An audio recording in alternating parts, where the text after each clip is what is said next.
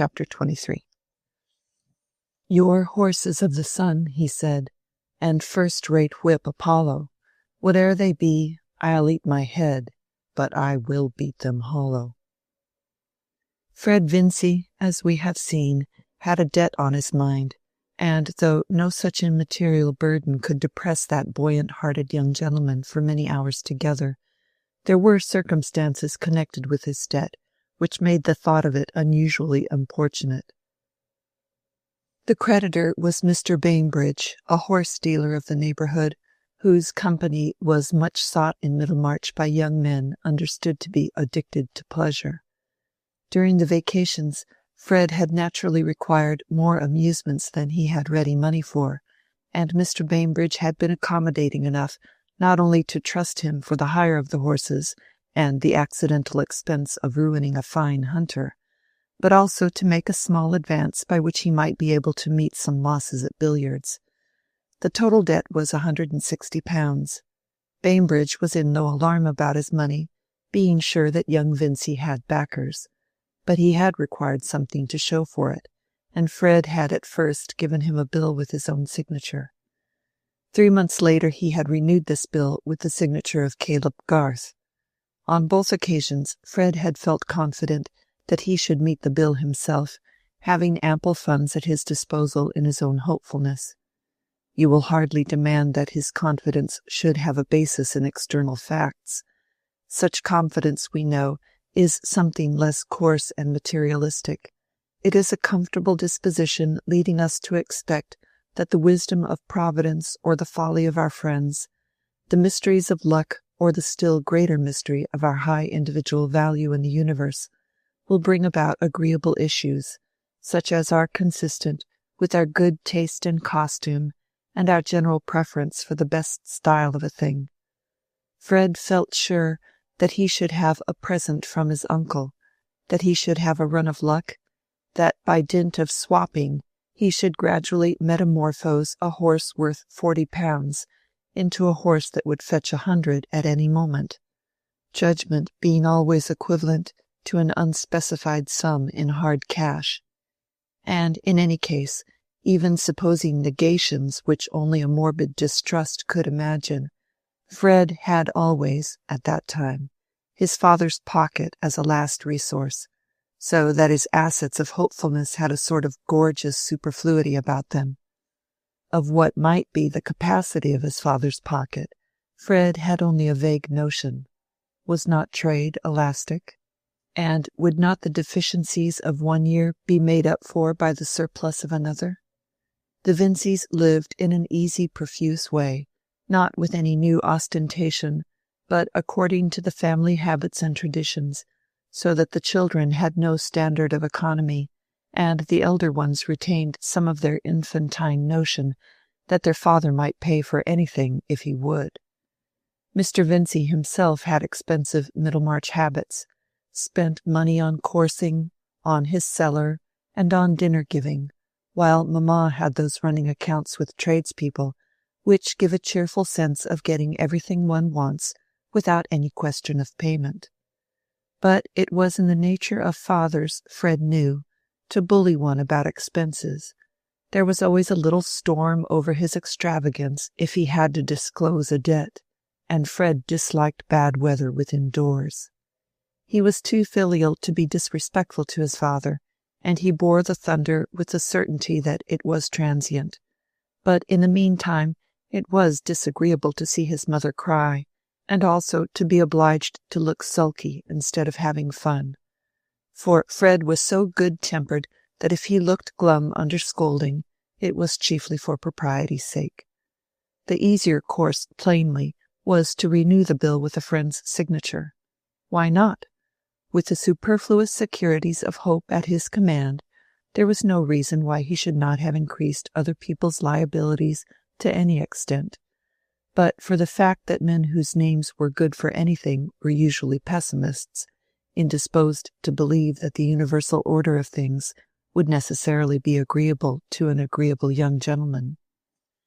With a favour to ask, we review our list of friends, do justice to their more amiable qualities, forgive their little offences, and concerning each in turn, try to arrive at the conclusion that he will be eager to oblige us, our own eagerness to be obliged being as communicable as other warmth. Still, there is always a certain number who are dismissed as but moderately eager until the others have refused, and it happened that Fred checked off all his friends but one, on the ground that applying to them would be disagreeable, being implicitly convinced that he at least, whatever might be maintained about mankind generally, had a right to be free from anything disagreeable. That he should ever fall into a thoroughly unpleasant position, wear trousers shrunk with washing, eat cold mutton, have to walk for want of a horse, or to duck under in any sort of way, was an absurdity irreconcilable with those cheerful intuitions implanted in him by nature. And Fred winced under the idea of being looked down upon as wanting funds for small debts. Thus it came to pass that the friend whom he chose to apply to was at once the poorest and the kindest, namely Caleb Garth.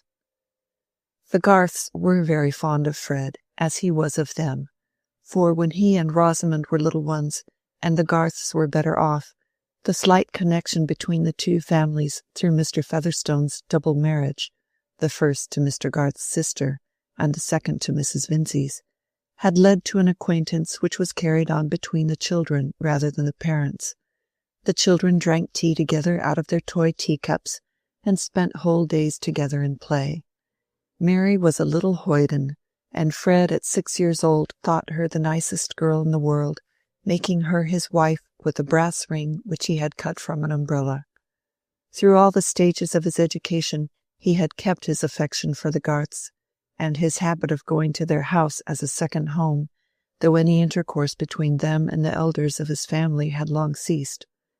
Even when Caleb Garth was prosperous, the Vinceys were on condescending terms with him and his wife, for there were nice distinctions of rank in Middlemarch, and though old manufacturers could not any more than dukes be connected with none but equals, they were conscious of an inherent social superiority which was defined with great nicety in practice, though hardly expressible theoretically.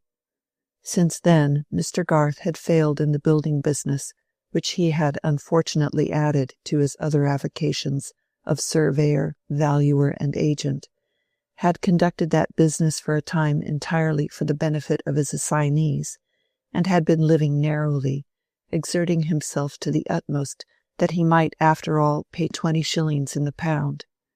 He had now achieved this, and from all who did not think it a bad precedent, his honourable exertions had won him due esteem. But in no part of the world is genteel visiting founded on esteem, in the absence of suitable furniture and complete dinner service. Mrs. Vincey had never been at her ease with Mrs. Garth, and frequently spoke of her as a woman who had to work for her bread, meaning that Mrs. Garth had been a teacher before her marriage, in which case an intimacy with Lindley Murray and Mangnall's questions was something like a draper's discrimination of calico trademarks, or a courier's acquaintance with foreign countries. No woman who was better off needed that sort of thing. And since Mary had been keeping Mr. Featherstone's house, Mrs. Vincey's want of liking for the Garths had been converted into something more positive, by alarm lest Fred should engage himself to this plain girl, whose parents lived in such a small way. Fred, being aware of this, never spoke at home of his visits to Mrs. Garth, which had of late become more frequent, the increasing ardour of his affection for Mary inclining him the more towards those who belonged to her.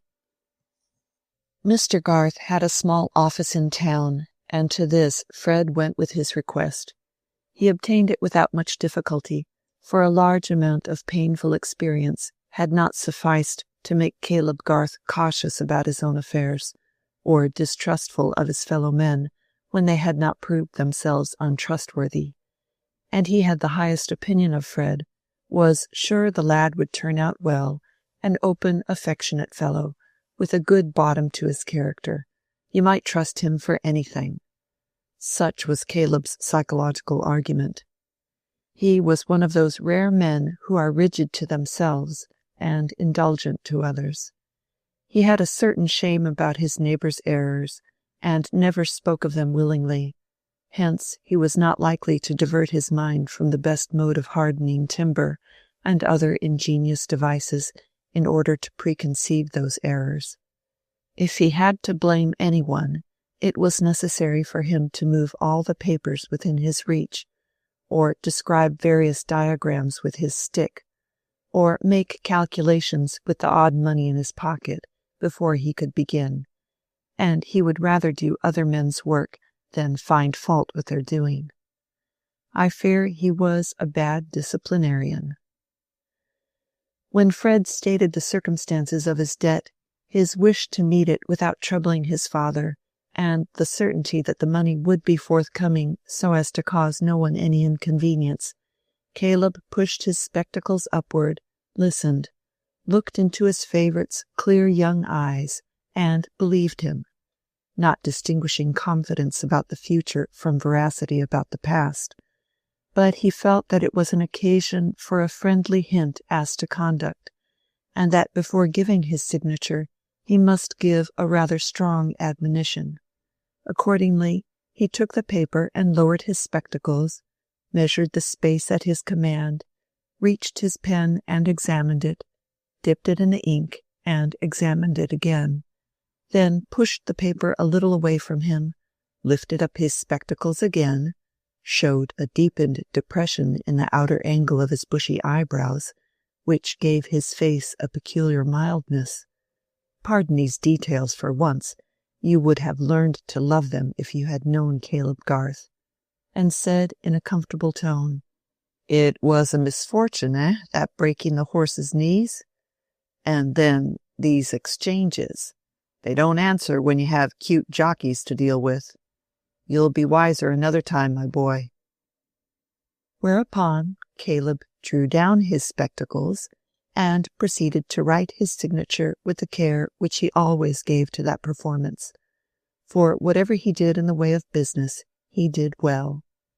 He contemplated the large, well-proportioned letters and final flourish, with his head a trifle on one side for an instant, then handed it to Fred, said good-bye, and returned forthwith to absorption in a plan for Sir James Chetham's new farm buildings. Either because his interest in this work thrust the incident of the signature from his memory, or for some reason of which Caleb was more conscious, Mrs. Garth remained ignorant of the affair. Since it occurred, the change had come over Fred's sky, which altered the view of the distance, and was the reason why his Uncle Featherstone's present of money was of importance enough to make his colour come and go, first with a too definite expectation, and afterwards with a proportionate disappointment. His failure in passing his examination had made his accumulation of college debts the more unpardonable by his father, and there had been an unprecedented storm at home. Mr. Vincey had sworn that if he had anything more of that sort to put up with, Fred should turn out and get his living how he could, and he had never quite recovered his good-humoured tone to his son, who had especially enraged him by saying at this stage of things that he did not want to be a clergyman, and would rather not go on with that. Fred was conscious that he would have been yet more severely dealt with if his family, as well as himself, had not secretly regarded him as Mr. Featherstone's heir, that old gentleman's pride in him, and apparent fondness for him, serving in the stead of more exemplary conduct. Just as when a youthful nobleman steals jewelry, we call the act kleptomania, speak of it with a philosophical smile, and never think of his being sent to the house of correction as if he were a ragged boy who had stolen turnips. In fact, tacit expectations of what would be done for him by Uncle Featherstone determined the angle at which most people viewed Fred Vincey in Middlemarch, and in his own consciousness what Uncle Featherstone would do for him in an emergency, or what he would do simply as an incorporated luck, formed always an immeasurable depth of aerial perspective. But that present of bank notes, once made, was measurable, and being applied to the amount of the debt showed a deficit which had still to be filled up either by Fred's judgment or by luck in some other shape. For that little episode of the alleged borrowing, in which he had made his father the agent in getting the Bulstrode certificate, was a new reason against going to his father for money towards meeting his actual debt. Fred was keen enough to foresee that anger would confuse distinctions, and that his denial of having borrowed expressly on the strength of his uncle's will would be taken as a falsehood. He had gone to his father and told him one vexatious affair, and he had left another untold. In such cases, the complete revelation always produces the impression of a previous duplicity. Now Fred piqued himself on keeping clear of lies, and even fibs. He often shrugged his shoulders and made a significant grimace at what he called Rosamond's fibs. It is only brothers who can associate such ideas with a lovely girl. And rather than incur the accusation of falsehood, he would even incur some trouble and self-restraint. It was under strong inward pressure of this kind that Fred had taken the wise step of depositing the £80 with his mother. It was a pity that he had not at once given them to Mr. Garth, but he meant to make the sum complete with another 60, and with a view to this, he had kept £20 in his own pocket as a sort of seed corn, which, planted by judgment and watered by luck, might yield more than threefold, a very poor rate of multiplication when the field is the young gentleman's infinite soul, with all the numerals at command. Fred was not a gambler. He had not that specific disease in which the suspension of the whole nervous energy on a chance or risk becomes as necessary as the dram to the drunkard.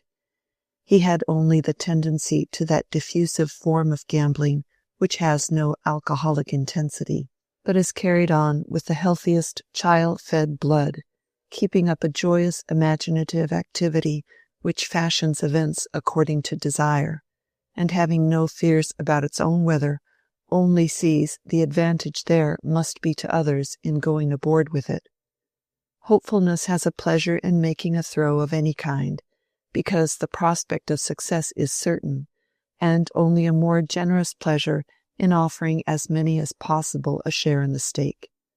Fred liked play, especially billiards, as he liked hunting or riding a steeplechase, and he only liked it the better because he wanted money and hoped to win.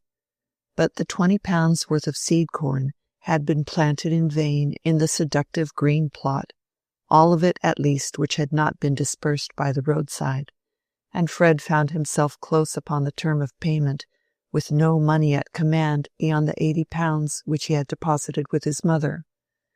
The broken-winded horse which he rode represented a present which had been made to him a long while ago by his uncle Featherstone.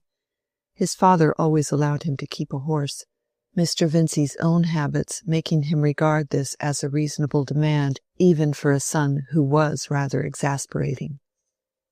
This horse, then, was Fred's property, and in his anxiety to meet the imminent bill, he determined to sacrifice a possession without which life would certainly be worth little. He made the resolution with a sense of heroism forced on him by the dread of breaking his word to Mr. Garth, by his love for Mary, and awe of her opinion. He would start for Houndsley Horse Fair, which was to be held the next morning, and simply sell his horse, bringing back the money by coach? Well, the horse would hardly fetch more than £30, and there was no knowing what might happen. It would be folly to balk himself of luck beforehand.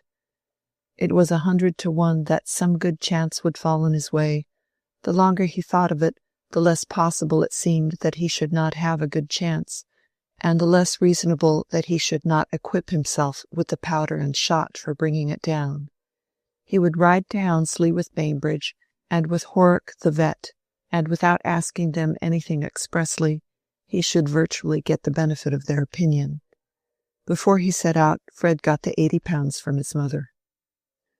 Most of those who saw Fred riding out of Middlemarch in company with Bainbridge and Horrocks on his way, of course, to Houndsley Horse Fair, thought that young Vincey was pleasure-seeking as usual, but for an unwonted consciousness of grave matters on hand, he himself would have had a sense of dissipation, and of doing what might be expected of a gay young fellow.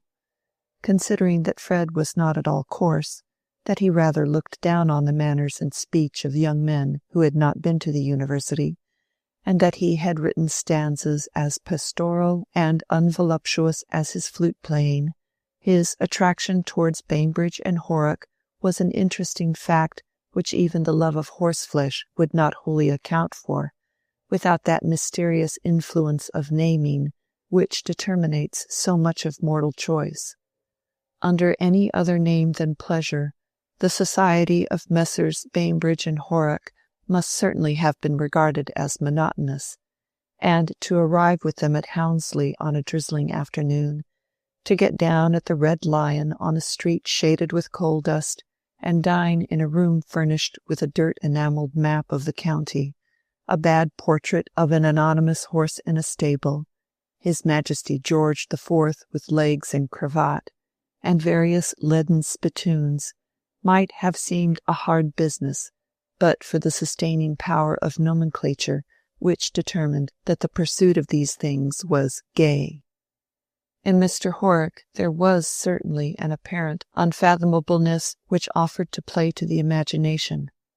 Costume, at a glance, gave him a thrilling association with horses, enough to specify the hat-brim, which took the slightest upward angle just to escape the suspicion of bending downwards, and nature had given him a face which, by dint of Mongolian eyes, and a nose, mouth, and chin seeming to follow his hat-brim in a moderate inclination upwards, gave the effect of a subdued, unchangeable, sceptical smile, of all expressions the most tyrannous over a susceptible mind, and, when accompanied by adequate silence, likely to create the reputation of an invincible understanding, an infinite fund of humour, too dry to flow, and probably in a state of immovable crust, and a critical judgment which, if you could ever be fortunate enough to know it, would be the thing and no other.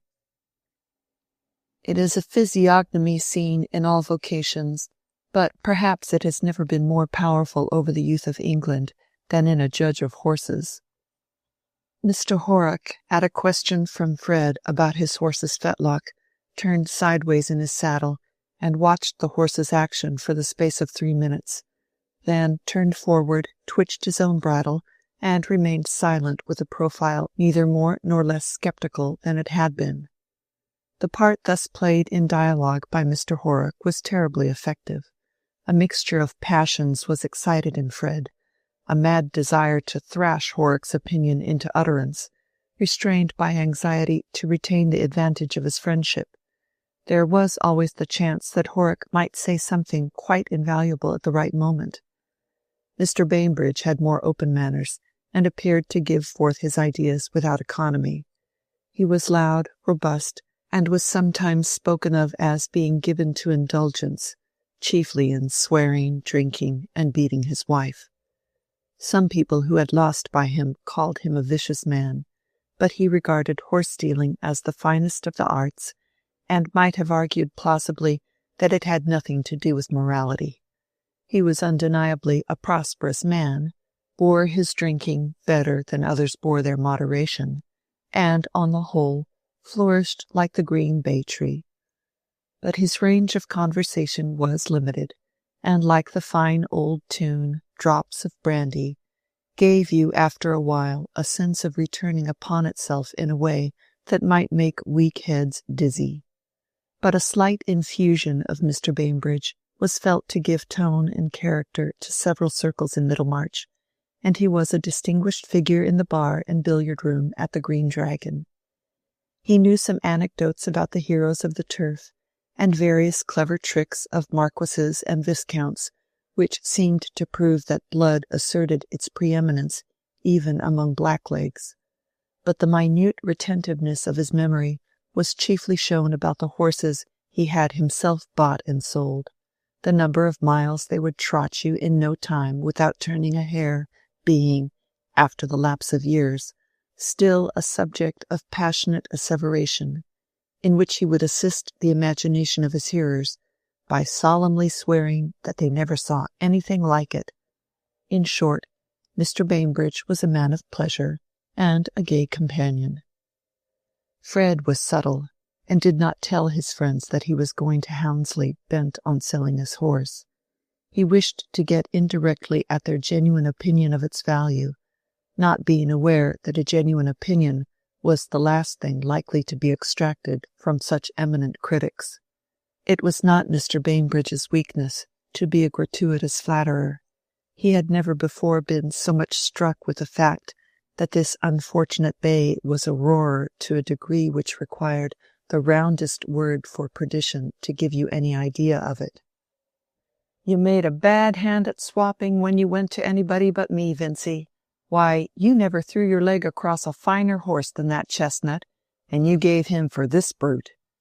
If you set him cantering, he goes on like 20 sawyers. I never heard but one worse roarer in my life, and that was a roan. It belonged to Pegwell, the corn factor. He used to drive him in his gig 7 years ago, and he wanted me to take him, but I said, 'Thank you, Peg, I don't deal in wind instruments.' That's what I said. It went round of the country, that joke did. But what the hell, the horse was a penny trumpet to that roar of yours." "Why, you said just now his was worse than mine," said Fred, more irritable than usual. "I said a lie then," said Mr. Bainbridge emphatically. "There wasn't a penny to choose between 'em." Fred spurred his horse, and they trotted on a little way. When they slackened again, Mr. Bainbridge said, "Not but what the roan was a better trotter than yours." "I'm quite satisfied with his paces, I know," said Fred, who required all the consciousness of being in gay company to support him. "I say his trot is an uncommonly clean one, eh, Oric?" Mr. Horrocks looked before him with as complete a neutrality as if he had been a portrait by a great master. Fred gave up the fallacious hope of getting a genuine opinion, but on reflection he saw that Bainbridge's depreciation and Horrocks' silence were both virtually encouraging, and indicated that they thought better of the horse than they chose to say. That very evening, indeed before the fair had set in, Fred thought he saw a favourable opening for disposing advantageously of his horse, but an opening which made him congratulate himself on his foresight in bringing with him his £80. A young farmer, acquainted with Mr. Bainbridge, came into the Red Lion and entered into conversation about parting with the hunter, which he introduced at once as Diamond, implying that it was a public character. For himself he only wanted a useful hack, which would draw upon occasion, being about to marry and to give up hunting. The hunter was in a friend's stable at some little distance. There was still time for gentlemen to see it before dark. The friend's stable had to be reached through a back street where you might as easily have been poisoned without expensive drugs as in any grim street of that unsanitary period. Fred was not fortified against disgust by brandy as his companions were, but the hope of having at last seen the horse that would enable him to make money was exhilarating enough to lead him over the same ground again the first thing in the morning. He felt sure that if he did not come to a bargain with the farmer, Bainbridge would, for the stress of circumstances, Fred felt, was sharpening his acuteness and endowing him with all the constructive power of suspicion. Bainbridge had run down Diamond in a way that he never would have done, the horse being a friend's, if he had not thought of buying it. Everyone who looked at the animal, even Horrocks, was evidently impressed with its merit. To get all the advantage of being with men of this sort, you must know how to draw your inferences, and not be a spoon who takes things literally. The colour of the horse was a dappled grey, and Fred happened to know that Lord Medlicote's man was on the lookout for just such a horse. After all his running down, Bainbridge let it out in the course of the evening, when the farmer was absent, that he had seen worse horses go for £80. Of course he contradicted himself 20 times over, but when you know what is likely to be true, you can test a man's admissions. and Fred could not but reckon his own judgment of a horse as worth something. The farmer had paused over Fred's respectable, though broken-winded steed long enough to show that he thought it worth consideration, and it seemed probable that he would take it, with 25 pounds in addition, as the equivalent of diamond. In that case, Fred, when he had parted with his new horse for at least 80 pounds, would be 55 pounds in the pocket by the transaction, and would have 135 pounds towards meeting the bill, so that the deficit temporarily thrown on Mr. Garth would at the utmost be 25 pounds. By the time he was hurrying on his clothes in the morning, he saw so clearly the importance of not losing this rare chance, that if Bainbridge and Horrocks had both dissuaded him, he would not have been deluded into a direct interpretation of their purpose. He would have been aware that those deep hands held something else than a young fellow's interest. With regard to horses, distrust was your only clue. But skepticism, as we know, can never be thoroughly applied, else life would come to a standstill. Something we must believe in and do, and whatever that something may be called, is virtually our own judgment, even when it seems like the most slavish reliance on another. Fred believed in the excellence of his bargain, and even before the fair had well set in, had got possession of the dappled grey, at the price of his old horse and 30 pounds in addition, only 5 pounds more than he had expected to give. But he felt a little worried and wearied, perhaps with mental debate, and without waiting for the further gaieties of the horse fair, he set out alone on his 14 miles' journey, meaning to take it very quietly and keep his horse fresh. Chapter 24. The offender's sorrow brings but small relief to him who wears the strong offence's cross. Shakespeare Sonnets. I am sorry to say that only the 3rd day after the propitious events at Hounslow, Fred Vincy had fallen into worse spirits than he had known in his life before. Not that he had been disappointed as to the possible market for his horse, but that before the bargain could be concluded with Lord Medlicote's man, this diamond, in which hope to the amount of 80 pounds had been invested, had, without the slightest warning, exhibited in the stable a most vicious energy in kicking, had just missed killing the groom, and had ended in laming himself severely by catching his leg in a rope that overhung the stable-board. There was no more redress for this than for the discovery of bad temper after marriage, which of course old companions were aware of before the ceremony. For some reason or other, Fred had none of his usual elasticity under this stroke of ill fortune. He was simply aware that he had only 50 pounds, that there was no chance of his getting any more at present, and that the bill for 160 would be presented in 5 days.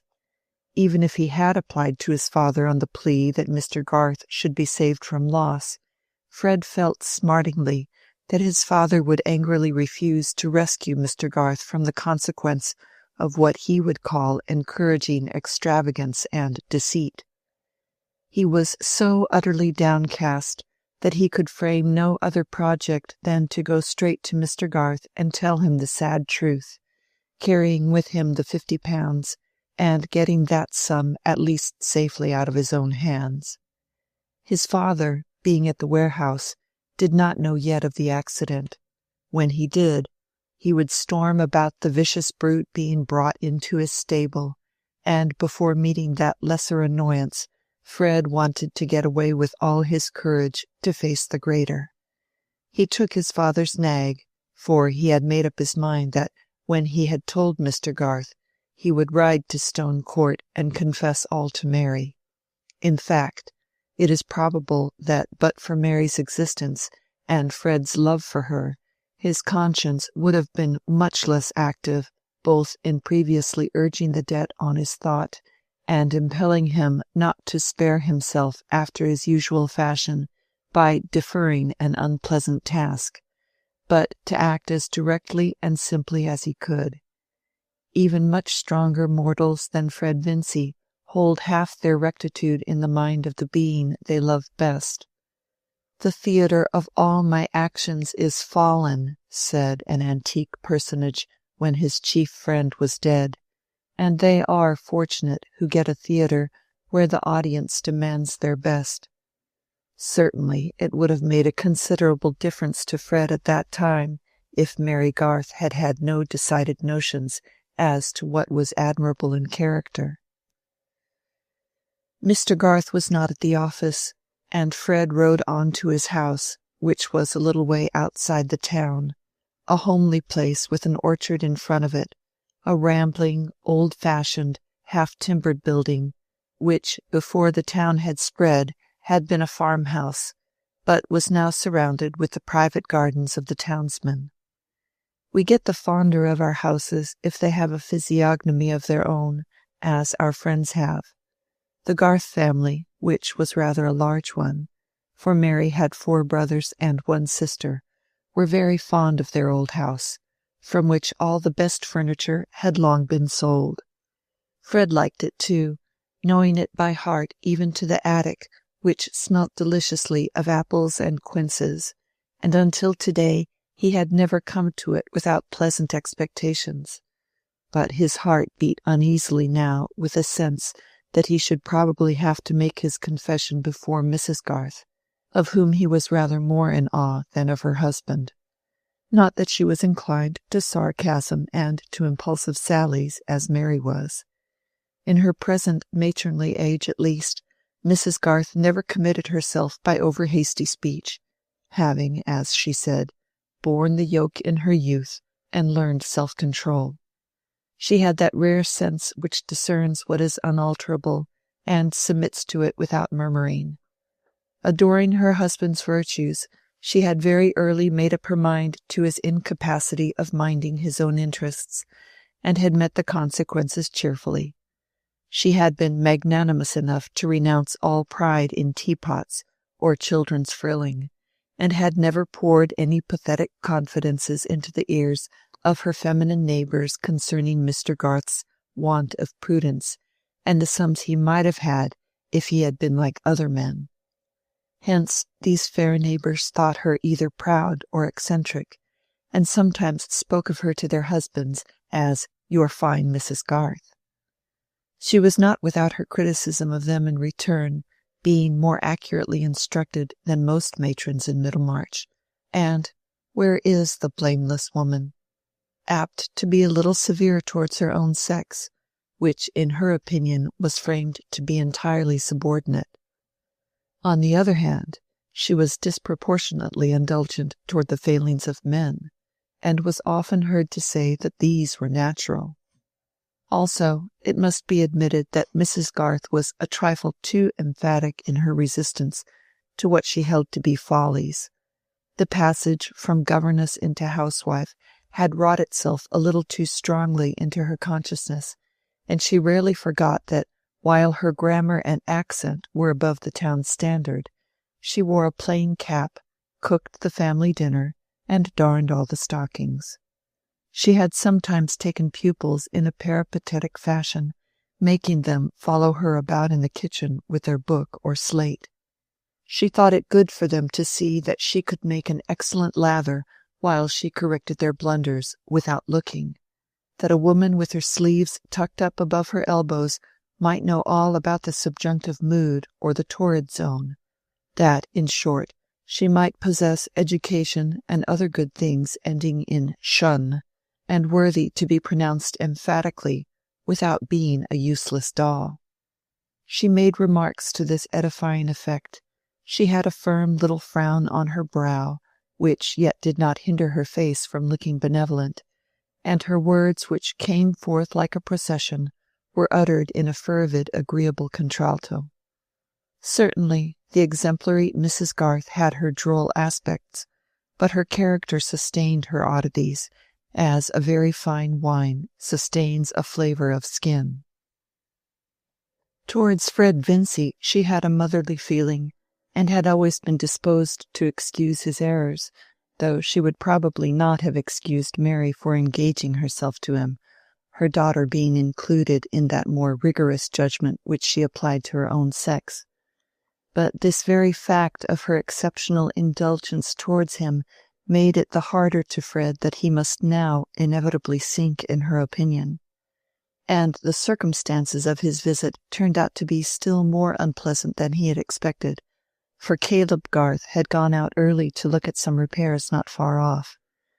Mrs. Garth at certain hours was always in the kitchen, and this morning she was carrying on several occupations at once there, making her pies at the well-scoured deal table on one side of that airy room, observing Sally's movements at the oven and dough tub through an open door, and giving lessons to her youngest boy and girl, who were standing opposite to her at the table with their books and slates before them.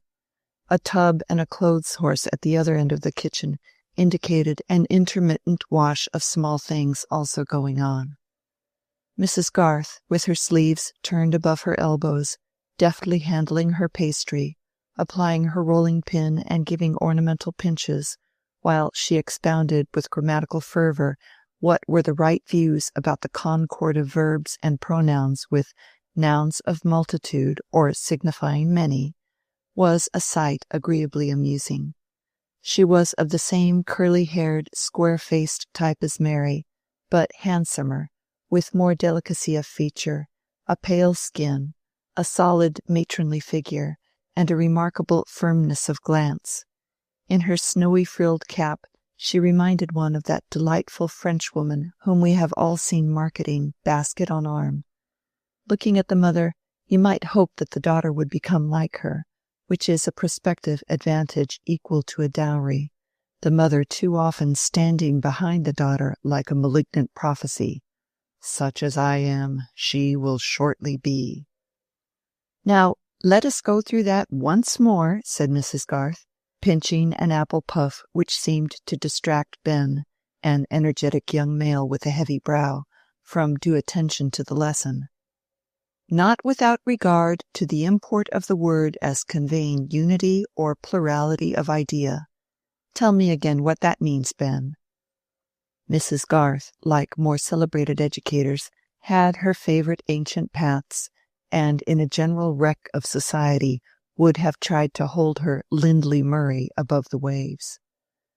Oh, it means, you must think what you mean, said Ben, rather peevishly. I hate grammar. What's the use of it? To teach you to speak and write correctly so that you can be understood, said Mrs. Garth, with severe precision. Should you like to speak as old Job does? Yes, said Ben stoutly. It's funnier. He says, yo goo. That's just as good as you go. But he says, a ship's in the garden instead of a sheep, said Letty with an air of superiority. You might think he meant a ship off the sea. No, you mightn't if you weren't silly, said Ben. How could a ship off the sea come there? These things belong only to pronunciation, which is the least part of grammar, said Mrs. Garth. That apple peel is to be eaten by the pigs, Ben. If you eat it, I must give them your piece of pasty. Job has only to speak about very plain things. How do you think you would write or speak about anything more difficult if you knew no more grammar than he does?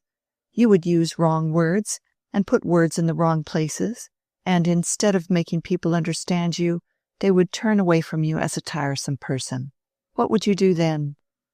I shouldn't care. I should leave off, said Ben, with a sense that this was an agreeable issue where grammar was concerned. I see you are getting tired and stupid, Ben, said Mrs. Garth, accustomed to these obstructive arguments from her male offspring. Having finished her pies, she moved towards the clothes horse and said, Come here and tell me the story I told you on Wednesday, about Cincinnatus. I know. He was a farmer, said Ben. Now, Ben, he was a Roman. Let me tell, said Letty, using her elbow contentiously. You silly thing, he was a Roman farmer, and he was plowing. Yes, but before that didn't come first. People wanted him, said Letty. Well, but you must say what sort of man he was first, insisted Ben. He was a wise man like my father, and that made the people want his advice. And he was a brave man, and could fight, And so could my father, couldn't he, Mother? Now, Ben, let me tell the story straight on as Mother told it us, said Letty, frowning. Please, Mother, tell Ben not to speak. Letty, I am ashamed of you, said her mother, wringing out the caps from the tub. When your brother began, you ought to have waited to see if he could not tell the story. How rude you look, pushing and frowning, as if you wanted to conquer with your elbows. Cincinnatus, I am sure, would have been sorry to see his daughter behave so. Mrs. Garth delivered this awful sentence with much majesty of enunciation, and Letty felt that between repressed volubility and general disesteem, that of the Romans inclusive, life was already a painful affair. Now, Ben. Well, why, there was a great deal of fighting, and they were all blockheads, and I can't tell it just how you told it, but they wanted a man to be captain and king and everything. Dictator now, said Letty with injured looks, and not without a wish to make her mother repent. Very well, dictator, said Ben contemptuously, but that isn't a good word. He didn't tell them to write on slates. Come, Ben, you are not so ignorant as that, said Mrs. Garth, carefully serious. Hark, there's a knock at the door. Run, Letty, and open it. The knock was Fred's, and when Letty said that her father was not in yet, but that her mother was in the kitchen, Fred had no alternative. He could not depart from his usual practice of going to see Mrs. Garth in the kitchen if she happened to be at work there. He put his arm round Letty's neck silently, and led her into the kitchen without his usual jokes and caresses. Mrs. Garth was surprised to see Fred at this hour, but surprise was not a feeling that she was given to express, and she only said, quietly continuing her work, You, Fred, so early in the day? You look quite pale. Has anything happened? I want to speak to Mr. Garth, said Fred, not ready to say more. And to you also, he added, after a little pause, for he had no doubt that Mrs. Garth knew everything about the bill, and he must in the end speak of it before her, if not to her solely. Caleb will be in again in a few minutes, said Mrs. Garth, who imagined some trouble between Fred and his father. He is sure not to be long, because he has some work at his desk that must be done this morning. Do you mind staying with me while I finish matters here? But we needn't go on about Cincinnatus, need we? said Ben, who had taken Fred's whip out of his hand, and was trying its efficiency on the cat. No, go out now, but put that whip down. How very mean of you to whip poor old Tortoise. Pray take the whip from him, Fred. Come, old boy, give it me, said Fred, putting out his hand. Will you let me ride on your horse today? said Ben, rendering up the whip with an air of not being obliged to do it. Not today, another time. I'm not riding my own horse. Shall you see Mary today? Yes, I think so, said Fred, with an unpleasant twinge. Tell her to come home soon and play at forfeits and make fun. Enough, Ben. Run away, said Mrs. Garth, seeing that Fred was teased. Are Letty and Ben your only pupils now, Mrs. Garth? said Fred, when the children were gone, and it was needful to say something that would pass the time. He was not yet sure whether he should wait for Mr. Garth, or use any good opportunity in conversation to confess to Mrs. Garth herself, give her the money, and ride away. One, only one. Fanny Hackbutt comes at 11:30. I'm not getting a great income now, said Mrs. Garth, smiling. I am at a low ebb with pupils, but I have saved my little purse for Alfred's premium. I have £92. He can go to Mr. Hanmer's now. He is just at the right age. This did not lead well towards the news that Mr. Garth was on the brink of losing £92 and more. Fred was silent. Young gentlemen who go to college are rather more costly than that, Mrs. Garth innocently continued, pulling out the edging on a cap border. And Caleb thinks that Alfred will turn out a distinguished engineer. He wants to give the boy a good chance. There he is. I hear him coming in. We will go to him in the parlor, shall we? When they entered the parlor, Caleb had thrown down his hat and was seated at his desk. "What, Fred, my boy," he said, in a tone of mild surprise, holding his pen still undipped. "You are here betimes." But missing the usual expression of cheerful greeting in Fred's face, he immediately added, "Is there anything up at home? Anything the matter?" "Yes, Mr. Garth. I am come to tell something that I am afraid will give you a bad opinion of me. I am come to tell you and Mrs. Garth that I can't keep my word. I can't find the money to meet the bill after all. I have been unfortunate. I've only got these £50 towards the 160. While Fred was speaking, he had taken out the notes and laid them on the desk before Mr. Garth. He had burst forth at once with the plain fact, feeling boyishly miserable and without verbal resources. Mrs. Garth was mutely astonished, and looked at her husband for an explanation. Caleb blushed, and after a little pause said, "Oh, I didn't tell you, Susan. I put my name to a bill for Fred. It was for £160. He made sure he could meet it himself." There was an evident change in Mrs. Garth's face, but it was like a change below the surface of water which remains smooth. She fixed her eyes on Fred, saying, "I suppose you have asked your father for the rest of the money, and he has refused you." "No," said Fred, biting his lip and speaking with more difficulty. "But I know it will be of no use to ask him, and unless it were of use, I should not like to mention Mr. Garth's name in the matter." "It has come at an unfortunate time," said Caleb in his hesitating way, looking down at the notes and nervously fingering the paper. "Christmas upon us. I'm rather hard up just now. You see, I have to cut out everything, like a tailor with short measure. What can we do, Susan? I shall want every farthing we have in the bank. It's £110, the deuce take it. I must give you the £92 that I have put by for Alfred's premium," said Mrs. Garth, gravely and decisively, though a nice ear might have discerned a slight tremor in some of the words. "And I have no doubt that Mary has £20 saved from her salary by this time. She will advance it." Mrs. Garth had not again looked at Fred, and was not in the least calculating what words she should use to cut him the most effectively. Like the eccentric woman she was at present absorbed in considering what was to be done, and did not fancy that the end could be better achieved by bitter remarks or explosions. But she had made Fred feel for the first time something like the tooth of remorse. Curiously enough, his pain in the affair beforehand had consisted almost entirely in the sense that he must seem dishonourable, and sink in the opinion of the Garths. He had not occupied himself with the inconvenience and possible injury that his breach might occasion them, for this exercise of the imagination on other people's needs is not common with hopeful young gentlemen. Indeed, we are the most of us brought up in the notion that the highest motive for not doing a wrong is something irrespective of the beings who would suffer the wrong.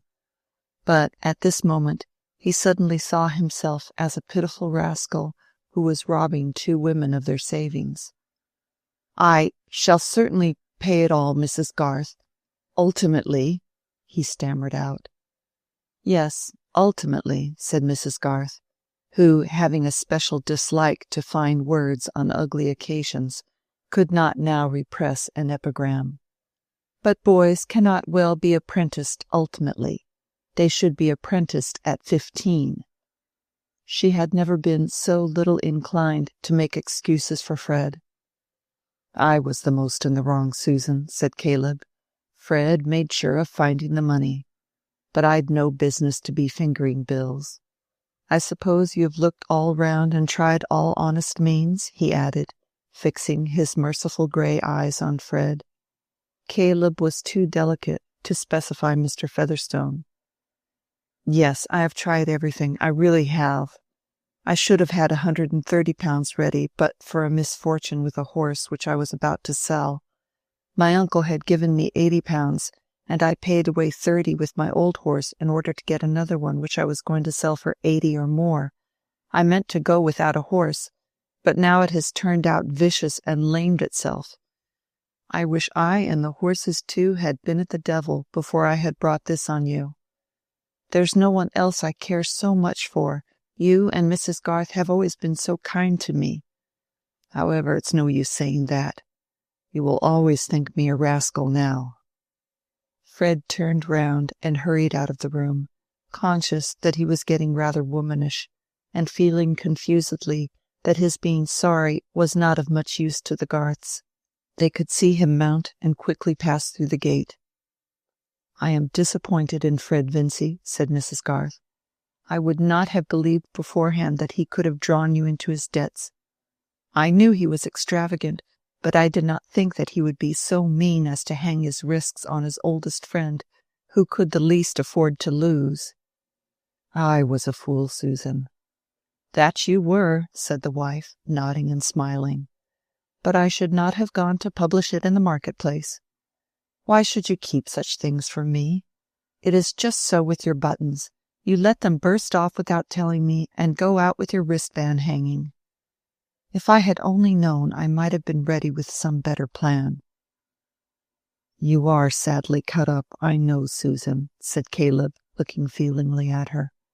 "I can't abide your losing the money you scraped together for Alfred." "It is very well that I had scraped it together, and it is you who will have to suffer, for you must teach the boy yourself. You must give up your bad habits. Some men take to drinking, and you have taken to working without pay. You must indulge yourself a little less in that, and you must ride over to Mary and ask the child what money she has." Caleb had pushed his chair back and was leaning forward, shaking his head slowly, and fitting his fingertips together with much nicety. "Poor Mary," he said.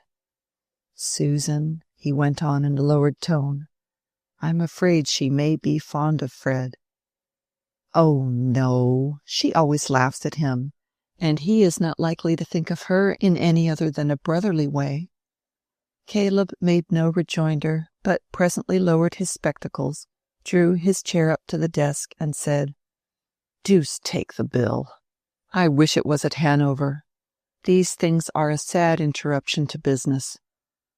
The first part of this speech comprised his whole store of maledictory expression, and was uttered with a slight snarl easy to imagine.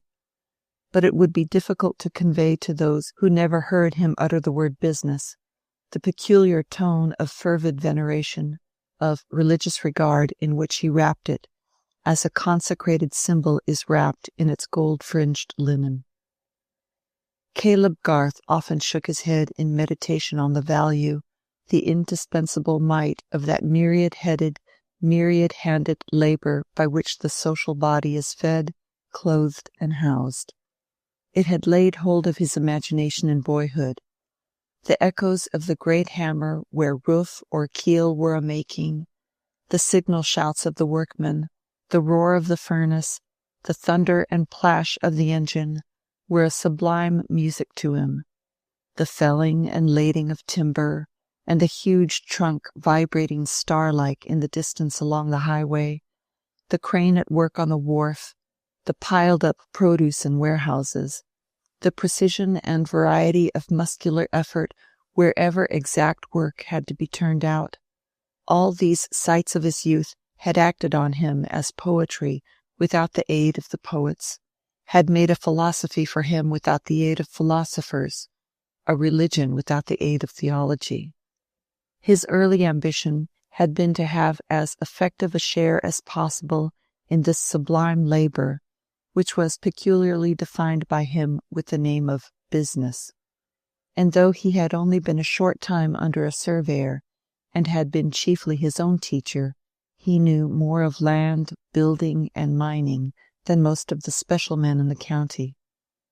His classification of human employments was rather crude, and, like the categories of more celebrated men, would not be acceptable in these advanced times. He divided them into business, politics, preaching, learning, and amusement. He had nothing to say against the last four, but he regarded them as a reverential pagan regarded other gods than his own. In the same way, he thought very well of all ranks, but he would not himself have liked to be of any rank in which he had not such close contact with business as to get often honorably decorated with marks of dust and mortar, the damp of the engine, or the sweet soil of the woods and fields. Though he had never regarded himself as other than an orthodox Christian, and would argue on prevenient grace if the subject were proposed to him, I think his virtual divinities were good practical schemes, accurate work, and the faithful completion of undertakings. His Prince of Darkness was a slack workman. But there was no spirit of denial in Caleb, and the world seemed so wondrous to him that he was ready to accept any number of systems, like any number of firmaments, if they did not obviously interfere with the best land drainage, solid building, correct measuring, and judicious boring for coal. In fact, he had a reverential soul with a strong practical intelligence. But he could not manage finance. He knew values well, but he had no keenness of imagination for monetary results in the shape of profit and loss. And having ascertained this to his cost, he determined to give up all forms of his beloved business which required that talent. He gave himself up entirely to the many kinds of work which he could do without handling capital, and was one of those precious men within his own district whom everybody would choose to work for them, because he did his work well, charged very little, and often declined to charge at all. It is no wonder, then, that the Garths were poor, and lived in a small way. However, they did not mind it. Chapter 25. Love seeketh not itself to please, nor for itself hath any care, but for another gives its ease, and builds a heaven in hell's despair. Love seeketh only self to please, to bind another to its delight, joy in another's loss of ease, and builds a hell in heaven's despite. William Blake, Songs of Experience. Fred Vincy wanted to arrive at Stone Court when Mary could not expect him, and when his uncle was not downstairs. In that case she might be sitting alone in the wainscoted parlor. He left his horse in the yard to avoid making a noise on the gravel in front, and entered the parlor without another notice than the noise of the door-handle. Mary was in her usual corner, laughing over Mrs. Piazzi's recollections of Johnson, and looking up with the fun still in her face. It gradually faded as she saw Fred approach her without speaking, and stand before her with his elbows on the mantelpiece, looking ill. She too was silent, only raising her eyes to him inquiringly. "Mary," he began, "I am a good-for-nothing blackguard." "I should think one of those epithets would do at a time," said Mary, trying to smile, but feeling alarmed. "I know you will never think well of me any more. You will think me a liar. You will think me dishonest. You will think I didn't care for you, or your father and mother. You always do make the worst of me, I know." "I cannot deny that I shall think all that of you, Fred, if you give me good reasons. But please to tell me at once what you have done. I would rather know the painful truth than imagine it." "I owed money, £160. I asked your father to put his name to a bill. I thought it would not signify to him. I made sure of paying the money myself, and I have tried as hard as I could. And now I have been so unlucky. A horse has turned out badly. I can only pay £50. And I can't ask my father for the money. He would not give me a farthing. And my uncle gave me 100 a little while ago. So what can I do? And now your father has no ready money to spare, and your mother will have to pay away her £92 that she has saved, and she says your savings must go too. You see what a—" "Oh, Poor mother, poor father, said Mary, her eyes filling with tears, and a little sob rising which she tried to repress. She looked straight before her and took no notice of Fred, all the consequences at home becoming present to her. He too remained silent for some moments, feeling more miserable than ever. "I wouldn't have hurt you for the world, Mary," he said at last. "You can never forgive me." "What does it matter whether I forgive you?" said Mary passionately.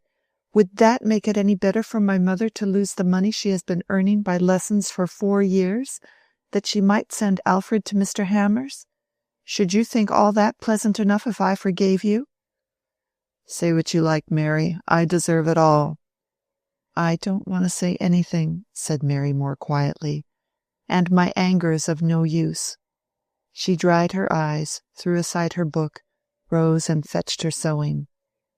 Fred followed her with his eyes, hoping that they would meet hers, and in that way find access for his imploring penitence. But no, Mary could easily avoid looking upward. "I do care about your mother's money going," he said, when she was seated again and sewing quickly. "I wanted to ask you, Mary, don't you think that Mr. Featherstone, if you were to tell him, I mean, about apprenticing Alfred, would advance the money?" "My family is not fond of begging, Fred. We would rather work for our money. Besides, you say that Mr. Featherstone has lately given you £100. He rarely makes presents. He has never made presents to us. I am sure my father will not ask him for anything, and even if I chose to beg of him, it would be of no use." "I am so miserable, Mary. If you knew how miserable I am, you would be sorry for me." "There are other things to be more sorry for than that.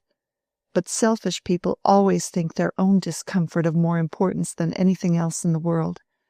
I see enough of that every day." "It is hardly fair to call me selfish. If you knew what things other young men do, you would think me a good way off the worst." "I know that people who spend a great deal of money on themselves without knowing how they shall pay must be selfish. They are always thinking of what they can get for themselves, and not of what other people may lose." "Any man may be unfortunate, Mary, and find himself unable to pay when he meant it. There is not a better man in the world than your father, and yet he got into trouble." "How dare you make any comparison between my father and you, Fred?"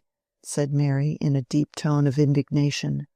"He never got into trouble by thinking of his own idle pleasures, but because he was always thinking of the work he was doing for other people, and he has fared hard and worked hard to make good everybody's loss." "And you think that I shall never try to make good anything, Mary. It is not generous to believe the worst of a man.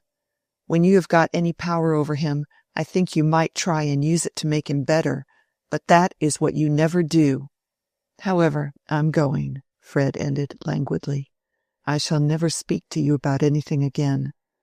I'm very sorry for all the trouble I've caused, that's all." Mary had dropped her work out of her hand and looked up.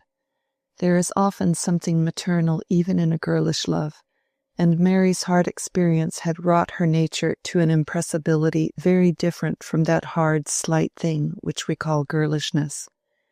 At Fred's last words she felt an instantaneous pang, something like what a mother feels at the imagined sobs or cries of her naughty, truant child, which may lose itself and get harm. And when, looking up, her eyes met his dull, despairing glance, her pity for him surmounted her anger and all her other anxieties. "Oh, Fred, how ill you look! Sit down a moment. Don't go yet. Let me tell Uncle that you are here. He has been wondering that he has not seen you for a whole week." Mary spoke hurriedly, saying the words that came first without knowing very well what they were, but saying them in a half-soothing, half-beseeching tone, and rising as if to go away to Mr. Featherstone. Of course Fred felt as if the clouds had parted and a gleam had come.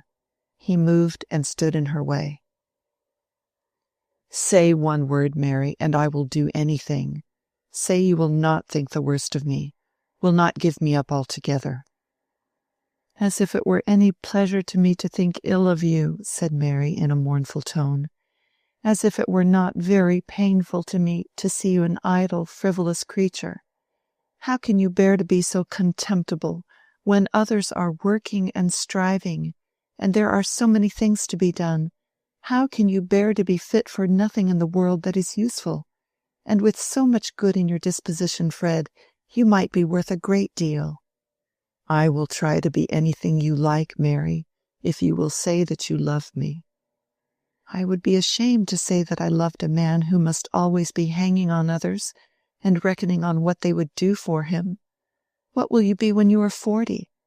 Like Mr. Bowyer, I suppose, just as idle, living in Mrs. Beck's front parlor, fat and shabby, hoping somebody will invite you to dinner, spending your morning in learning a comic song? Oh, no, learning a tune on the flute. Mary's lips had begun to curl with a smile as soon as she had asked that question about Fred's future. Young souls are mobile. And before she ended, her face had its full illumination of fun. To him it was like the cessation of an ache that Mary could laugh at him, and with a passive sort of smile he tried to reach her hand, but she slipped away quickly towards the door and said, I shall tell Uncle. You must see him for a moment or two. Fred secretly felt that his future was guaranteed against the fulfillment of Mary's sarcastic prophecies, apart from that anything which he was ready to do if she would define it. He never dared in Mary's presence to approach the subject of his expectations from Mr. Featherstone, and she always ignored them, as if everything depended on himself. But if ever he actually came into the property, she must recognize the change in his position. All this passed through his mind somewhat languidly before he went up to see his uncle. He stayed but a little while, excusing himself on the ground that he had a cold, and Mary did not reappear before he left the house. But as he rode home, he began to be more conscious of being ill than of being melancholy. When Caleb Garth arrived at Stone Court soon after dusk, Mary was not surprised, although he seldom had leisure for paying her a visit, and was not at all fond of having to talk with Mr. Featherstone. The old man, on the other hand, felt himself ill at ease with a brother-in-law whom he could not annoy, who did not mind about being considered poor, had nothing to ask of him, and understood all kinds of farming and mining business better than he did. But Mary had felt sure that her parents would want to see her, and if her father had not come, she would have obtained leave to go home for an hour or two the next day. After discussing prices during tea with Mr. Featherstone, Caleb rose to bid him good-bye, and said, I want to speak to you, Mary.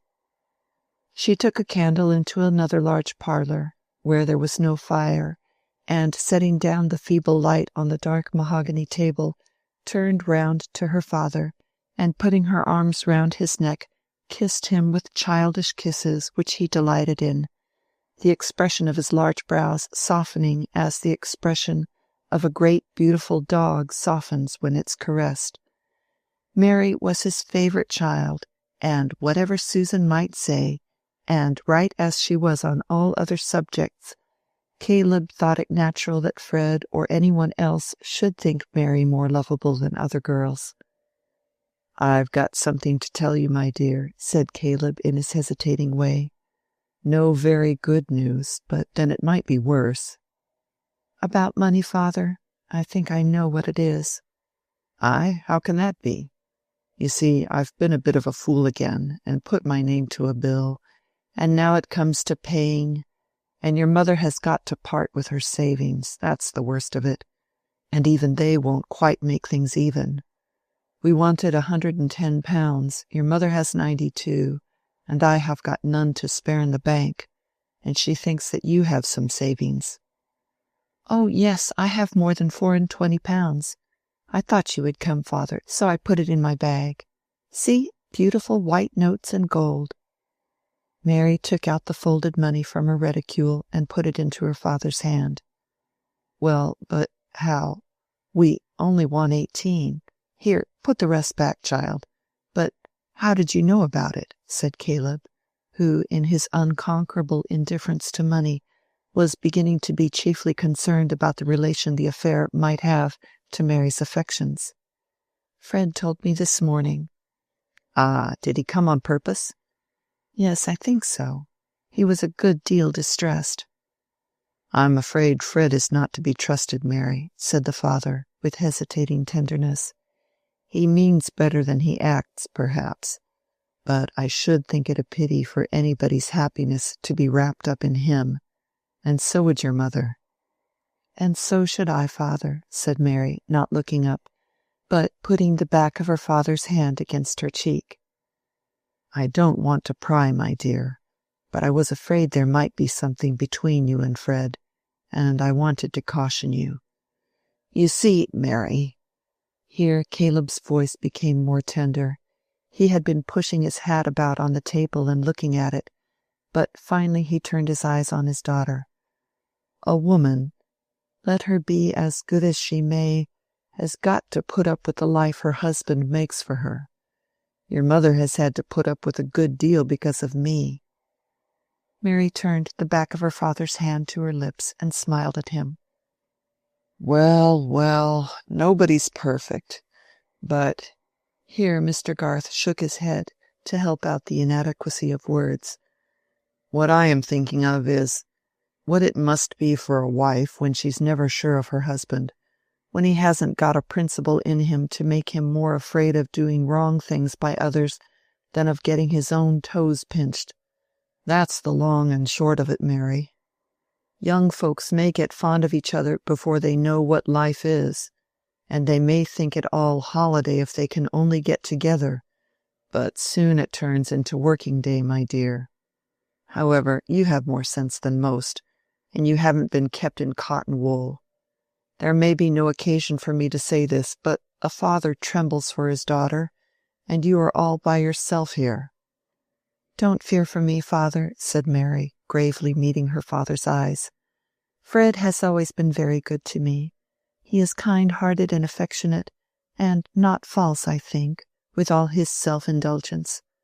But I will never engage myself to one who has no manly independence, and who goes on loitering away his time on the chance that others will provide for him. You and my mother have taught me too much pride for that." "That's right, that's right." "Then I am easy," said Mr. Garth, taking up his hat. "But it's hard to run away with your earnings, eh, child?" "Father," said Mary in her deepest tone of remonstrance. "Take pocketfuls of love besides to them all at home," was her last word before he closed the outer door on himself. "I suppose your father wanted your earnings," said old Mr. Featherstone, with his usual power of unpleasant surmise, when Mary returned to him. "He makes but a tight fit, I reckon. You're of age now, you ought to be saving for yourself." "I consider my father and mother the best part of myself, sir," said Mary, coldly. Mr. Featherstone grunted.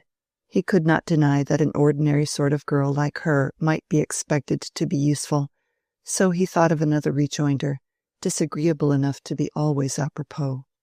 "If Fred Vincy comes tomorrow now, don't you keep him chattering. Let him come up to me." Chapter 26. He beats me, and I rail at him. O worthy satisfaction, would it were otherwise, that I could beat him while he railed at me. Troilus and Cressida. But Fred did not go to Stone Court the next day, for reasons that were quite peremptory. From those visits to unsanitary Hounslow streets in search of Diamond, he had brought back not only a bad bargain in horseflesh, but the further misfortune of some ailment which for a day or two had deemed mere depression and headache, but which got so much worse when he returned from his visit to Stone Court that, going into the dining-room, he threw himself on the sofa, and, in answer to his mother's anxious question, said, "I feel very ill. I think you must send for Wrench." Wrench came, but did not apprehend anything serious, spoke of a slight derangement, and did not speak of coming again on the morrow. He had a due value for the Vincys' house, but The wariest men are apt to be dulled by routine, and on worried mornings will sometimes go through their business with the zest of the daily bell ringer. Mr. Wrench was a small, neat, bilious man with a well-dressed wig. He had a laborious practice, an irascible temper, a lymphatic wife and 7 children, and he was already rather late before setting out on a 4-mile drive to meet Dr. Minchin on the other side of Tipton, the decease of Hicks, a rural practitioner, having increased Middlemarch practice in that direction. Great statesman air, and why not small medical men? Mr. Wrench did not neglect sending the usual white parcels, which this time had black and drastic contents. Their effect was not alleviating to poor Fred, who, however, unwilling as he said to believe that he was in for an illness, rose at his usual easy hour the next morning and went downstairs meaning to breakfast, but succeeded in nothing but sitting and shivering by the fire. Mr. Wrench was again sent for, but was gone on his rounds, and Mrs. Vincey, seeing her darling's changed looks and general misery, began to cry, and said she would send for Dr. Sprague. "Oh, nonsense, mother, it's nothing," said Fred, putting out his hot, dry hand to her. "I shall soon be all right. I must have taken cold in that nasty damp ride." "Mamma," said Rosamond, who was seated near the window. The dining-room windows looked on that highly respectable street called Lowick Gate.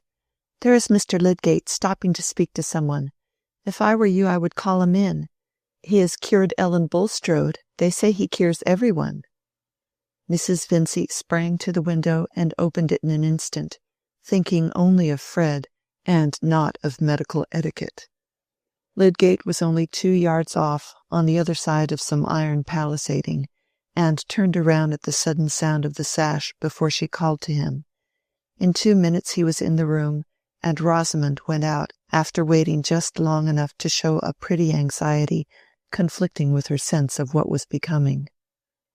Lydgate had to hear a narrative in which Mrs. Vincey's mind insisted with remarkable instinct on every point of minor importance, especially on what Mr. Wrench had said and had not said about coming again. That there might be an awkward affair with Wrench, Lydgate saw at once, but the case was serious enough to make him dismiss that consideration. He was convinced that Fred was in the pink-skinned stage of typhoid fever, and that he had taken just the wrong medicines. He must go to bed immediately, must have a regular nurse, and various appliances and precautions must be used, about which Lydgate was particular. Poor Mrs. Vincey's terror at these indications of danger found vent in such words as came most easily. She thought it very ill usage on the part of Mr. Wrench, who had attended their house so many years in preference to Mr. Peacock, though Mr. Peacock was equally a friend. Why Mr. Wrench should neglect her children more than others, she could not for the life of her understand. He had not neglected Mrs. Larcher's when they had the measles, nor indeed would Mrs. Vincey have wished that he should. And if anything should happen— Here poor Mrs. Vincey's spirit quite broke down, and her Niobe throat and good-humoured face were sadly convulsed. This was in the hall, out of Fred's hearing, but Rosamond had opened the drawing-room door, and now came forward anxiously. Lydgate apologized for Mr. Wrench, said that the symptoms yesterday might have been disguising, and that this form of fever was very equivocal in its beginnings. He would go immediately to the druggist's and have a prescription made up in order to lose no time, but he would write to Mr. Wrench and tell him what had been done. "But you must come again. You must go on attending Fred. I can't have my boy left to anybody who may come or not. I bear nobody ill will, thank God, and Mr. Wrench saved me in the pleurisy, but he'd better have let me die if— "I will meet Mr. Wrench here, then, shall I?" said Lydgate, really believing that Wrench was not well prepared to deal wisely with a case of this kind. "Pray make that arrangement, Mr. Lydgate," said Rosamond, coming to her mother's aid, and supporting her arm to lead her away. When Mr. Vincey came home, he was very angry with Wrench, and did not care if he never came into his house again. Lydgate should go on now, whether Wrench liked it or not. It was no joke to have fever in the house. Everybody must be sent to now, not to come to dinner on Thursday, and Pritchard needn't get up any wine. Brandy was the best thing against infection.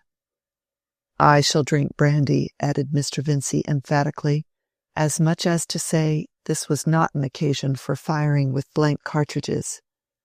"He's an uncommonly unfortunate lad, is Fred. He'd need have some luck by and by to make up for all of this, else I don't know who'd have an eldest son." "Don't say so, Vincey," said the mother, with a quivering lip, "if you don't want him to be taken from me."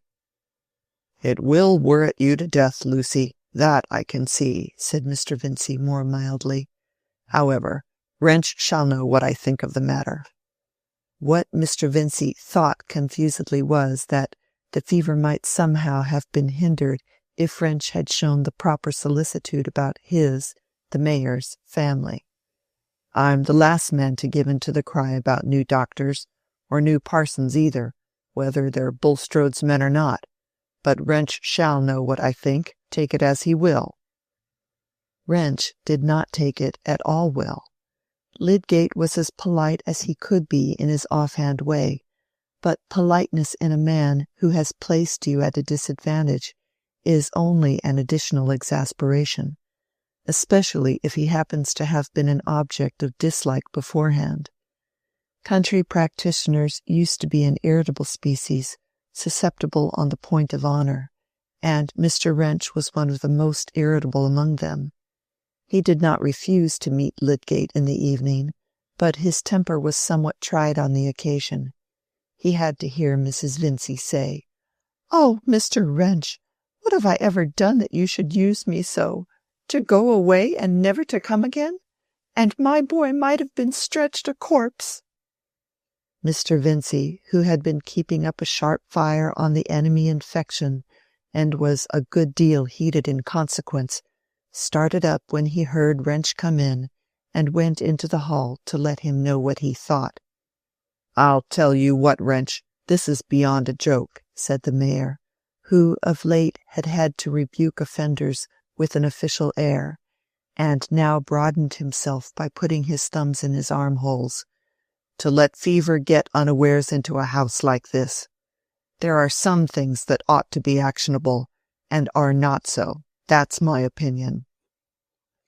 But irrational reproaches were easier to bear than the sense of being instructed, or rather the sense that a younger man, like Lydgate, inwardly considered him in need of instruction, for in point of fact, Mr. Wrench afterwards said, Lydgate paraded flighty foreign notions, which would not wear. He swallowed his ire for the moment, but he afterwards wrote to decline further attendance in the case. The house might be a good one, but Mr. Wrench was not going to truckle to anybody on a professional matter. He reflected, with much probability on his side, that Lydgate would by and by be caught tripping too, and that his ungentlemanly attempts to discredit the sale of drugs by his professional brethren would by and by recoil on himself.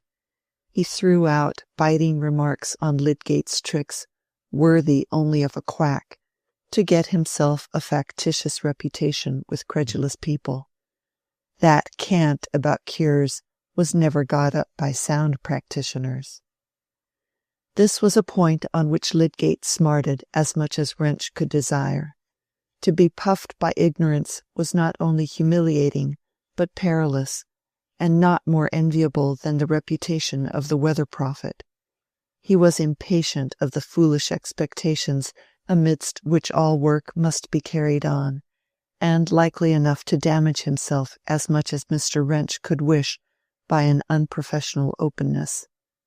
However, Lydgate was installed as a medical attendant on the Vinceys, and the event was a subject of general conversation in Middlemarch. Some said that the Vinceys had behaved scandalously, that Mr. Vincey had threatened Wrench, and that Mrs. Vincey had accused him of poisoning her son. Others were of opinion that Mr. Lydgate's passing by was providential, that he was wonderfully clever in fevers, and that Bulstrode was in the right to bring him forward.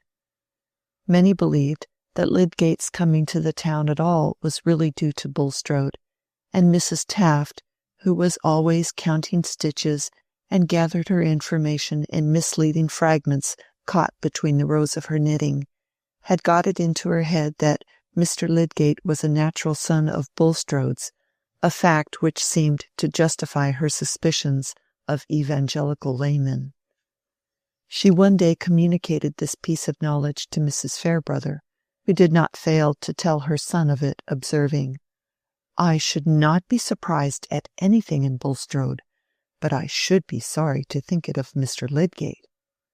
"Why, mother," said Mr. Fairbrother after an explosive laugh, "you know very well that Lydgate is of a good family in the north. He never heard of Bulstrode before he came here." "That is satisfactory so far as Mr. Lydgate is concerned, Camden," said the old lady with an air of precision.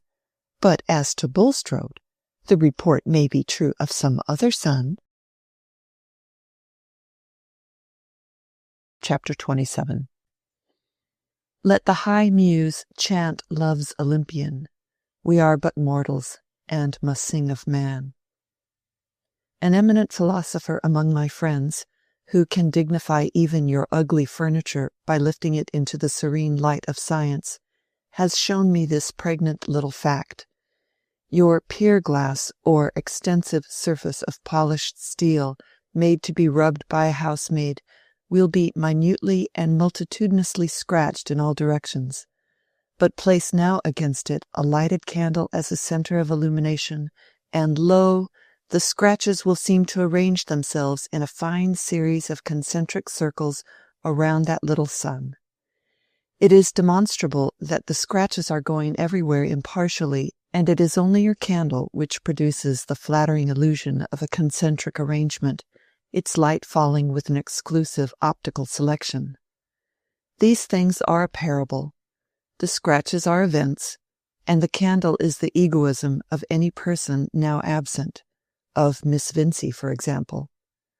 Rosamond had a providence of her own who had kindly made her more charming than other girls, and who seemed to have arranged Fred's illness and Mr. Wrench's mistake in order to bring her and Lydgate within effective proximity.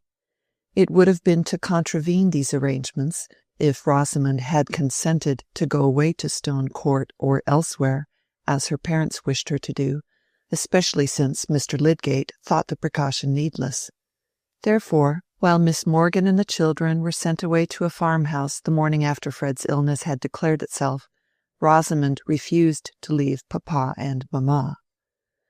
Poor mamma, indeed, was an object to touch any creature born of woman, and Mr. Vincey, who doted on his wife, was more alarmed on her account than on Fred's.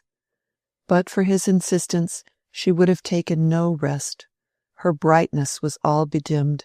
Unconscious of her costume, which had always been so fresh and gay, she was like a sick bird with languid eye and plumage ruffled, her senses dulled to the sights and sounds that used most to interest her. Fred's delirium, in which he seemed to be wandering out of her reach, tore her heart. After her first outburst against Mr. Wrench, she went about very quietly. Her one low cry was to Lydgate. She would follow him out of the room and put her hand on his arm, moaning out, "Save my boy!" Once she pleaded, "He has always been good to me, Mr. Lydgate. He never had a hard word for his mother," as if poor Fred's suffering were an accusation against him. All the deepest fibres of the mother's memory were stirred, and the young man whose voice took a gentler tone when he spoke to her was one with the babe whom she had loved, with a love new to her, before he was born. "I have good hope, Mrs. Vincey," Lydgate would say. "Come down with me and let us talk about the food."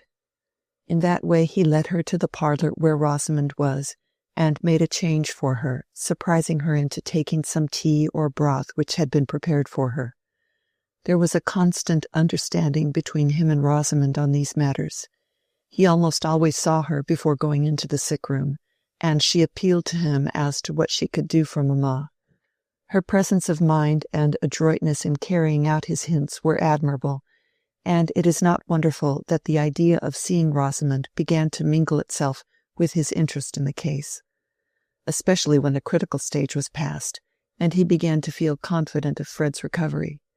In the more doubtful time he had advised calling in Dr. Sprague, who, if he could, would rather have remained neutral on Wrench's account. But after 2 consultations, the conduct of the case was left to Lydgate, and there was every reason to make him assiduous.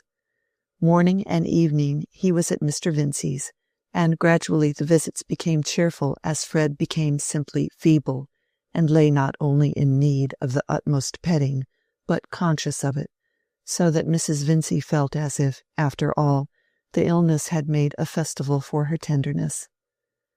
Both father and mother held it an added reason for his good spirits when old Mr. Featherstone sent messages by Lydgate, saying that Fred must make haste and get well, as he, Peter Featherstone, could not do without him, and missed his visits sadly. The old man himself was getting bedridden. Mrs. Vincey told these messages to Fred when he could listen, and he turned towards her his delicate pinched face, from which all the thick blonde hair had been cut away, and in which the eyes seemed to have got larger, yearning for some word about Mary, wondering what she felt about his illness. No word passed his lips, but to hear with eyes belongs to love's rare wit, and the mother in the fullness of her heart not only divined Fred's longing, but felt ready for any sacrifice in order to satisfy him. "If I can only see my boy strong again," she said in her loving folly, "and who knows, perhaps master of Stone Court, and he can marry anybody he likes then." "Not if they won't have me, mother," said Fred. The illness had made him childish, and tears came as he spoke. "Oh, take a bit of jelly, my dear," said Mrs. Vincey, secretly incredulous of any such refusal. She never left Fred's side when her husband was not in the house, and thus Rosamond was in the unusual position of being much alone. Lydgate, naturally, never thought of staying long with her, yet it seemed that the brief impersonal conversations they had together were creating that peculiar intimacy which consists in shyness. They were obliged to look at each other in speaking, and somehow the looking could not be carried through as the matter of course which it really was. Lydgate began to feel this sort of consciousness unpleasant, and one day looked down, or anywhere, like an ill-worked puppet. But this turned out badly. The next day Rosamond looked down, and the consequence was that when their eyes met again, both were more conscious than before. There was no help for this in science, and as Lydgate did not want to flirt, there seemed to be no help for it in folly. It was therefore a relief when neighbours no longer considered the house in quarantine, and when the chances of seeing Rosamond alone were very much reduced. But that intimacy of mutual embarrassment, in which each feels that the other is feeling something, having once existed, its effect is not to be done away with.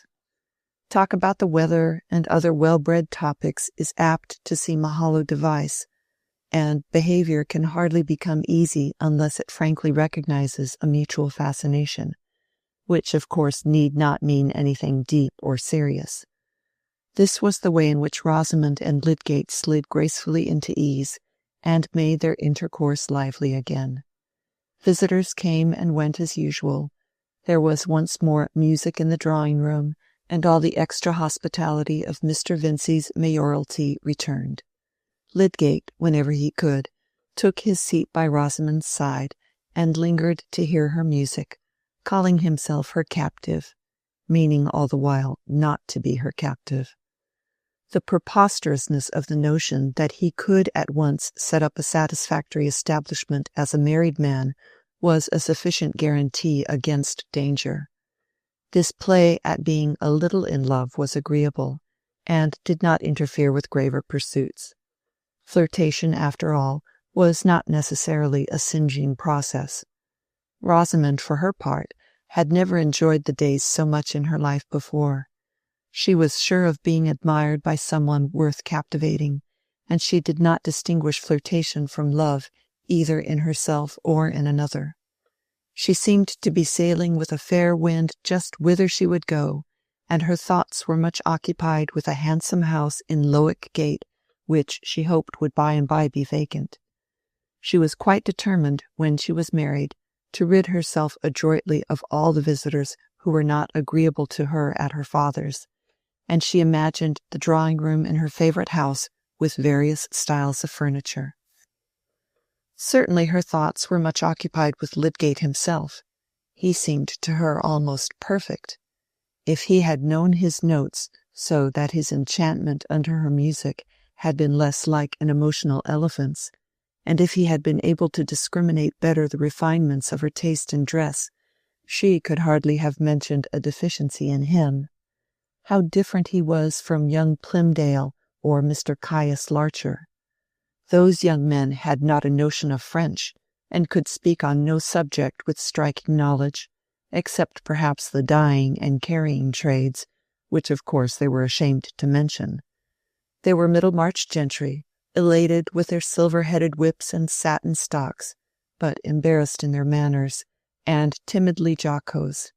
Even Fred was above them, having at least the accent and manner of a university man.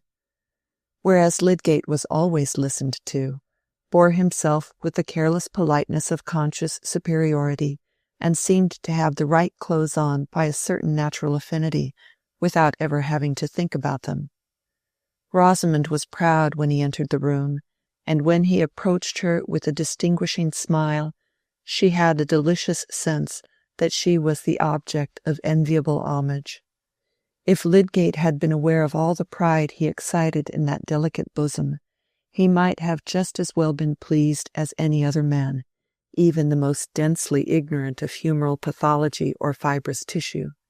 He held it one of the prettiest attitudes of the feminine mind to adore a man's preeminence without too precise a knowledge of what it consisted in. But Rosamond was not one of those helpless girls who betray themselves unawares, and whose behaviour is awkwardly driven by their impulses, instead of being steered by a wary grace and propriety. Do you imagine that her rapid forecast and rumination concerning house furniture and society were ever discernible in her conversation, even with her mamma?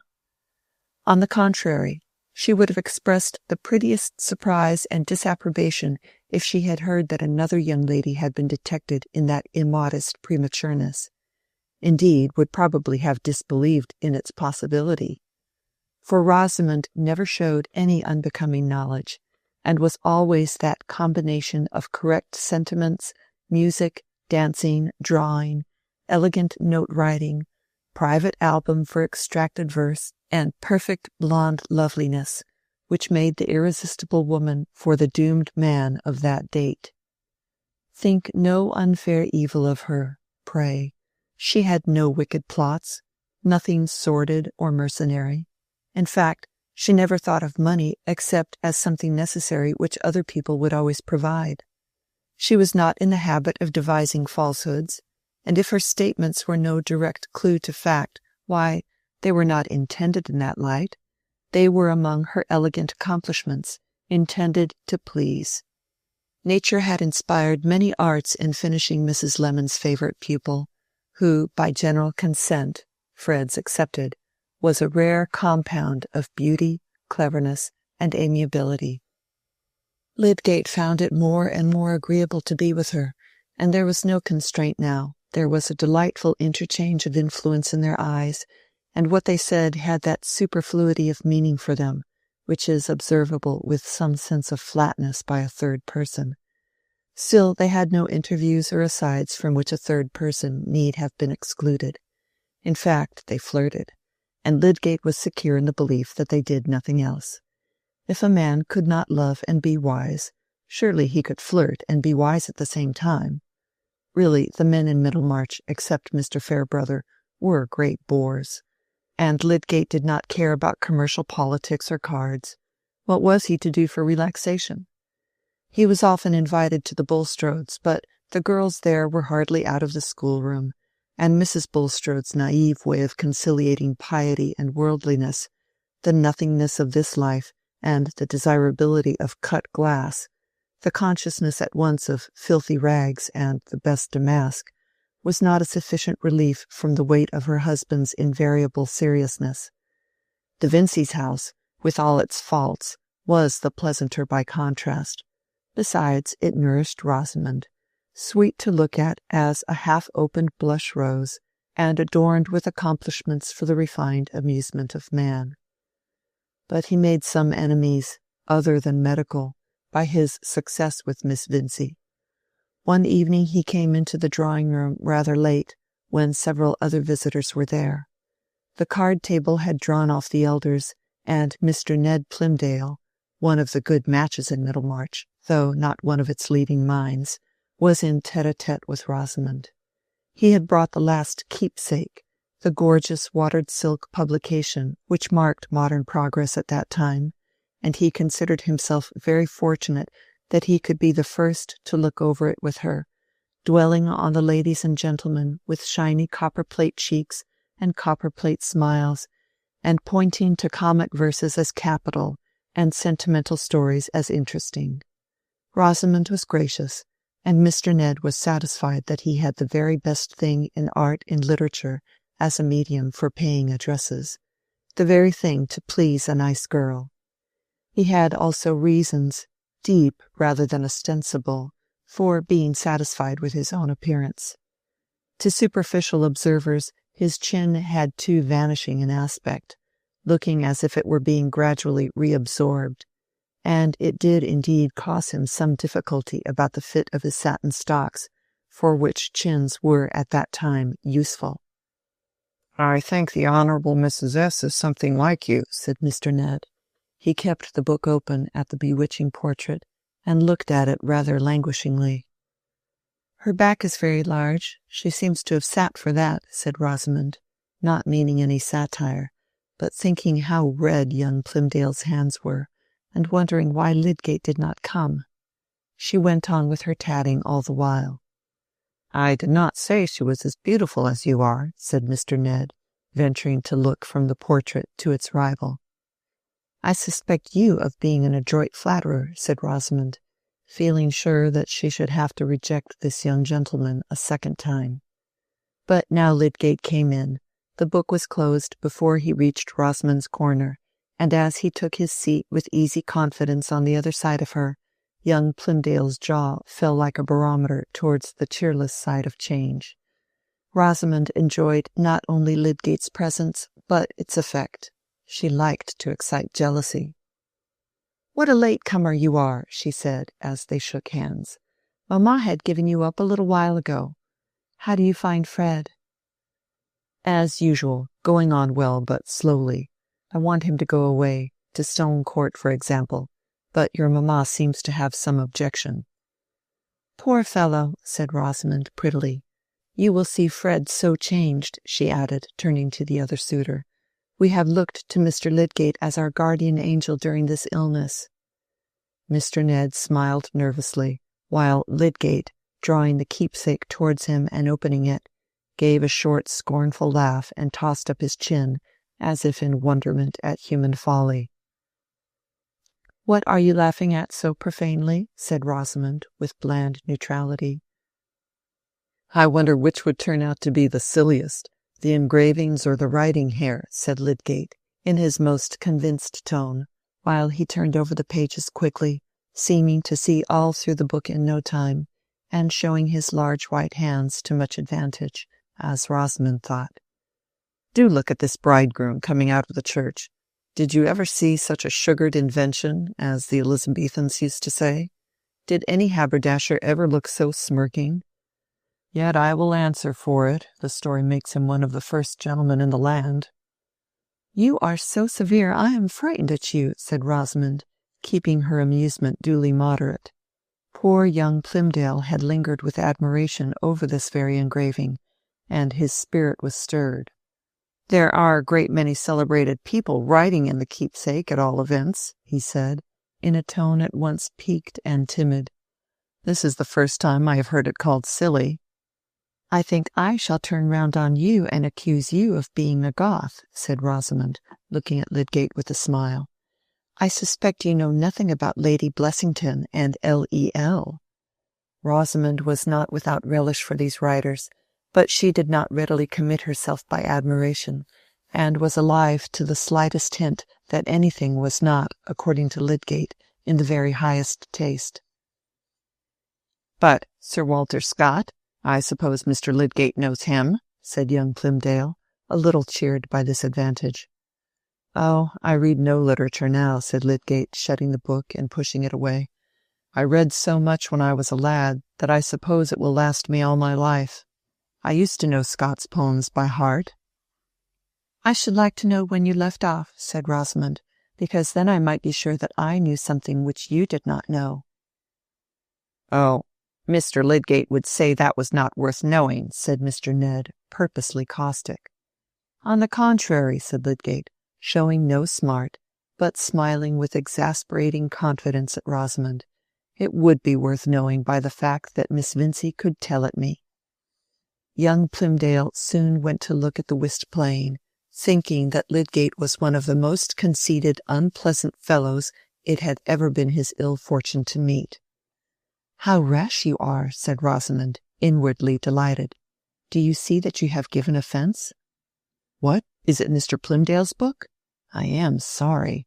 I didn't think about it." "I shall begin to admit what you said of yourself when you first came here, that you are a bear and want teaching by the birds."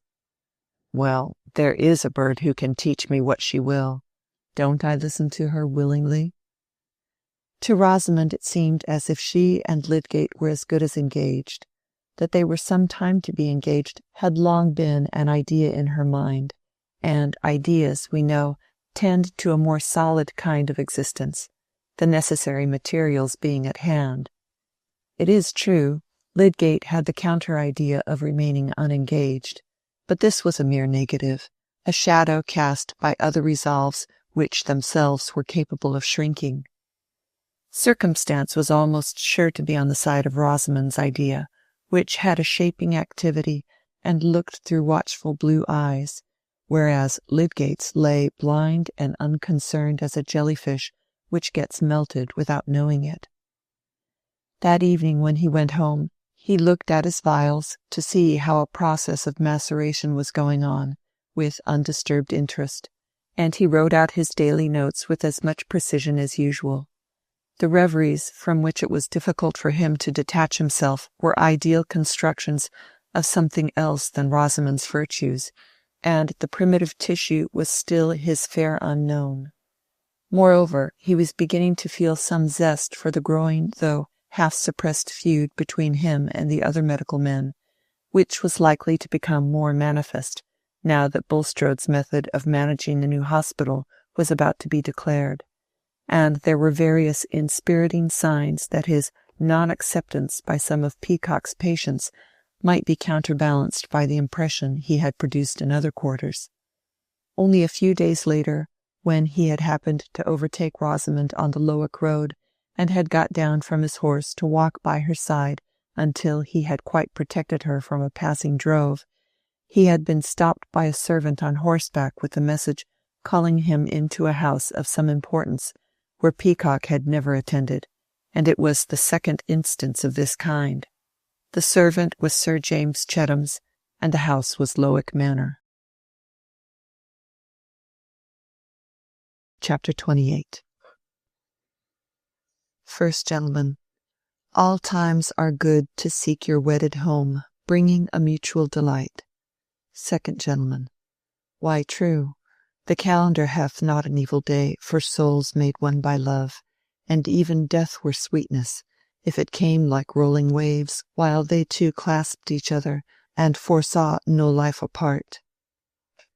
Mr. and Mrs. Casaubon, returning from their wedding journey, arrived at Lowick Manor in the middle of January.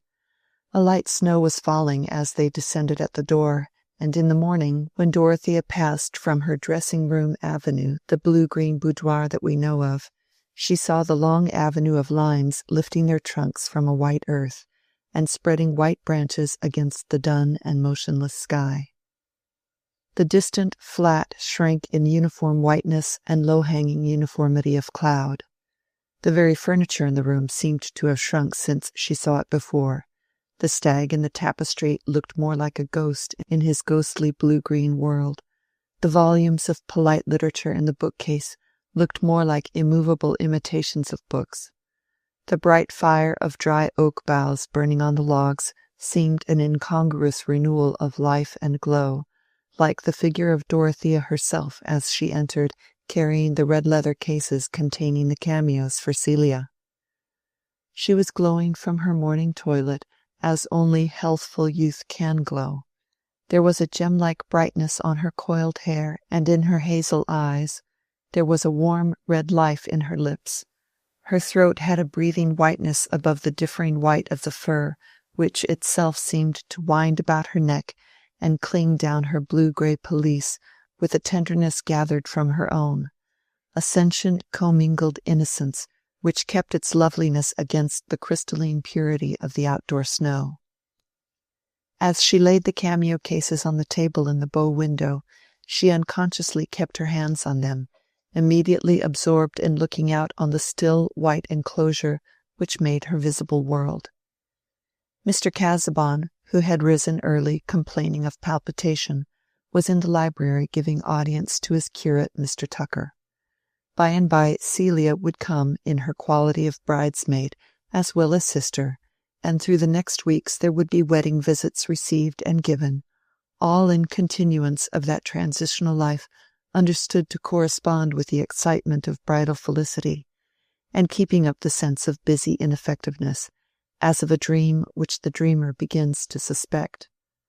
The duties of her married life, contemplated as so great beforehand, seemed to be shrinking with the furniture and the white vapor-walled landscape. The clear heights where she expected to walk in full communion had become difficult to see even in her imagination. The delicious repose of the soul on a complete superior had been shaken into uneasy effort and alarmed with dim presentiment. When would the days begin of that active wifely devotion which was to strengthen her husband's life and exalt her own? Never, perhaps, as she had preconceived them, but somehow, still somehow, in this solemnly pledged union of her life, duty would present itself in some new form of inspiration and give a new meaning to wifely love. Meanwhile, there was the snow and the low arch of dun vapor. There was the stifling oppression of that gentlewoman's world, where everything was done for her and none asked for her aid, where the sense of connection with a manifold pregnant existence had to be kept up painfully as an inward vision, instead of coming from without in claims that would have shaped her energies. "What shall I do?" "Whatever you please, my dear." That had been her brief history since she had left off learning morning lessons and practicing silly rhythms on the hated piano. Marriage, which was to bring guidance into worthy and imperative occupation, had not yet freed her from the gentlewoman's oppressive liberty. It had not even filled her leisure with the ruminant joy of unchecked tenderness. Her blooming, full-pulsed youth stood there in a moral imprisonment which made itself one with the chill, colourless, narrowed landscape, with the shrunken furniture, the never-read books, and the ghostly stag in a pale, fantastic world that seemed to be vanishing from the daylight. In the first minutes when Dorothea looked out, she felt nothing but the dreary oppression. Then came a keen remembrance, and turning away from the window, she walked round the room. The ideas and hopes which were living in her mind when she first saw this room nearly 3 months before were present now only as memories. She judged them as we judge transient and departed things. All existence seemed to beat with a lower pulse than her own, and her religious faith was a solitary cry, the struggle out of a nightmare in which every object was withering and shrinking away from her. Each remembered thing in the room was disenchanted, was deadened as an unlit transparency, till her wandering gaze came to a group of miniatures, and there at last she saw something which had gathered new breath and meaning. It was the miniature of Mr. Casaubon's Aunt Julia, who had made the unfortunate marriage, of Will Ladislaw's grandmother. Dorothea could fancy that it was alive now, the delicate woman's face which yet had a headstrong look, a peculiarity difficult to interpret. Was it only her friends who thought her marriage unfortunate, or did she herself find it out to be a mistake, and taste the salt bitterness of her tears in the merciful silence of the night? What breadths of experience Dorothea seemed to have passed over since she first looked at this miniature. She felt a new companionship with it, as if it had an ear for her and could see how she was looking at it. Here was a woman who had known some difficulty about marriage. Nay, the colours deepened, the lips and chin seemed to get larger, the hair and eyes seemed to be sending out light, the face was masculine and beamed on her with that full gaze which tells her, on whom it falls, that she is too interesting for the slightest movement of her eyelid to pass unnoticed and uninterpreted.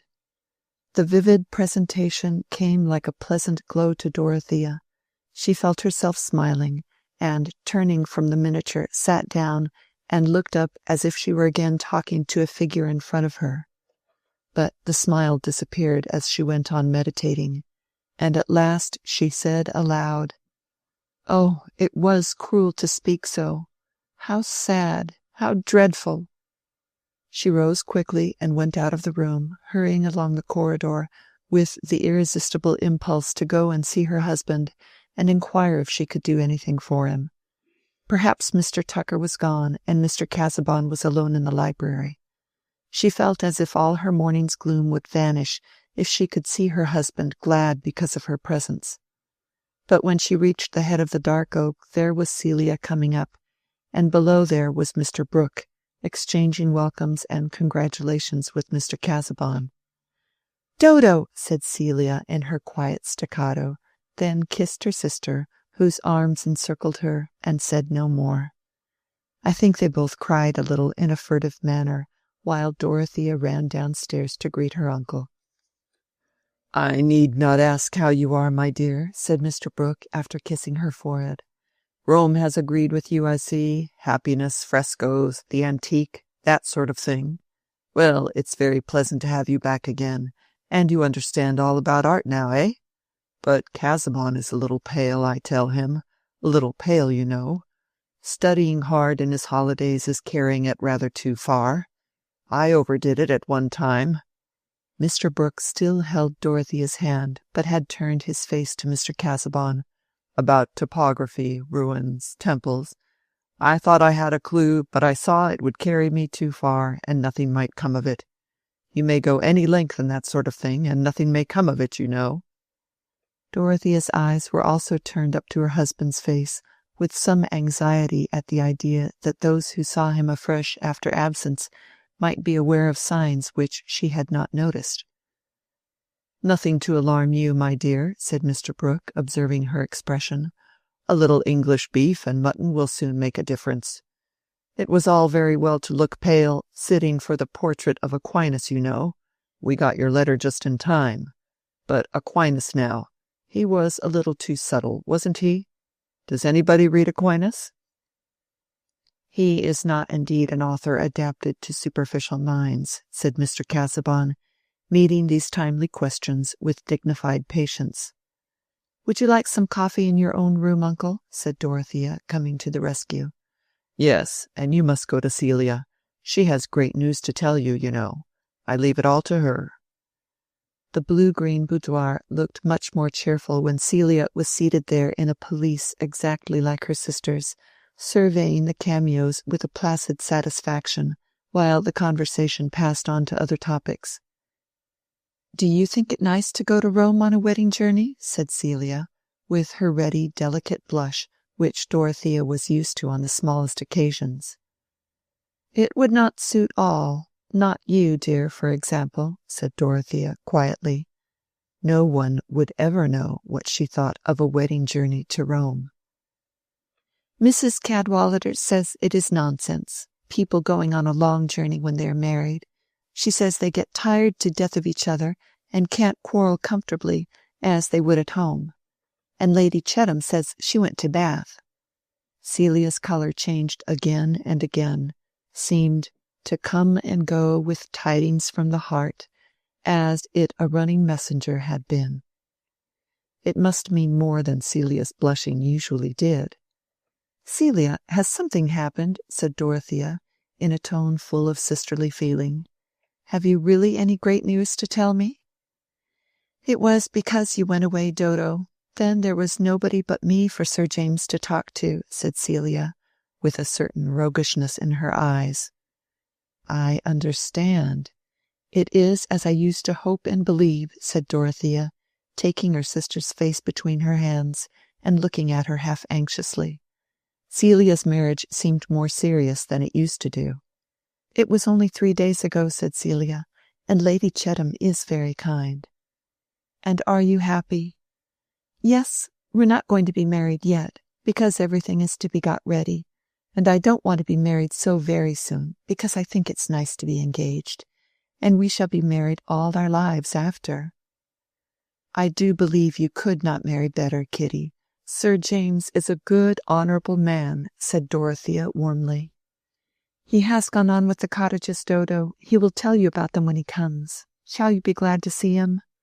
"Of course I shall. How can you ask me?"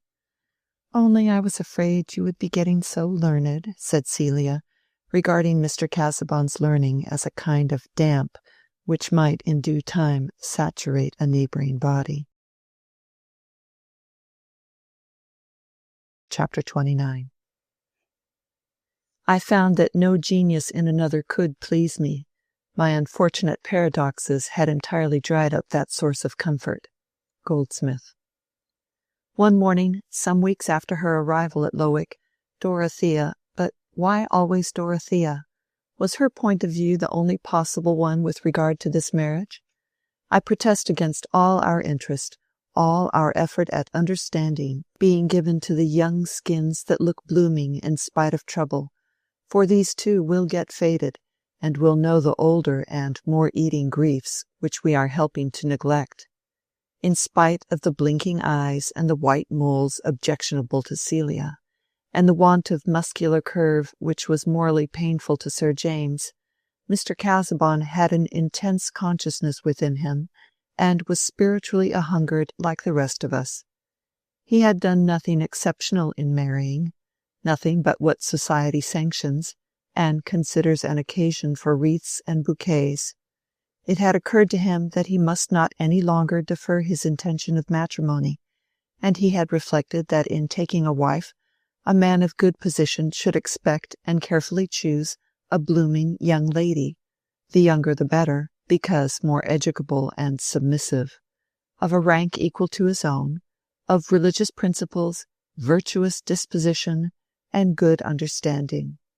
On such a young lady he would make handsome settlements, and he would neglect no arrangement for her happiness. In return, he should receive family pleasures and leave behind him that copy of himself which seemed so urgently required of a man, to the sonneteers of the 16th century. Times had altered since then, and no sonneteer had insisted on Mr. Casaubon's leaving a copy of himself. Moreover, he had not yet succeeded in issuing copies of his mythological key, but he had always intended to acquit himself by marriage, and the sense that he was fast leaving the years behind him, that the world was getting dimmer, and that he felt lonely, was a reason to him for losing no more time in overtaking domestic delights before they too were left behind by the years. And when he had seen Dorothea, he believed that he had found even more than he demanded. She might really be such a helpmate to him as would enable him to dispense with a hired secretary, an aid which Mr. Casaubon had never yet employed and had a suspicious dread of. Mr. Casaubon was nervously conscious that he was expected to manifest a powerful mind. Providence, in its kindness, had supplied him with the wife he needed. A wife, a modest young lady, with the purely appreciative, unambitious abilities of her sex, is sure to think her husband's mind powerful. Whether Providence had taken equal care of Miss Brooke in presenting her with Mr. Casaubon was an idea which could hardly occur to him.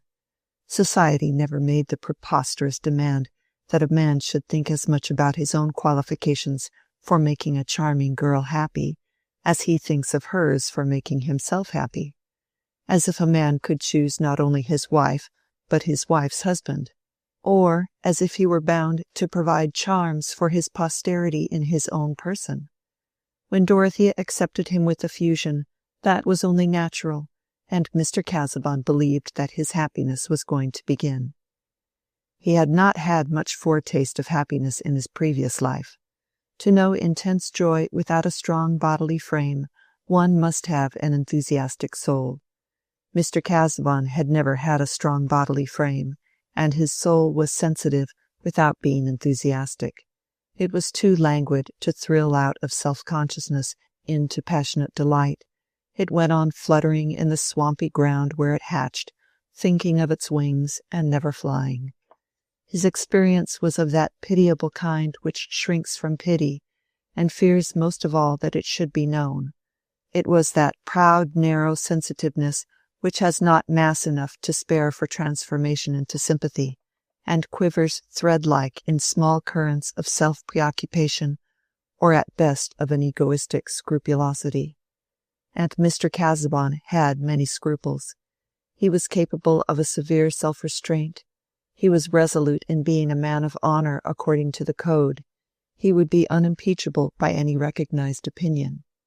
In conduct, these ends had been attained, but the difficulty of making his key to all mythologies unimpeachable weighed like lead upon his mind, and the pamphlets, or parerga, as he called them, by which he tested his public and deposited small monumental records of his march, were far from having been seen in all their significance. He suspected the Archdeacon of not having read them. He was in painful doubt as to what was really thought of them by the leading minds of Brasenose, and bitterly convinced that his old acquaintance Carp had been the writer of that depreciatory recension which was kept locked in a small drawer of Mr. Casaubon's desk, and also in a dark closet of his verbal memory. These were heavy impressions to struggle against, and brought that melancholy embitterment which is the consequence of all excessive claim. Even his religious faith wavered with his wavering trust in his own authorship, and the consolations of the Christian hope in immortality seemed to lean on the immorality of the still unwritten key to all mythologies. For my part, I am very sorry for him. It is an uneasy lot at best, to be what we call highly taught, and yet not to enjoy, to be present at this great spectacle of life, and never to be liberated from a small, hungry, shivering self, never to be fully possessed by the glory we behold, never to have our consciousness rapturously transformed into the vividness of a thought, the ardor of a passion, the energy of an action, but always to be scholarly and uninspired, ambitious and timid, scrupulous and dim-sighted. Becoming a dean or a bishop would make little difference, I fear, to Mr. Casaubon's uneasiness. Doubtless some ancient Greek has observed that behind the big mask and the speaking trumpet there must always be our poor little eyes peeping as usual, and our timorous lips more or less under anxious control. To this mental estate mapped out a quarter of a century before, to sensibilities thus fenced in, Mr. Casaubon had thought of annexing happiness with a lovely young bride, but even before marriage, as we have seen, he found himself under a new depression in the consciousness that the new bliss was not blissful to him. Inclination yearned back to its old, easier custom, and the deeper he went on in domesticity, the more did the sense of acquitting himself and acting with propriety predominate over any other satisfaction. Marriage, like religion and erudition, nay, like authorship itself, was fated to become an outward requirement, and Edward Casaubon was bent on fulfilling unimpeachably all requirements. Even drawing Dorothea into use in his study, according to his intention before marriage, was an effort which he was always tempted to defer, and but for her pleading insistence it might never have begun. But she had succeeded in making it a matter of course that she should take her place at an early hour in the library and have work either of some reading aloud or copying assigned her. The work had been easier to define because Mr. Casaubon had adopted an immediate intention. There was to be a new paragon, a small monograph on some lately traced indications concerning the Egyptian mysteries whereby certain assertions of Warburton's could be corrected. References were extensive even here, but not altogether shoreless, and sentences were actually to be written in the shape wherein they would be scanned by Brasenose and a less formidable posterity. These minor monumental productions were always exciting to Mr. Casaubon. Digestion was made difficult by the interference of citations, or by the rivalry of dialectical phrases ringing against each other in his brain. And from the first there was to be a Latin dedication about which everything was uncertain, except that it was not to be addressed to Carp. It was a poisonous regret to Mr. Casaubon that he had once addressed a dedication to Carp, in which he had numbered that member of the animal kingdom among the viros nullo aevo perituros, a mistake which would infallibly lay the dedicator open to ridicule in the next age, and might even be chuckled over by Pike and Tench in the present. Thus Mr. Casaubon was in one of his busiest epochs, and as I began to say a little while ago, Dorothea joined him early in the library where he had breakfasted alone. Celia at this time was on a second visit to Lowick, probably the last before her marriage, and was in the drawing-room expecting Sir James.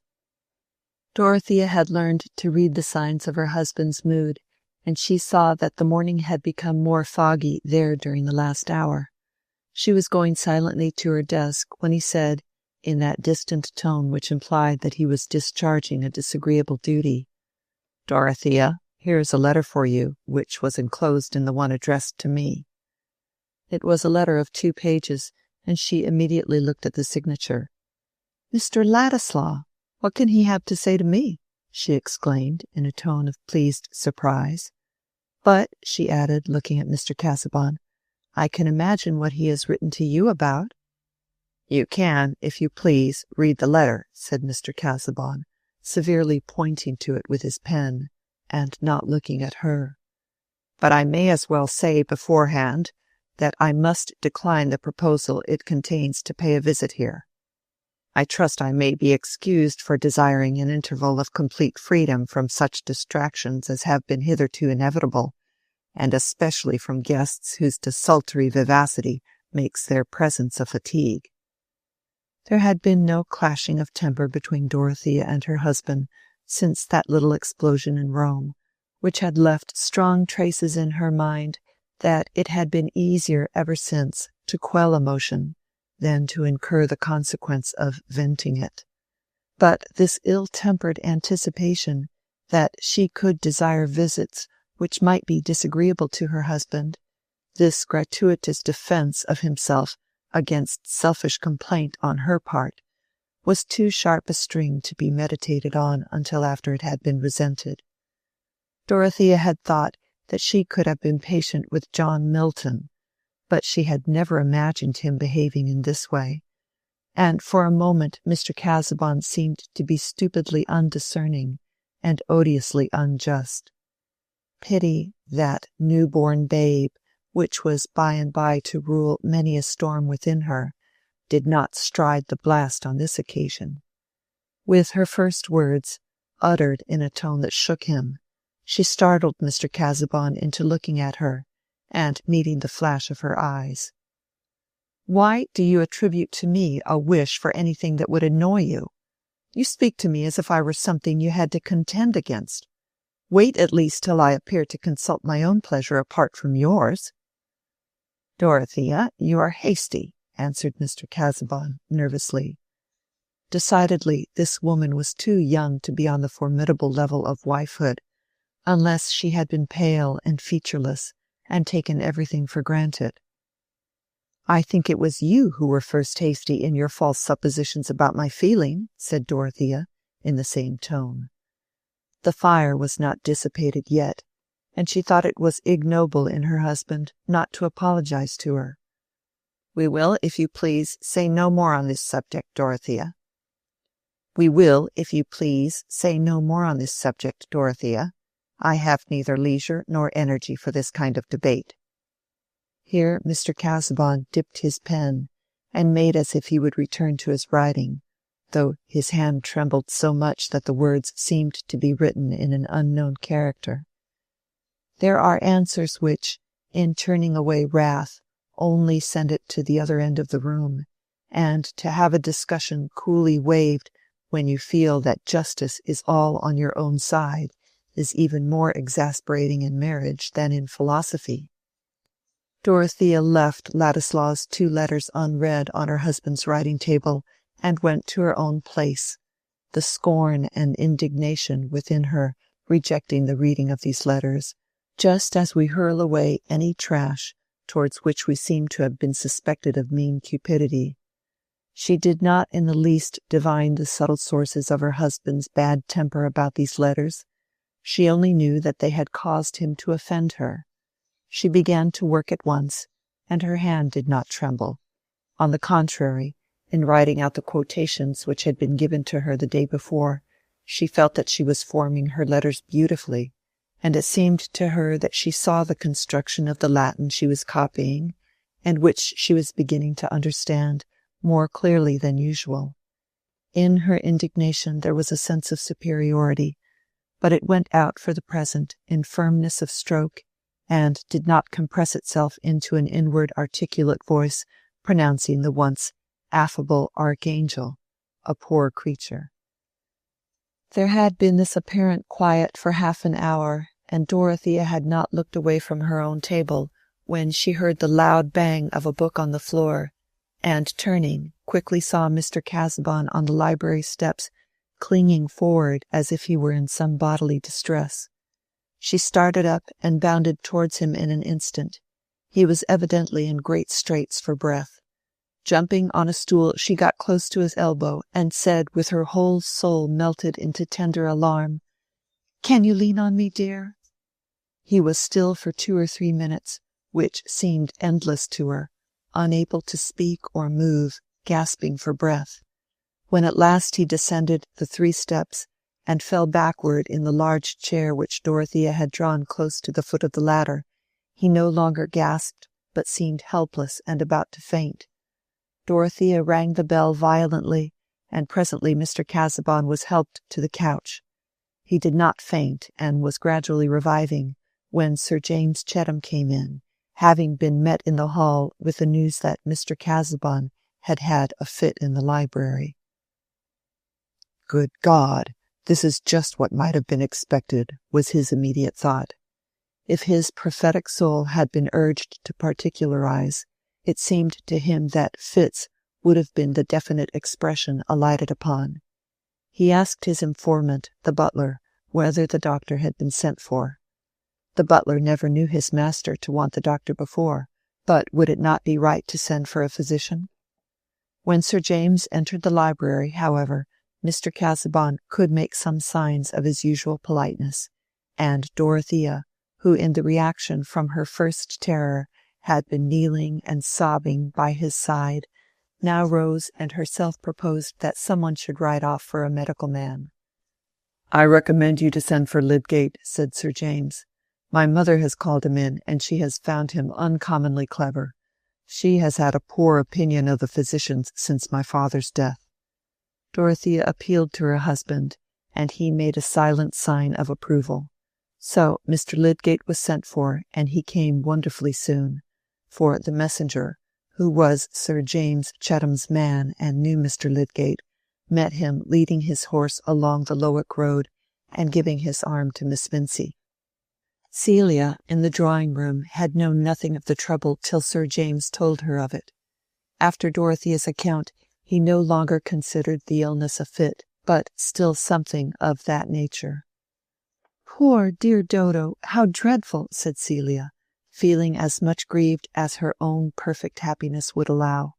Her little hands were clasped and enclosed by Sir James as a bud is enfolded by a liberal calyx. "It is very shocking that Mr. Casaubon should be ill, but I never did like him. And I think he is not half fond of Dorothea, and he ought to be, for I am sure no one else would have had him. Do you think they would?" "I always thought it a horrible sacrifice of your sister," said Sir James. "Yes, but poor Dodo never did do what other people do, and I think she never will." "She is a noble creature," said the loyal-hearted Sir James. He had just had a fresh impression of this kind, as he had seen Dorothea stretching her tender arm under her husband's neck and looking at him with unspeakable sorrow. He did not know how much penitence there was in the sorrow. "Yes," said Celia, thinking it was very well for Sir James to say so, but he would not have been comfortable with Dodo. "Shall I go to her? Could I help her, do you think?" "I think it would be well for you just to go and see her before Lydgate comes," said Sir James, magnanimously. "Only don't stay long." While Celia was gone, he walked up and down, remembering what he had originally felt about Dorothea's engagement, and feeling a revival of his disgust at Mr. Brooke's indifference. If Cadwallader, if every one else had regarded the affair as he, Sir James, had done, the marriage might have been hindered. It was wicked to let a young girl blindly decide her fate in that way, without any effort to save her. Sir James had long ceased to have any regrets on his own account. His heart was satisfied with his engagement to Celia. But he had a chivalrous nature. Was not the disinterested service of woman among the ideal glories of old chivalry? His disregarded love had not turned to bitterness. Its death had made sweet odours, floating memories that clung with a consecrating effect to Dorothea. He could remain her brotherly friend, interpreting her actions with generous trustfulness. Chapter 30. Qui veut délasser hors de propos, lasse. Pascal. Mr. Casaubon had no second attack of equal severity with the first, and in a few days began to recover his usual condition. But Lydgate seemed to think the case worth a great deal of attention. He not only used his stethoscope, which had not become a matter of course in practice at that time, but sat quietly by his patient and watched him. To Mr. Casaubon's questions about himself, he replied that the source of the illness was the common error of intellectual men, a too eager and monotonous application. The remedy was to be satisfied with moderate work, and to seek a variety of relaxation. Mr. Brooke, who sat by on one occasion, suggested that Mr. Casaubon should go fishing, as Cadwallader did, and have a turning-room, make toys, table legs, and that kind of thing. "In short, you recommend me to anticipate the arrival of my second childhood," said poor Mr. Casaubon, with some bitterness. "These things," he added, looking at Lydgate, "would be to me such relaxation as toe-picking is to prisoners in a house of correction." "I confess," said Lydgate, smiling, "amusement is a rather unsatisfactory prescription. It is something like telling people to keep up their spirits. Perhaps I had better say that you must submit to be mildly bored rather than to go on working." "Yes, yes," said Mr. Brooke. "Get Dorothea to play backgammon with you in the evenings. And shuttlecock now. I don't know a finer game than shuttlecock for the daytime. I remember it all the fashion. To be sure, your eyes might not stand that, Casaubon, but you must unbend, you know. Why, you might take to some light study. Conchology, now. I always think that must be a light study. Or get Dorothea to read you light things. Smollett, Roderick Random, Humphrey Clinker. They are a little broad, but she may read anything now she's married, you know. I remember they made me laugh uncommonly. There's a droll bit about a postillion's breeches. We have no such humor now. I've gone through all these things, but they might be rather new to you."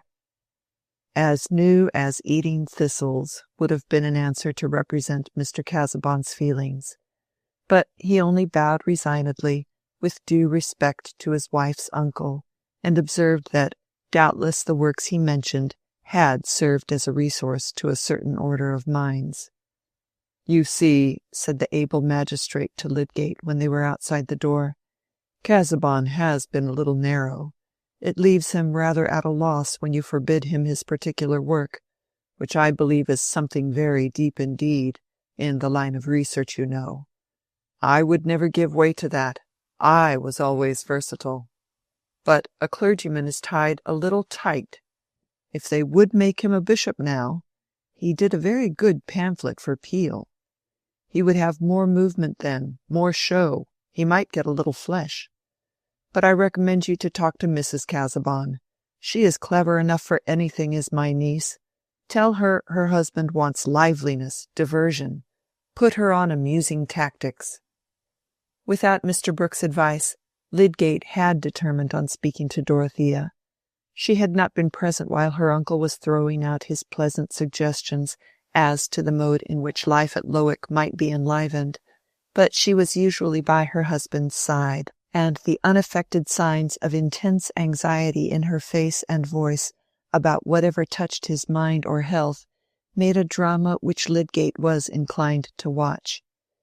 He said to himself that he was only doing right in telling her the truth about her husband's probable future, but he certainly thought also that it would be interesting to talk confidentially with her.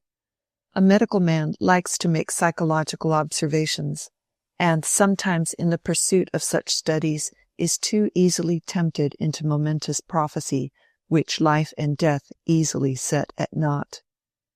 Lydgate had often been satirical on this gratuitous prediction, and he meant now to be guarded. He asked for Mrs. Casaubon, but being told that she was out walking, he was going away, when Dorothea and Celia appeared, both glowing from their struggle with the March wind. When Lydgate begged to speak with her alone, Dorothea opened the library door, which happened to be the nearest, thinking of nothing at that moment but what he might have to say about Mr. Casaubon. It was the first time she had entered this room since her husband had been taken ill, and the servant had chosen not to open the shutters. But there was light enough to read by from the narrow upper panes of the windows. "You will not mind this sombre light," said Dorothea, standing in the middle of the room. "Since you forbade books, the library has been out of the question. But Mr. Casaubon will soon be here again, I hope. Is he not making progress?" "Yes, much more rapid progress than I at first expected. Indeed, he is already nearly in his usual state of health." "Do you not fear that the illness will return?" said Dorothea, whose quick ear had detected some significance in Lydgate's tone. "Such cases are peculiarly difficult to pronounce upon," said Lydgate.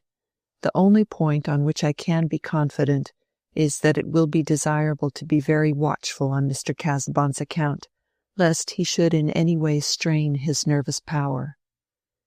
"I beseech you to speak quite plainly," said Dorothea, in an imploring tone. "I cannot bear to think that there might be something which I did not know, and which, if I had known it, would have made me act differently." The words came out like a cry. It was evident that they were the voice of some mental experience which lay not very far off. "Sit down," she added, placing herself on the nearest chair, and throwing off her bonnet and gloves with an instinctive discarding of formality where a great question of destiny was concerned. "What you say now justifies my own view," said Lydgate. "I think it is one's function as a medical man to hinder regrets of that sort as far as possible. But I beg you to observe that Mr. Casaubon's case is precisely of the kind in which the issue is most difficult to pronounce upon. He may possibly live for 15 years or more, without much worse health than he has had hitherto." Dorothea had turned very pale, and when Lydgate paused, she said in a low voice, "You mean if we are very careful?" "Yes, careful against mental agitation of all kinds, and against excessive application." "He would be miserable if he had to give up his work," said Dorothea, with a quick prevision of that wretchedness. "I am aware of that. The only course is to try by all means, direct and indirect, to moderate and vary his occupations. With a happy concurrence of circumstances, there is, as I said, no immediate danger from that affection of the heart, which I believe to have been the cause of his late attack. On the other hand, it is possible that the disease may develop itself more rapidly. It is one of those cases in which death is sometimes sudden. Nothing should be neglected which might be affected by such an issue." There was silence for a few moments, while Dorothea sat as if she had been turned to marble, though the life within her was so intense that her mind had never before swept in brief time over an equal range of scenes and motives. "Help me, pray," she said at last, in the same low voice as before. "Tell me what I can do." "What do you think of foreign travel? You have been lately in Rome, I think." The memories which made this resource utterly hopeless were a new current that shook Dorothea out of her pallid immobility. "Oh, that would not do. That would be worse than anything," she said with a more childlike despondency, while the tears rolled down. "Nothing will be of any use that he does not enjoy." "I wish that I could have spared you this pain," said Lydgate, deeply touched, yet wondering about her marriage. Women just like Dorothea had not entered into his traditions. "It was right of you to tell me. I thank you for telling me the truth." "I wish you to understand that I shall not say anything to enlighten Mr. Casaubon himself. I think it desirable for him to know nothing more than that he must not overwork himself, and must observe certain rules. Anxiety of any kind would be precisely the most unfavourable condition for him." Lydgate rose, and Dorothea mechanically rose at the same time, unclasping her cloak and throwing it off as if it stifled her. He was bowing and quitting her, when an impulse which, if she had been alone, would have turned into a prayer, made her say with a sob in her voice, "Oh, you are a wise man, are you not? You know all about life and death. Advise me. Think what I can do. He has been laboring all his life and looking forward. He minds about nothing else, and I mind about nothing else." For years after, Lydgate remembered the impression produced in him by this involuntary appeal, this cry from soul to soul, without other consciousness than their moving with kindred natures in the same embroiled medium, the same troublous, fitfully illuminated life. But what could he say now, except that he should see Mr. Casaubon again tomorrow? When he was gone, Dorothea's tears gushed forth and relieved her stifling oppression.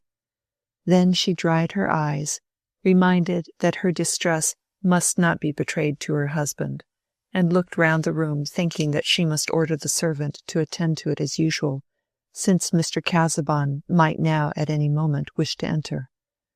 On his writing-table there were letters which had lain untouched since the morning when he was taken ill, and among them, as Dorothea well remembered, there were young Ladislaw's letters, the one addressed to her still unopened. The associations of these letters had been made the more painful by that sudden attack of illness which she felt that the agitation caused by her anger might have helped to bring on. It would be time enough to read them when they were again thrust upon her, and she had no inclination to fetch them from the library. But now it occurred to her that they should be put out of her husband's sight. Whatever might have been the sources of his annoyance about them, he must, if possible, not be annoyed again. And she ran her eyes first over the letter addressed to him, to assure herself whether or not it would be necessary to write in order to hinder the offensive visit. Will wrote from Rome, and began by saying that his obligations to Mr. Casaubon were too deep for all thanks not to seem impertinent. It was plain that if he were not grateful, he must be the poorest spirited rascal who had ever found a generous friend. To expand in wordy thanks would be like saying, "I am honest." But Will had come to perceive that his defects, which Mr. Casaubon had himself often pointed to, needed for their correction that more strenuous position which his relative's generosity had hitherto prevented from being inevitable. He trusted that he should make the best return, if return were possible, by showing the effectiveness of the education for which he was indebted, and by ceasing in future to need any diversion towards himself of funds on which others might have a better claim. He was coming to England to try his fortune, as many other men were obliged to do whose only capital was in their brains. A friend, Naumann, had desired him to take charge of the Dispute, the picture painted for Mr. Casaubon, with whose permission, and Mrs. Casaubon's, Will would convey it to Lowick in person. A letter addressed to the poste restante in Paris within the fortnight would hinder him, if necessary, from arriving at an inconvenient moment. He enclosed a letter to Mrs. Casaubon, in which he continued a discussion about art, begun with her in Rome. Opening her own letter, Dorothea saw that it was a lively continuation of his remonstrance with her fanatical sympathy and her want of sturdy, neutral delight in things as they were, an outpouring of his young vivacity which it was impossible to read just now. She had immediately to consider what was to be done about the other letter. There was still time, perhaps, to prevent Will from coming to Lowick. Dorothea ended by giving the letter to her uncle, who was still in the house, and begging him to let Will know that Mr. Casaubon had been ill, and that his health would not allow the reception of any visitors. No one more ready than Mr. Brooke to write a letter. His only difficulty was to write a short one, and his ideas in this case expanded over the 3 large pages and the inward foldings. He had simply said to Dorothea, "To be sure, I will write, my dear. He's a very clever young fellow, this young Ladislaw. I dare say will be a rising young man. It's a good letter, marks his sense of things, you know. However, I will tell him about Casaubon." But the end of Mr. Brooke's pen was a thinking organ, evolving sentences, especially of a benevolent kind, before the rest of his mind could well overtake them. It expressed regrets and proposed remedies, which, when Mr. Brooke read them, seemed felicitously worded, surprisingly the right thing, and determined a sequel which he had never before thought of. In this case, his pen found it such a pity young Ladislaw should not have come into the neighbourhood just at that time, in order that Mr. Brooke might have his acquaintance more fully, and that they might go over the long-neglected Italian drawings together. It also felt such an interest in a young man who was starting in life with a stock of ideas, that by the end of the 2nd page it had persuaded Mr. Brooke to invite young Ladislaw, since he could not be received at Lowick, to come to Tipton Grange. Why not? They could find a great many things to do together, and this was a period of peculiar growth. The political horizon was expanding, and, in short, Mr. Brooke's pen went off into a little speech which it had lately reported for that imperfectly edited organ, the Middlemarch Pioneer. While Mr. Brooke was sealing this letter, he felt elated with an influx of dim projects, a young man capable of putting ideas into form, the Pioneer purchased to clear the pathway for a new candidate, documents utilized. Who knew what might come of it all? Since Celia was going to marry immediately, it would be very pleasant to have a young fellow at table with him, at least for a time. But he went away without telling Dorothea what he had put into the letter, for she was engaged with her husband, and, in fact, these things were of no importance to her. Chapter 31. How will you know the pitch of that great bell, too large for you to stir? Let but a flute play 'neath the fine mixed metal, listen close, till the right note flows forth, a silvery rill. Then shall the huge bell tremble, then the mass with myriad waves concurrent shall respond in low soft unison. Lydgate that evening spoke to Miss Vincey of Mrs. Casaubon, and laid some emphasis on the strong feeling she appeared to have for that formal, studious man 30 years older than herself. "Of course she is devoted to her husband," said Rosamond, implying a notion of necessary sequence, which the scientific man regarded as the prettiest possible for a woman. But she was thinking at the same time that it was not so very melancholy to be mistress of Lowick Manor with a husband likely to die soon. "Do you think her very handsome?" "She certainly is handsome, but I have not thought about it," said Lydgate. "I suppose it would be unprofessional," said Rosamond, dimpling. "But how your practice is spreading! You were called in before to the Chathams, I think, and now the Casaubons." "Yes," said Lydgate, in a tone of compulsory admission. "But I don't really like attending such people so well as the poor. The cases are more monotonous, and one has to go through more fuss and listen more deferentially to nonsense." "Not more than in Middlemarch," said Rosamond. "At least you go through wide corridors, and have the scent of rose-leaves everywhere." "That is true, Mademoiselle de Montmorency," said Lydgate, just bending his head to the table, and lifting with his fourth finger her delicate handkerchief, which lay at the mouth of her reticule, as if to enjoy its scent, while he looked at her with a smile. But this agreeable holiday freedom with which Lydgate hovered about the flower of Middlemarch could not continue indefinitely. It was not more possible to find social isolation in that town than elsewhere, and two people persistently flirting could by no means escape from the various entanglements, weights, blows, clashings, motions by which things severally go on. Whatever Miss Vincey did must be remarked, and she was perhaps the more conspicuous to admirers and critics, because just now Mrs. Vincey, after some struggle, had gone with Fred to stay a little while at Stone Court, there being no other way of at once gratifying old Featherstone and keeping watch against Mary Garth, who appeared a less tolerable daughter-in-law in proportion as Fred's illness disappeared. Aunt Bulstrode, for example, came a little oftener into Lowick Gate to see Rosamond, now she was alone, for Mrs. Bulstrode had a true sisterly feeling for her brother, always thinking that he might have married better, but wishing well to the children. Now Mrs. Bulstrode had a long-standing intimacy with Mrs. Plymdale.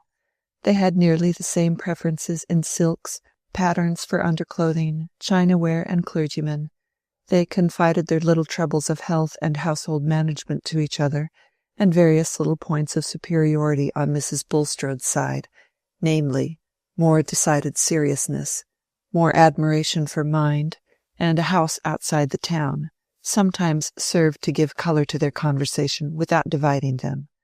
Well-meaning women both, knowing very little of their own motives. Mrs. Bulstrode, paying a morning visit to Mrs. Plymdale, happened to say that she could not stay longer because she was going to see poor Rosamond. "Why do you say poor Rosamond?" said Mrs. Plymdale, a round-eyed, sharp little woman, like a tamed falcon. "She is so pretty, and has been brought up in such thoughtlessness. The mother, you know, had always that levity about her which makes me anxious for the children." "Well, Harriet, if I am to speak my mind," said Mrs. Plymdale with emphasis, "I must say anybody would suppose you and Mr. Bulstrode would be delighted with what has happened, for you have done everything to put Mr. Lydgate forward." "Selina, what do you mean?" said Mrs. Bulstrode in genuine surprise. "Not but what I am truly thankful for Ned's sake," said Mrs. Plymdale. "He could certainly better afford to keep such a wife than some people can, but I should wish him to look elsewhere. Still, a mother has anxieties, and some young men would take to a bad life in consequence. Besides, if I was obliged to speak, I should say I was not fond of strangers coming into a town." "I don't know, Selina," said Mrs. Bulstrode, with a little emphasis in her turn. "Mr. Bulstrode was a stranger here at one time. Abraham and Moses were strangers in the land, and we are told to entertain strangers, and especially," she added after a slight pause, "when they are unexceptionable." "I was not speaking in a religious sense, Harriet. I spoke as a mother." "Selina, I am sure you have never heard me say anything against a niece of mine marrying your son." "Oh, it is pride in Miss Vincy. I am sure it is nothing else," said Mrs. Plymdale, who had never before given all her confidence to Harriet on this subject. "No young man in Middlemarch was good enough for her.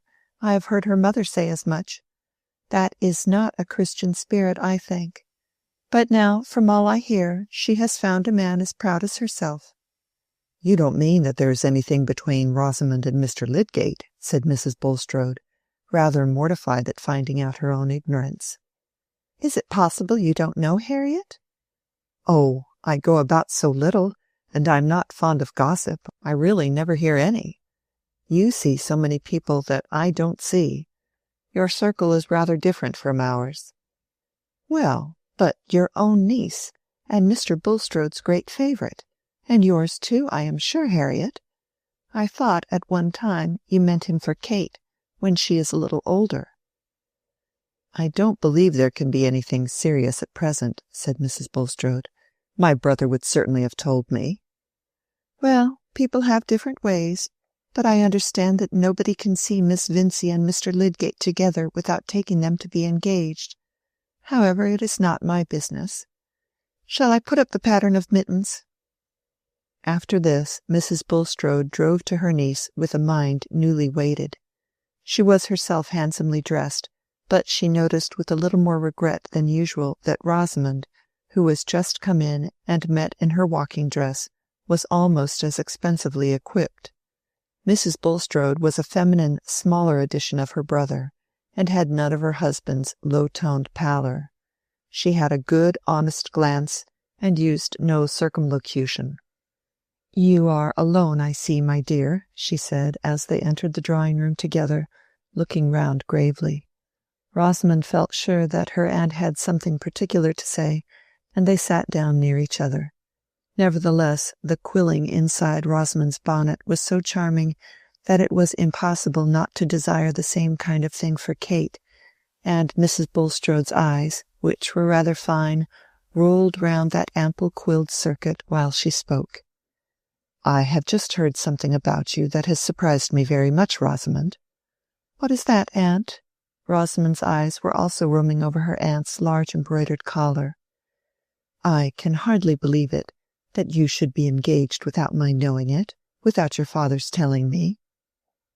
Here Mrs. Bulstrode's eyes finally rested on Rosamond's, who blushed deeply and said, "I am not engaged, aunt." "How is it that every one says so, then, that it's the town's talk?" "The town's talk is of very little consequence, I think," said Rosamond, inwardly gratified. "Oh, my dear, be more thoughtful. Don't despise your neighbours so.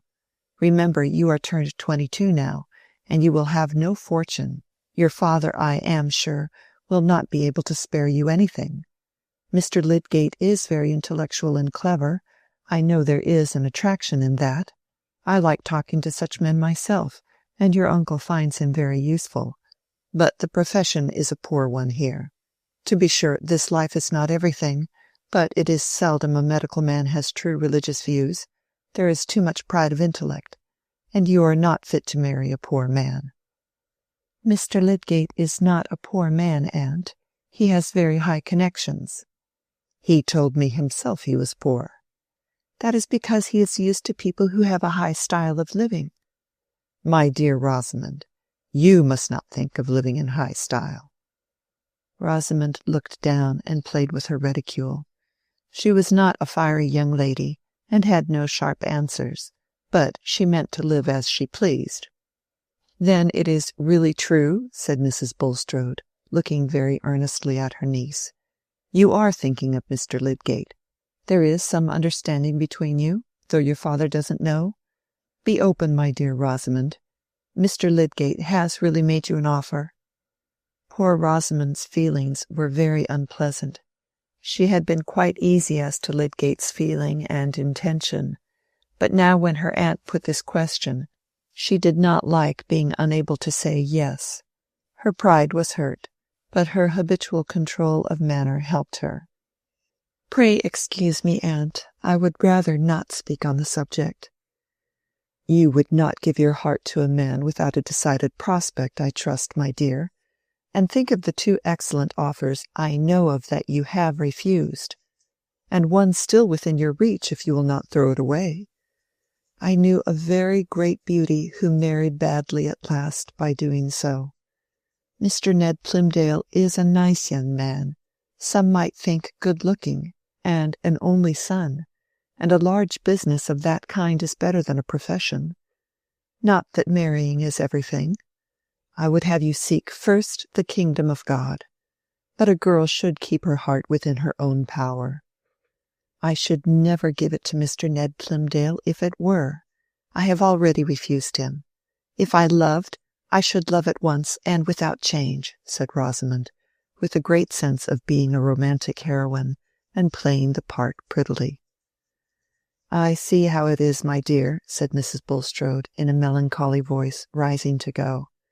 "You have allowed your affections to be engaged without return." "No, indeed, aunt," said Rosamond, with emphasis. "Then you are quite confident that Mr. Lydgate has a serious attachment to you?" Rosamond's cheeks by this time were persistently burning, and she felt much mortification. She chose to be silent, and her aunt went away all the more convinced.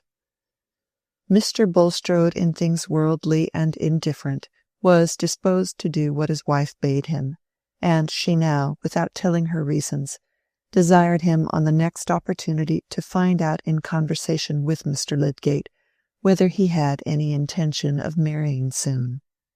The result was a decided negative.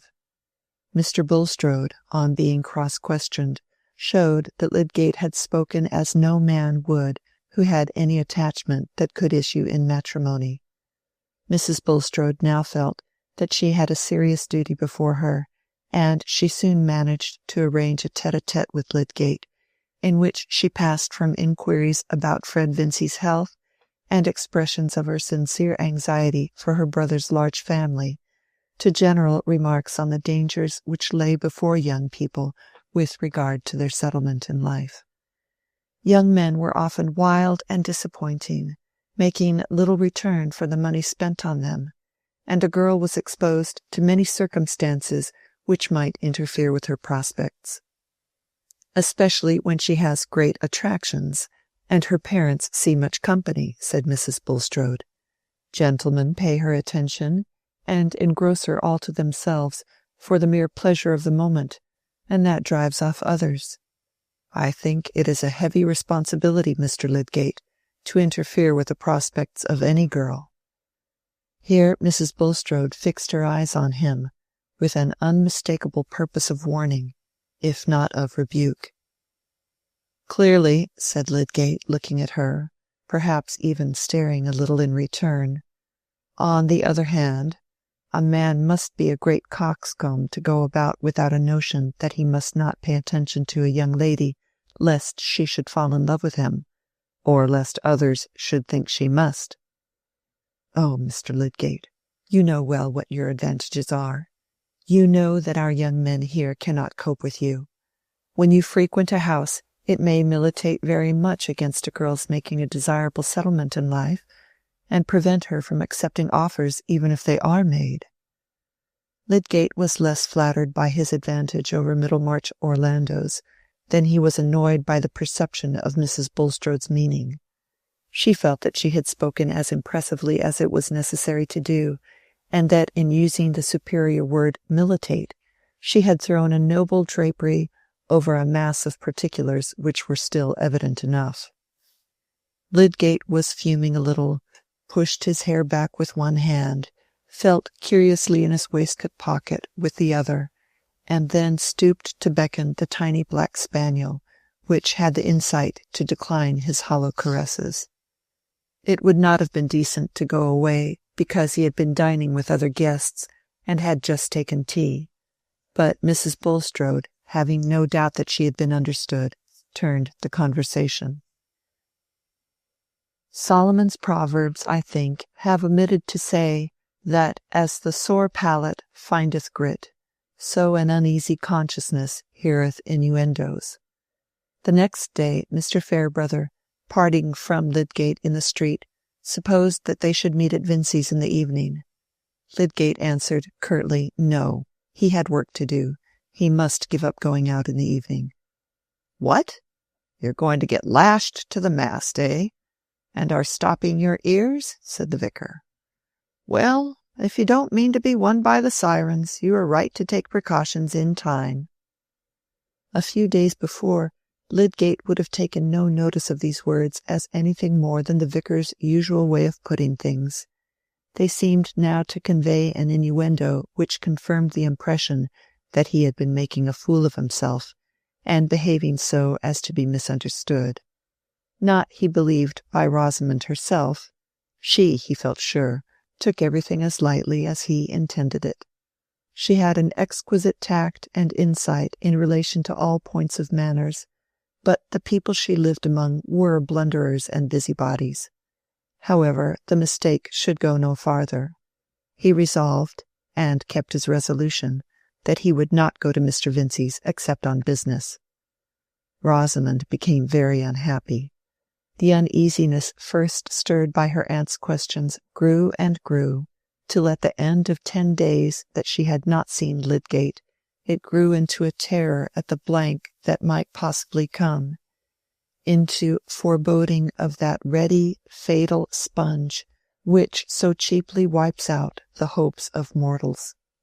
The world would have a new dreariness for her, as a wilderness that a magician's spells had turned for a little while into a garden. She felt that she was beginning to know the pang of disappointed love, and that no other man could be the occasion of such delightful aerial building as she had been enjoying for the last 6 months. Poor Rosamond lost her appetite, and felt as forlorn as Ariadne, as a charming stage Ariadne left behind with all her boxes full of costumes, and no hope of a coach. There are many wonderful mixtures in the world which are all alike called love, and claim the privileges of a sublime rage which is an apology for everything, in literature and the drama. Happily Rosamond did not think of committing any desperate act. She plaited her fair hair as beautifully as usual, and kept herself proudly calm. Her most cheerful supposition was that her aunt Bulstrode had interfered in some way to hinder Lydgate's visits. Everything was better than a spontaneous indifference in him. Anyone who imagines 10 days too short a time, not for falling into leanness, lightness, or other measurable effects of passion, but for the whole spiritual circuit of alarmed conjecture and disappointment, is ignorant of what can go on in the elegant leisure of a young lady's mind. On the 11th day, however, Lydgate, when leaving Stone Court, was requested by Mrs. Vincey to let her husband know that there was a marked change in Mr. Featherstone's health, and that she wished him to come to Stone Court on that day.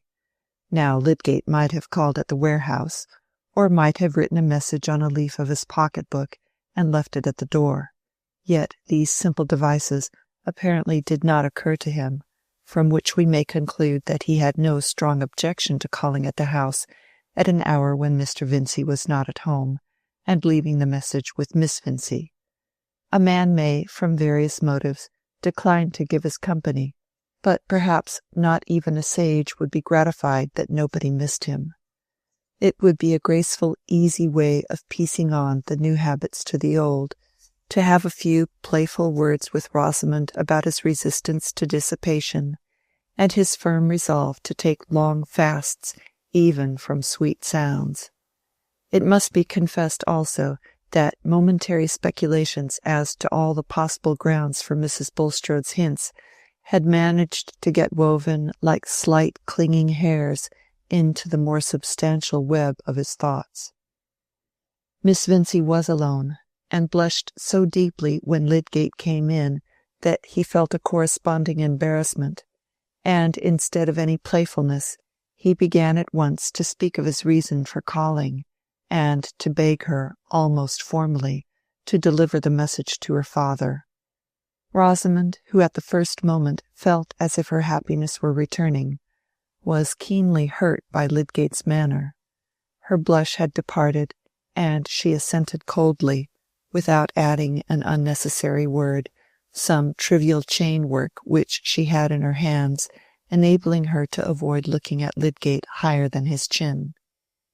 In all failures, the beginning is certainly the half of the whole.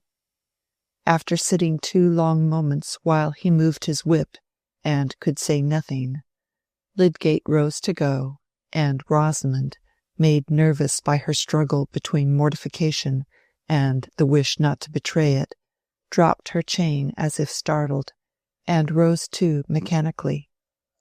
Lydgate instantaneously stooped to pick up the chain. When he rose, he was very near to a lovely face set on a fair long neck which he had been used to see turning about under the most perfect management of self-contented grace. But as he raised his eyes now, he saw a certain helpless quivering which touched him quite newly, and made him look at Rosamond with a questioning flash. At this moment she was as natural as she had ever been when she was 5 years old. She felt that her tears had risen, and it was no use to try to do anything else than let them stay like water on a blue flower, or let them fall over her cheeks even as they would. That moment of naturalness was the crystallizing feather touch. It shook flirtation into love. Remember that the ambitious man who was looking at those forget-me-nots under the water was very warm-hearted and rash. He did not know where the chain went. An idea had thrilled through the recesses within him, which had a miraculous effect in raising the power of passionate love lying buried there in no sealed sepulchre, but under the lightest, easily pierced mould. His words were quite abrupt and awkward, but the tone made them sound like an ardent, appealing avowal. "What is the matter? You are distressed. Tell me, pray." Rosamond had never been spoken to in such tones before. I am not sure that she knew what the words were, but she looked at Lydgate, and the tears fell over her cheeks. There could have been no more complete answer than the silence, and Lydgate, forgetting everything else, completely mastered by the outrush of tenderness at the sudden belief that this sweet young creature depended on him for her joy, actually put his arms round her, folding her gently and protectingly. He was used to being gentle with the weak and suffering, and kissed each of the 2 large tears. This was a strange way of arriving at an understanding, but it was a short way. Rosamond was not angry, but she moved backward a little in timid happiness, and Lydgate could now sit near her and speak less incompletely. Rosamond had to make her little confession, and he poured out words of gratitude and tenderness with impulsive lavishment. In half an hour he left the house an engaged man, whose soul was not his own, but the woman's to whom he had bound himself. He came again in the evening to speak with Mr. Vincey, who, just returned from Stone Court, was feeling sure that it would not be long before he heard of Mr. Featherstone's demise. The felicitous word demise, which had seasonably occurred to him, had raised his spirits even above their usual evening pitch. The right word is always a power, and communicates its definiteness to our action. Considered as a demise, old Featherstone's death assumed a merely legal aspect, so that Mr. Vincey could tap his snuff-box over it and be jovial, without even an intermittent affectation of solemnity. And Mr. Vincey hated both solemnity and affectation. Who was ever awestruck about a testator, or sang a hymn on the title to a real property? Mr. Vincey was inclined to take a jovial view of all things that evening.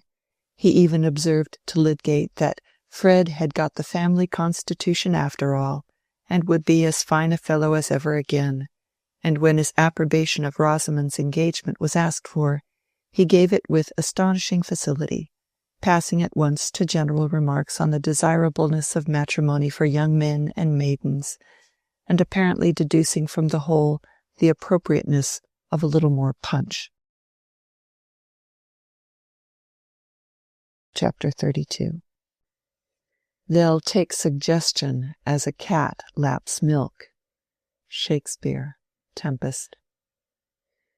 The triumphant confidence of the mayor, founded on Mr. Featherstone's insistent demand that Fred and his mother should not leave him, was a feeble emotion compared with all that was agitating the breasts of the old man's blood relations, who naturally manifested more their sense of the family tie, and were more visibly numerous now that he had become bedridden. Naturally, for when poor Peter had occupied his armchair in the wainscoted parlor, no assiduous beetles for whom the cook prepares boiling water could have been less welcome on a hearth which they had reasons for preferring than those persons whose Featherstone blood was ill-nourished, not from penuriousness on their part, but from poverty. Brother Solomon and Sister Jane were rich, and the family candor and total abstinence from false politeness with which they were always received seemed to them no argument that their brother in the solemn act of making his will would overlook the superior claims of wealth. Themselves, at least, he had never been unnatural enough to banish from his house, and it seemed hardly eccentric that he should have kept away Brother Jonah, Sister Martha, and the rest, who had no shadow of such claims. They knew Peter's maxim that money was a good egg and should be laid in a warm nest. But Brother Jonah, Sister Martha, and all the needy exiles held a different point of view. Probabilities are as various as the faces to be seen at will in fretwork or paper hangings. Every form is there, from Jupiter to Judy, if you only look with creative inclination. To the poorer and least favored, it seemed likely that, since Peter had done nothing for them in his life, he would remember them at the last. Jonah argued that men liked to make a surprise of their wills, while Martha said that nobody need be surprised if he left the best part of his money to those who least expected it. Also, it was not to be thought but that an own brother lying there with dropsy in his legs must come to feel that blood was thicker than water, and if he didn't alter his will, he might have money by him. At any rate, some blood relations should be on the premises and on the watch against those who were hardly relations at all. Such things had been known as forged wills and disputed wills, which seemed to have the golden hazy advantage of somehow enabling non-legatees to live out of them. Again, those who were no blood relations might be caught making away with things, and poor Peter lying there helpless. Somebody should be on the watch.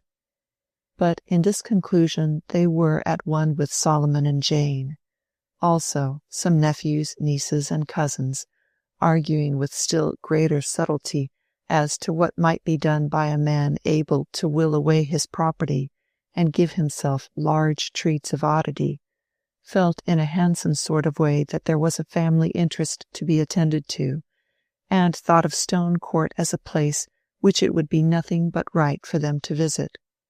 Sister Martha, otherwise Mrs. Cranch, living with some wheeziness in the chalky flats, could not undertake the journey, but her son, as being poor Peter's own nephew, could represent her advantageously, and watch lest his Uncle Jonah should make an unfair use of the improbable things which seemed likely to happen. In fact, there was a general sense running in the Featherstone blood that everybody must watch everybody else, and that it would be well for everybody else to reflect that the Almighty was watching him. Thus, Stone Court continually saw one or other blood relation alighting or departing, and Mary Garth had the unpleasant task of carrying their messages to Mr. Featherstone, who would see none of them, and sent her down with the still more unpleasant task of telling them so. As manager of the household, she felt bound to ask them in good provincial fashion to stay and eat, but she chose to consult Mrs. Vincey on the point of extra downstairs consumption now that Mr. Featherstone was laid up. "Oh, my dear, you must do things handsomely where there's last illness and a property. God knows I don't grudge them every ham in the house, only save the best for the funeral. Have some stuffed veal always, and a fine cheese in cut. You must expect to keep open house in these last illnesses," said liberal Mrs. Vincey, once more of cheerful note and bright plumage. But some of the visitors alighted and did not depart after the handsome treating to veal and ham. Brother Jonah, for example. There are such unpleasant people in most families. Perhaps even in the highest aristocracy there are Brobdingnag specimens, gigantically in debt and bloated at greater expense. Brother Jonah, I say, having come down in the world, was mainly supported by a calling which he was modest enough not to boast of, though it was much better than swindling either on exchange or turf, but which did not require his presence at Brassing so long as he had a good corner to sit in and a supply of food. He chose the kitchen corner, partly because he liked it best, and partly because he did not want to sit with Solomon, concerning whom he had a strong brotherly opinion. Seated in a famous armchair and in his best suit, constantly within sight of good cheer, he had a comfortable consciousness of being on the premises, mingled with fleeting suggestions of Sunday and the bar at the Green Man, and he informed Mary Garth that he should not go out of reach of his brother Peter while that poor fellow was above ground. The troublesome ones in a family are usually either the wits or the idiots. Jonah was the wit among the Featherstones, and joked with the maidservants when they came about the hearth, but seemed to consider Miss Garth a suspicious character, and followed her with cold eyes. Mary would have borne this one pair of eyes with comparative ease, but unfortunately there was a young Cranch, who, having come all the way from the chalky flats to represent his mother and watch his Uncle Jonah, also felt it his duty to stay and to sit chiefly in the kitchen to give his uncle company. Young Cranch was not exactly the balancing point between the wit and the idiot, verging slightly towards the latter type, and squinting so as to leave everything in doubt about his sentiments, except that they were not of a forcible character. When Mary Garth entered the kitchen and Mr. Jonah Featherstone began to follow her with his cold detective eyes, young Cranch, turning his head in the same direction, seemed to insist on it that she should remark how he was squinting, as if he did it with design, like the gypsies when Borrow read the New Testament to them. This was rather too much for poor Mary. Sometimes it made her bilious, sometimes it upset her gravity. One day that she had an opportunity, she could not resist describing the kitchen scene to Fred, who would not be hindered from immediately going to see it, affecting simply to pass through. But no sooner did he face the four eyes than he had to rush through the nearest door which happened to lead to the dairy, and there under the high roof and among the pans he gave way to laughter which made a hollow resonance perfectly audible in the kitchen. He fled by another doorway, but Mr. Jonah, who had not before seen Fred's white complexion, long legs, and pinched delicacy of face, prepared many sarcasms in which these points of appearance were wittily combined with the lowest moral attributes. "Why, Tom, you don't wear such gentlemanly trousers. You haven't got half such fine long legs," said Jonah to his nephew, winking at the same time, to imply there was something more in these statements than their undeniableness. Tom looked at his legs, but left it uncertain whether he preferred his moral advantages to a more vicious length of limb and reprehensible gentility of trouser. In the large wainscoted parlour, too, there were constantly pairs of eyes on the watch, and own relatives eager to be sitters up. Many came, lunched, and departed, but Brother Solomon and the lady who had been Jane Featherstone for 25 years before she was Mrs. Wall found it good to be there every day for hours, without other calculable occupation than that of observing the cunning Mary Garth, who was so deep that she could be found out in nothing, and giving occasional dry, wrinkly indications of crying, as if capable of torrents in a wetter season, at the thought that they were not allowed to go into Mr. Featherstone's room. For the old man's dislike of his own family seemed to get stronger as he got less able to amuse himself by saying biting things to them. Too languid to sting, he had the more venom refluent in his blood.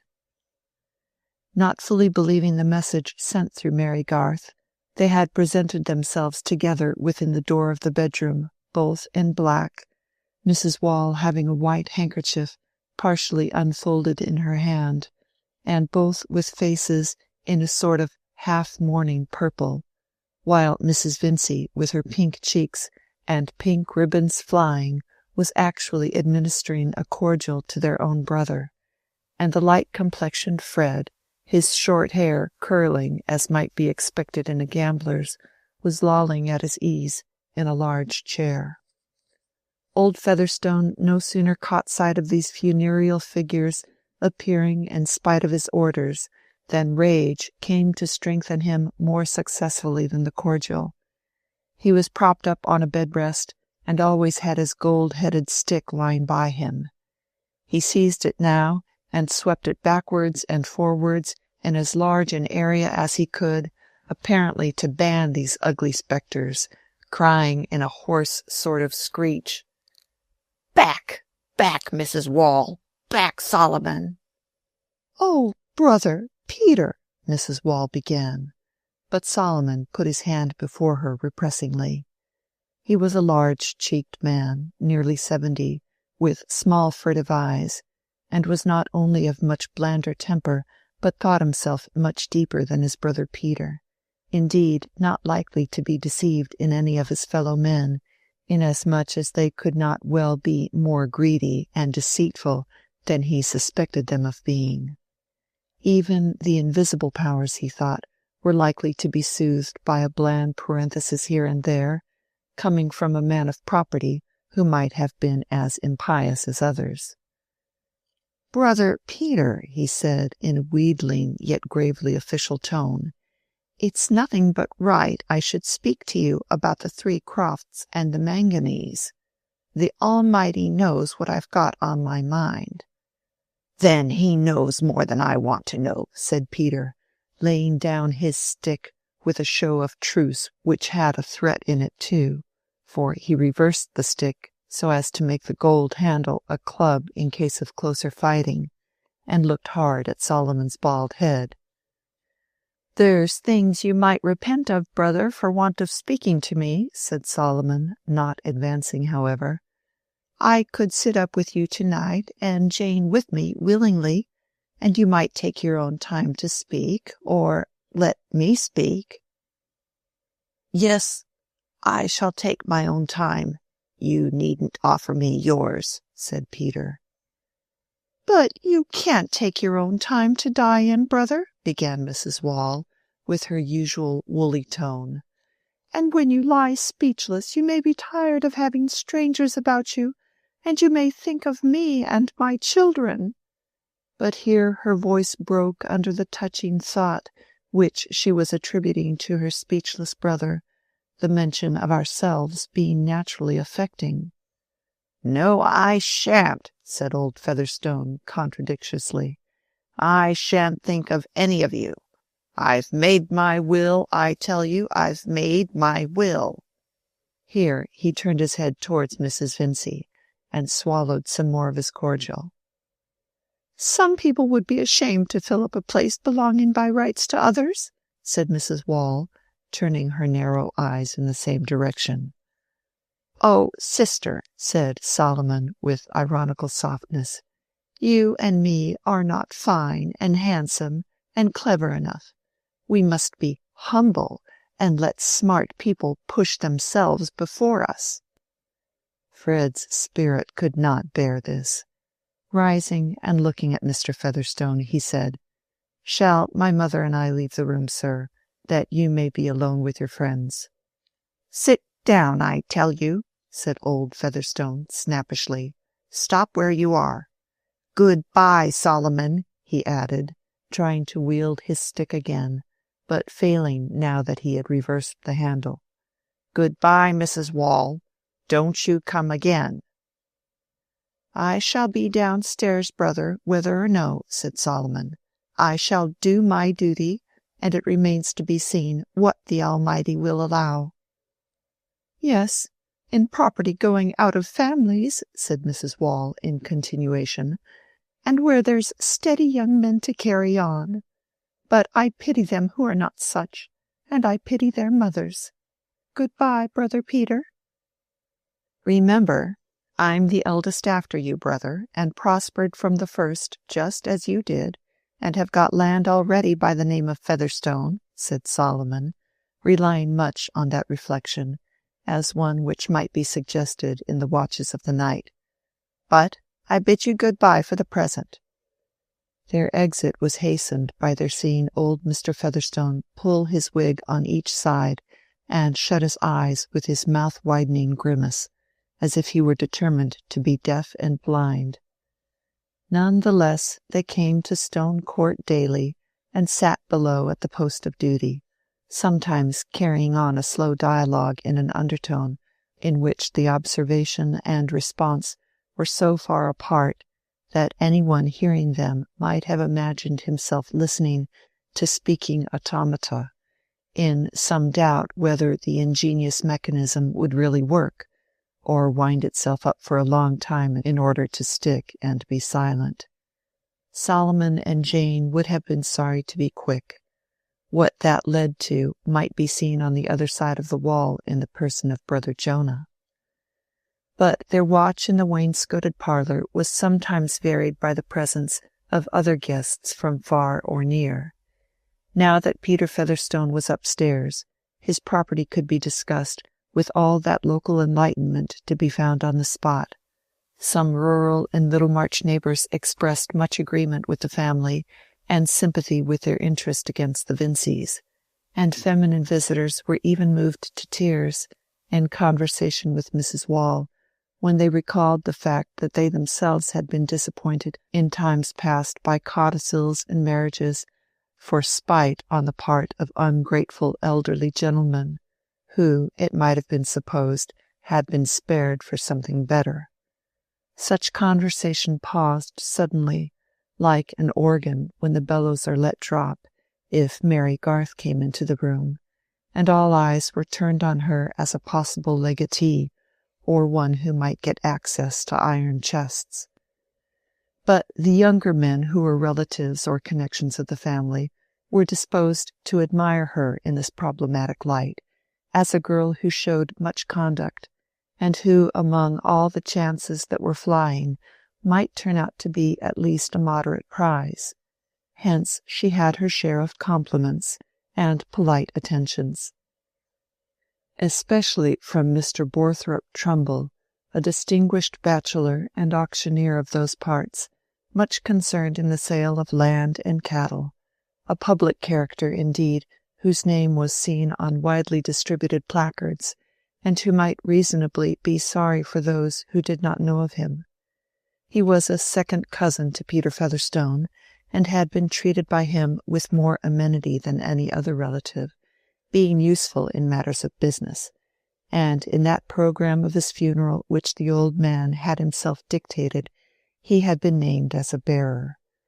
There was no odious cupidity in Mr. Borthrop Trumbull, nothing more than a sincere sense of his own merit, which, he was aware, in case of rivalry, might tell against competitors, so that if Peter Featherstone, who, so far as he, Trumbull, was concerned, had behaved like as a good soul as ever breathed, should have done anything handsome by him, all he could say was, that he had never fished and fawned, but had advised him to the best of his experience, which now extended over 20 years from the time of his apprenticeship at 15, and was likely to yield a knowledge of no surreptitious kind. His admiration was far from being confined to himself, but was accustomed professionally as well as privately to delight in estimating things at a high rate.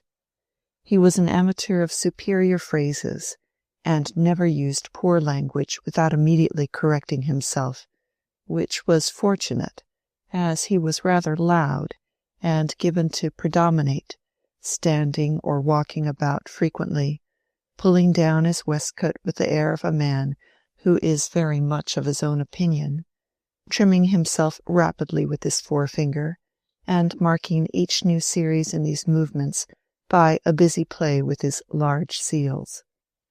There was occasionally a little fierceness in his demeanour, but it was directed chiefly against false opinion, of which there is so much to correct in the world that a man of some reading and experience necessarily has his patience tried.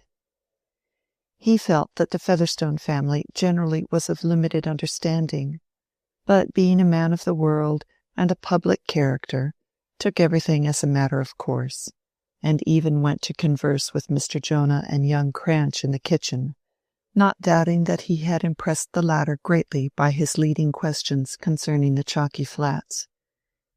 If anybody had observed that Mr. Borthrop Trumbull, being an auctioneer, was bound to know the nature of everything, he would have smiled and trimmed himself silently with the sense that he came pretty near that. On the whole, in an auctioneering way, he was an honourable man, not ashamed of his business, and feeling that the celebrated Peel, now Sir Robert, if introduced to him, would not fail to recognize his importance.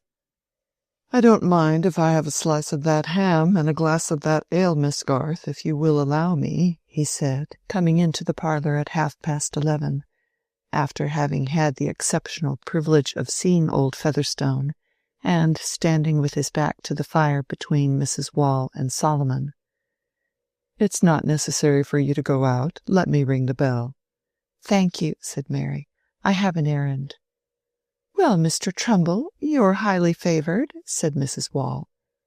"What, seen the old man?" said the auctioneer, playing with his seals dispassionately. "Ah, you see, he has relied on me considerably." Here he pressed his lips together and frowned meditatively. "Might anybody ask what their brother has been saying?" said Solomon, in a soft tone of humility, in which he had a sense of luxurious cunning, he being a rich man and not in need of it. "Oh, yes, anybody may ask," said Mr. Trumbull, with loud and good-humoured though cutting sarcasm. "Anybody may interrogate. Any one may give their remarks an interrogative turn," he continued, his sonorousness rising with his style. "This is constantly done by good speakers, even when they anticipate no answer. It is what we call a figure of speech at a high figure, as one may say." The eloquent auctioneer smiled at his own ingenuity. "I shouldn't be sorry to hear he'd remembered you, Mr. Trumbull," said Solomon. "I never was against the deserving. It's the undeserving I'm against." "Ah, there it is, you see, there it is," said Mr. Trumbull significantly. "It can't be denied that undeserving people have been legatees, and even residuary legatees. It is so with testamentary dispositions." Again he pursed up his lips and frowned a little. "Do you mean to say for certain, Mr. Trumbull, that my brother has left his land away from our family?" said Mrs. Wall, on whom, as an unhopeful woman, those long words had a depressing effect. "A man might as well turn his land into charity land at once as to leave it to some people," observed Solomon, his sister's question having drawn no answer. "What, Blue-coat land?" asked Mrs. Wall again. "Oh, Mr. Trumbull, you never can mean to say that. It would be flying in the face of the Almighty that's prospered him." While Mrs. Wall was speaking, Mr. Borthrop Trumbull walked away from the fireplace towards the window, patrolling with his forefinger round the inside of his stock, then along his whiskers and the curves of his hair. He now walked to Miss Garth's work-table, opened a book which lay there, and read the title aloud with pompous emphasis as if he were offering it for sale. Anne of Geierstein, pronounced Gierstein, or The Maiden of the Mist, by the author of Waverley. Then, turning the page, he began sonorously. The course of 4 centuries has well nigh elapsed since the series of events which are related in the following chapters took place on the continent. He pronounced the last truly admirable word with the accent on the last syllable, not as unaware of vulgar usage, but feeling that this novel delivery enhanced the sonorous beauty which his reading had given to the whole. And now the servant came in with a tray, so that the moments for answering Mrs. Wall's question had gone by safely, while she and Solomon, watching Mr. Trumble's movements, were thinking that high learning interfered sadly with serious affairs. Mr. Borthrop Trumbull really knew nothing about old Featherstone's will, but he could hardly have been brought to declare any ignorance, unless he had been arrested for misprision of treason. "I shall take a mere mouthful of ham and a glass of ale," he said reassuringly. "As a man with public business, I take a snack when I can. I will back this ham," he added, after swallowing some morsels with alarming haste, "against any ham in the 3 kingdoms. In my opinion, it is better than the hams at Freshitt Hall, and I think I am a tolerable judge." "Some don't like so much sugar in their hams," said Mrs. Wall, "but my poor brother would always have sugar." "If any person demands better, he is at liberty to do so, but, God bless me, what an aroma! I should be glad to buy in that quality, I know. There is some gratification to a gentleman," here Mr. Trumbull's voice conveyed an emotional remonstrance, "in having this kind of ham set on his table." He pushed aside his plate, poured out his glass of ale, and drew his chair a little forward, profiting by the occasion to look at the inner side of his legs, which he stroked approvingly, Mr. Trumbull having all those less frivolous airs and gestures which distinguish the predominant races of the North. "You have an interesting work there, I see, Miss Garth," he observed when Mary re-entered. "It is by the author of Waverley, that is, Sir Walter Scott. I have bought one of his works myself, a very nice thing, a very superior publication, entitled Ivanhoe.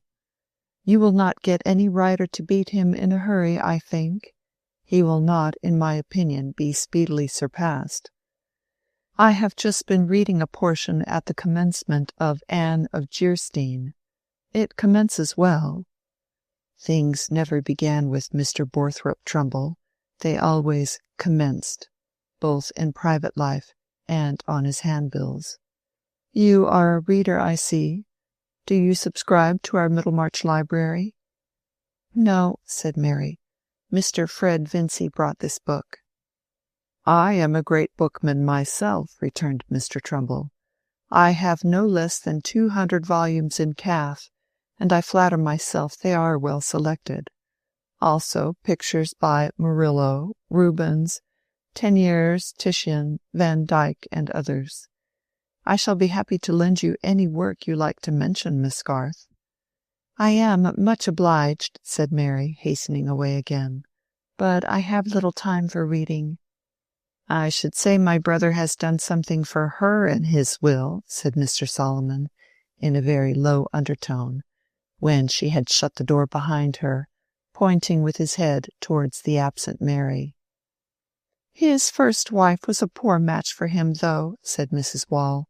"She brought him nothing, and this young woman is only her niece, and very proud, and my brother has always paid her wage." "A sensible girl, though, in my opinion," said Mr. Trumbull, finishing his ale and starting up with an emphatic adjustment of his waistcoat. "I have observed her when she has been mixing medicine in drops. She minds what she is doing, sir. That is a great point in a woman, and a great point for our friend upstairs, poor dear old soul. A man whose life is of any value should think of his wife as a nurse. That is what I should do if I married, and I believe I have lived single long enough not to make a mistake in that line. Some men must marry to elevate themselves a little, but when I am in need of that, I hope someone will tell me so. I hope some individual will apprise me of the fact. I wish you good morning, Mrs. Wall. Good morning, Mr. Solomon. I trust we shall meet under less melancholy auspices.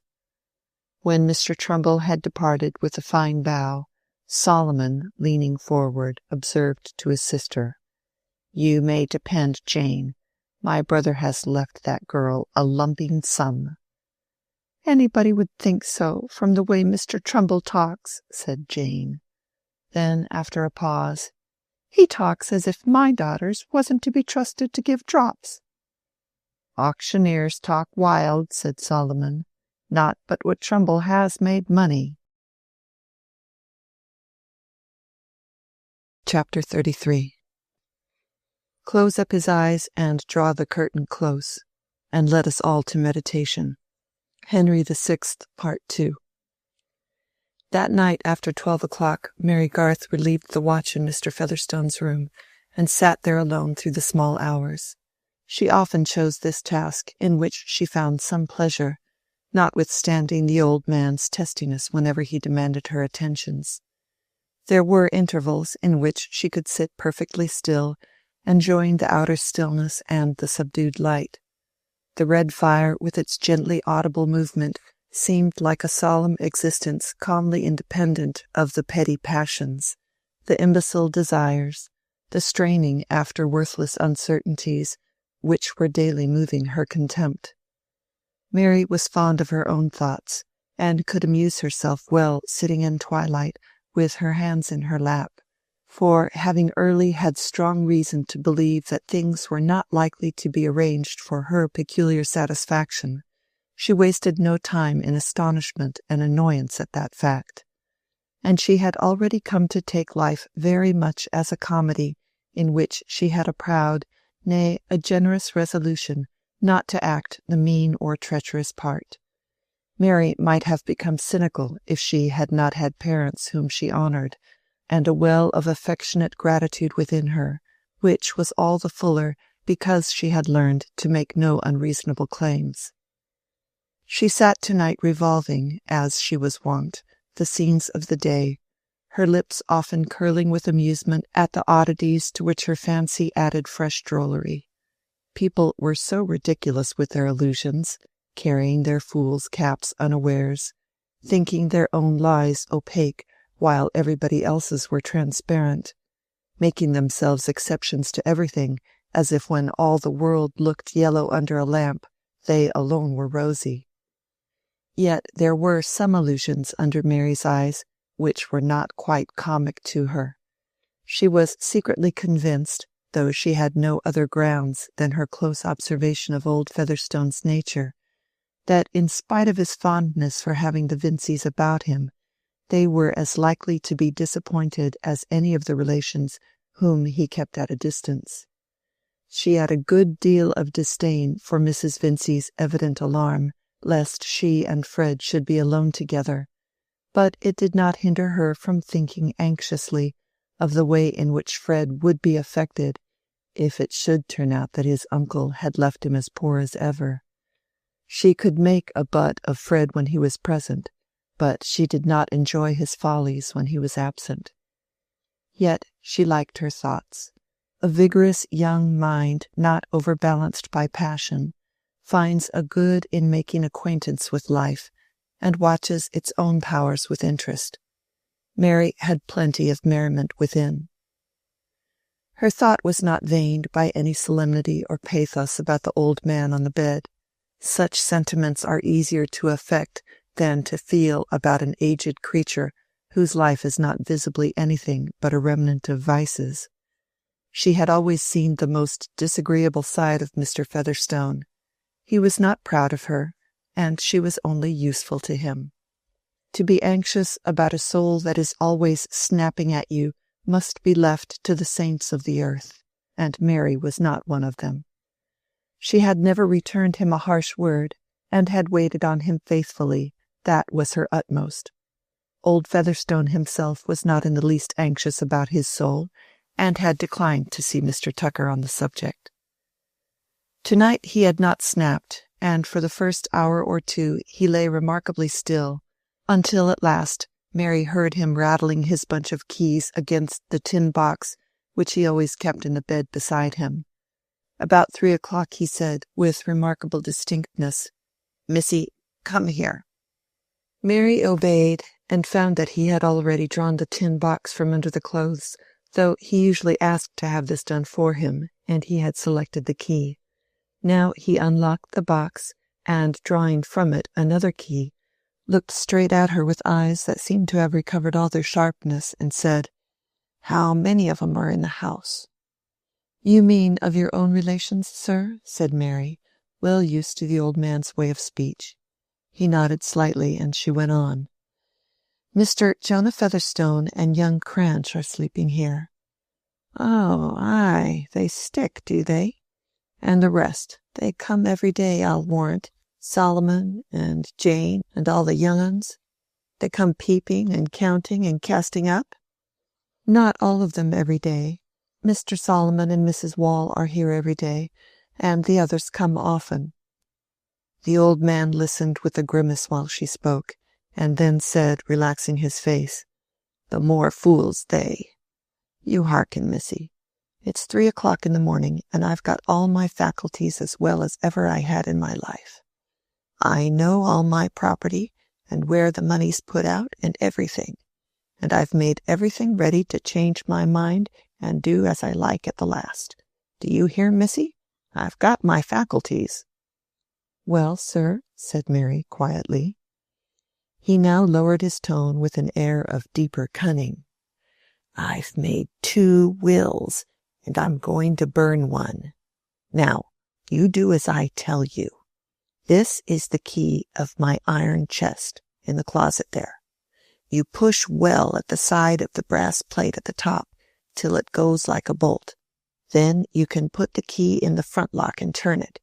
See and do that, and take out the topmost paper. Last will and testament, big printed." "No, sir," said Mary in a firm voice. "I cannot do that." "Not do it? I tell you, you must," said the old man, his voice beginning to shake under the shock of this resistance. "I cannot touch your iron chest or your will. I must refuse to do anything that might lay me open to suspicion." "I tell you, I'm in my right mind. Shan't I do as I like at the last? I made 2 wills on purpose. Take the key, I say." "No, sir, I will not," said Mary, more resolutely still. Her repulsion was getting stronger. "I tell you, there's no time to lose." "I cannot help that, sir. I will not let the close of your life soil the beginning of mine. I will not touch your iron chest or your will." She moved to a little distance from the bedside. The old man paused with a blank stare for a little while, holding the one key erect on the ring.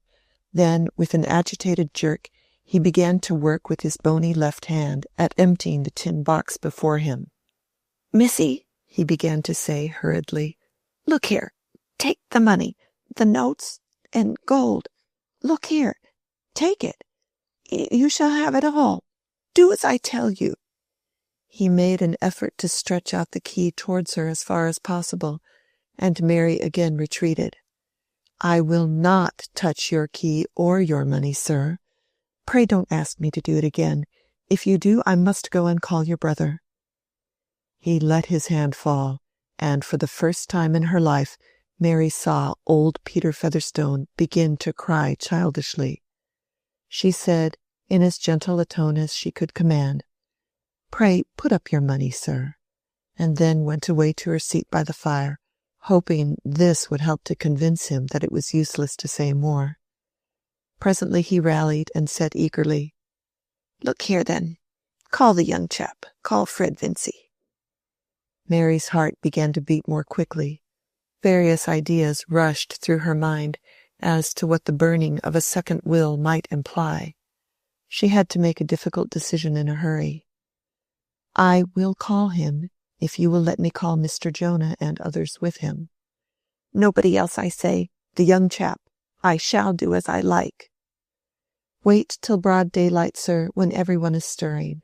Or let me call Simmons now to go and fetch the lawyer. He can be here in less than 2 hours. "Lawyer? What do I want with the lawyer? Nobody shall know. I say, nobody shall know. I shall do as I like." "Let me call someone else, sir," said Mary persuasively. She did not like her position, alone with the old man, who seemed to show a strange flaring of nervous energy which enabled him to speak again and again without falling into his usual cough. Yet she desired not to push unnecessarily the contradiction which agitated him. "Let me, pray, call someone else." "You let me alone, I say. Look here, missy. Take the money. You'll never have the chance again. It's pretty nigh 200. There's more in the box, and nobody knows how much there was. Take it and do as I tell you." Mary, standing by the fire, saw its red light falling on the old man, propped up on his pillows and bed-rest, with his bony hand holding out the key, and the money lying on the quilt before him. She never forgot that vision of a man wanting to do as he liked at the last. But the way in which he had put the offer of the money urged her to speak with harder resolution than ever. "It is of no use, sir. I will not do it. Put up your money. I will not touch your money. I will do anything else I can to comfort you, but I will not touch your keys or your money." "Anything else? Anything else?" said old Featherstone, with hoarse rage, which, as if in a nightmare, tried to be loud, and yet was only just audible. "I want nothing else. You come here. You come here." Mary approached him cautiously, knowing him too well. She saw him dropping his keys and trying to grasp his stick, while he looked at her like an aged hyena, the muscles of his face getting distorted with the effort of his hand. She paused at a safe distance. "Let me give you some cordial," she said quietly, "and try to compose yourself. You will perhaps go to sleep, and tomorrow by daylight you can do as you like." He lifted the stick, in spite of her being beyond his reach, and threw it with a hard effort which was but impotence. It fell, slipping over the foot of the bed. Mary let it lie, and retreated to her chair by the fire. By and by she would go to him with the cordial. Fatigue would make him passive. It was getting towards the chillest moment of the morning. The fire had got low, and she could see through the chink between the moreen window curtains the light whitened by the blind. Having put some wood on the fire and thrown a shawl over her, she sat down, hoping that Mr. Featherstone might now fall asleep. If she went near him, the irritation might be kept up. He said nothing after throwing the stick, but she had seen him taking his keys again and laying his right hand on the money. He did not put it up, however, and she thought that he was dropping off to sleep. But Mary herself began to be more agitated by the remembrance of what she had gone through than she had been by the reality, questioning those acts of hers which had come imperatively and excluded all question in the critical moment.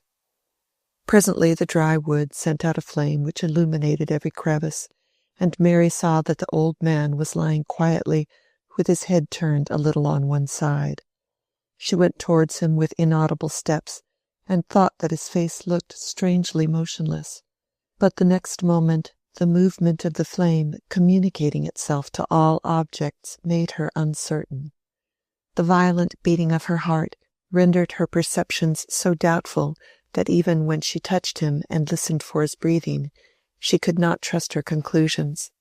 She went to the window and gently propped aside the curtain and blind, so that the still light of the sky fell on the bed. The next moment she ran to the bell and rang it energetically. In a very little while there was no longer any doubt that Peter Featherstone was dead, with his right hand clasping the keys and his left hand lying on the heap of notes and gold. Chapter 34. First gentleman, such men as this are feathers, chips, and straws. Second gentleman, but levity is causal too, and makes the sum of weight, for power finds its place in lack of power. Advance is cession, and the driven ship may run aground because the helmsman's thought lacked force to balance opposites. It was on a morning of May that Peter Featherstone was buried. In the prosaic neighborhood of Middlemarch, May was not always warm and sunny, and on this particular morning a chill wind was blowing the blossoms from the surrounding gardens onto the green mounds of Lowick churchyard. Swiftly moving clouds only now and then allowed a gleam to light up any object, whether ugly or beautiful, that happened to stand within its golden shower. In the churchyard the objects were remarkably various, for there was a little country crowd waiting to see the funeral. The news had spread that it was going to be a big burying. The old gentleman had left written directions about everything, and meant to have a funeral beyond his betters. This was true, for old Featherstone had not been a harpagon whose passions had been all devoured by the ever-lean and ever-hungry passion of saving, and who would drive a bargain with his undertaker beforehand. He loved money, but he also loved to spend it in gratifying his peculiar tastes, and perhaps he loved it best of all as a means of making others feel his power more or less uncomfortably. If anyone will here contend that there must have been traits of goodness in old Featherstone, I will not presume to deny this, but I must observe that goodness is of a modest nature, easily discouraged, and, when much privacy, elbowed in early life by unabashed vices, is apt to retire into extreme privacy, so that it is more easily believed in by those who construct a selfish old gentleman theoretically than by those who form the narrower judgments based on his personal acquaintance.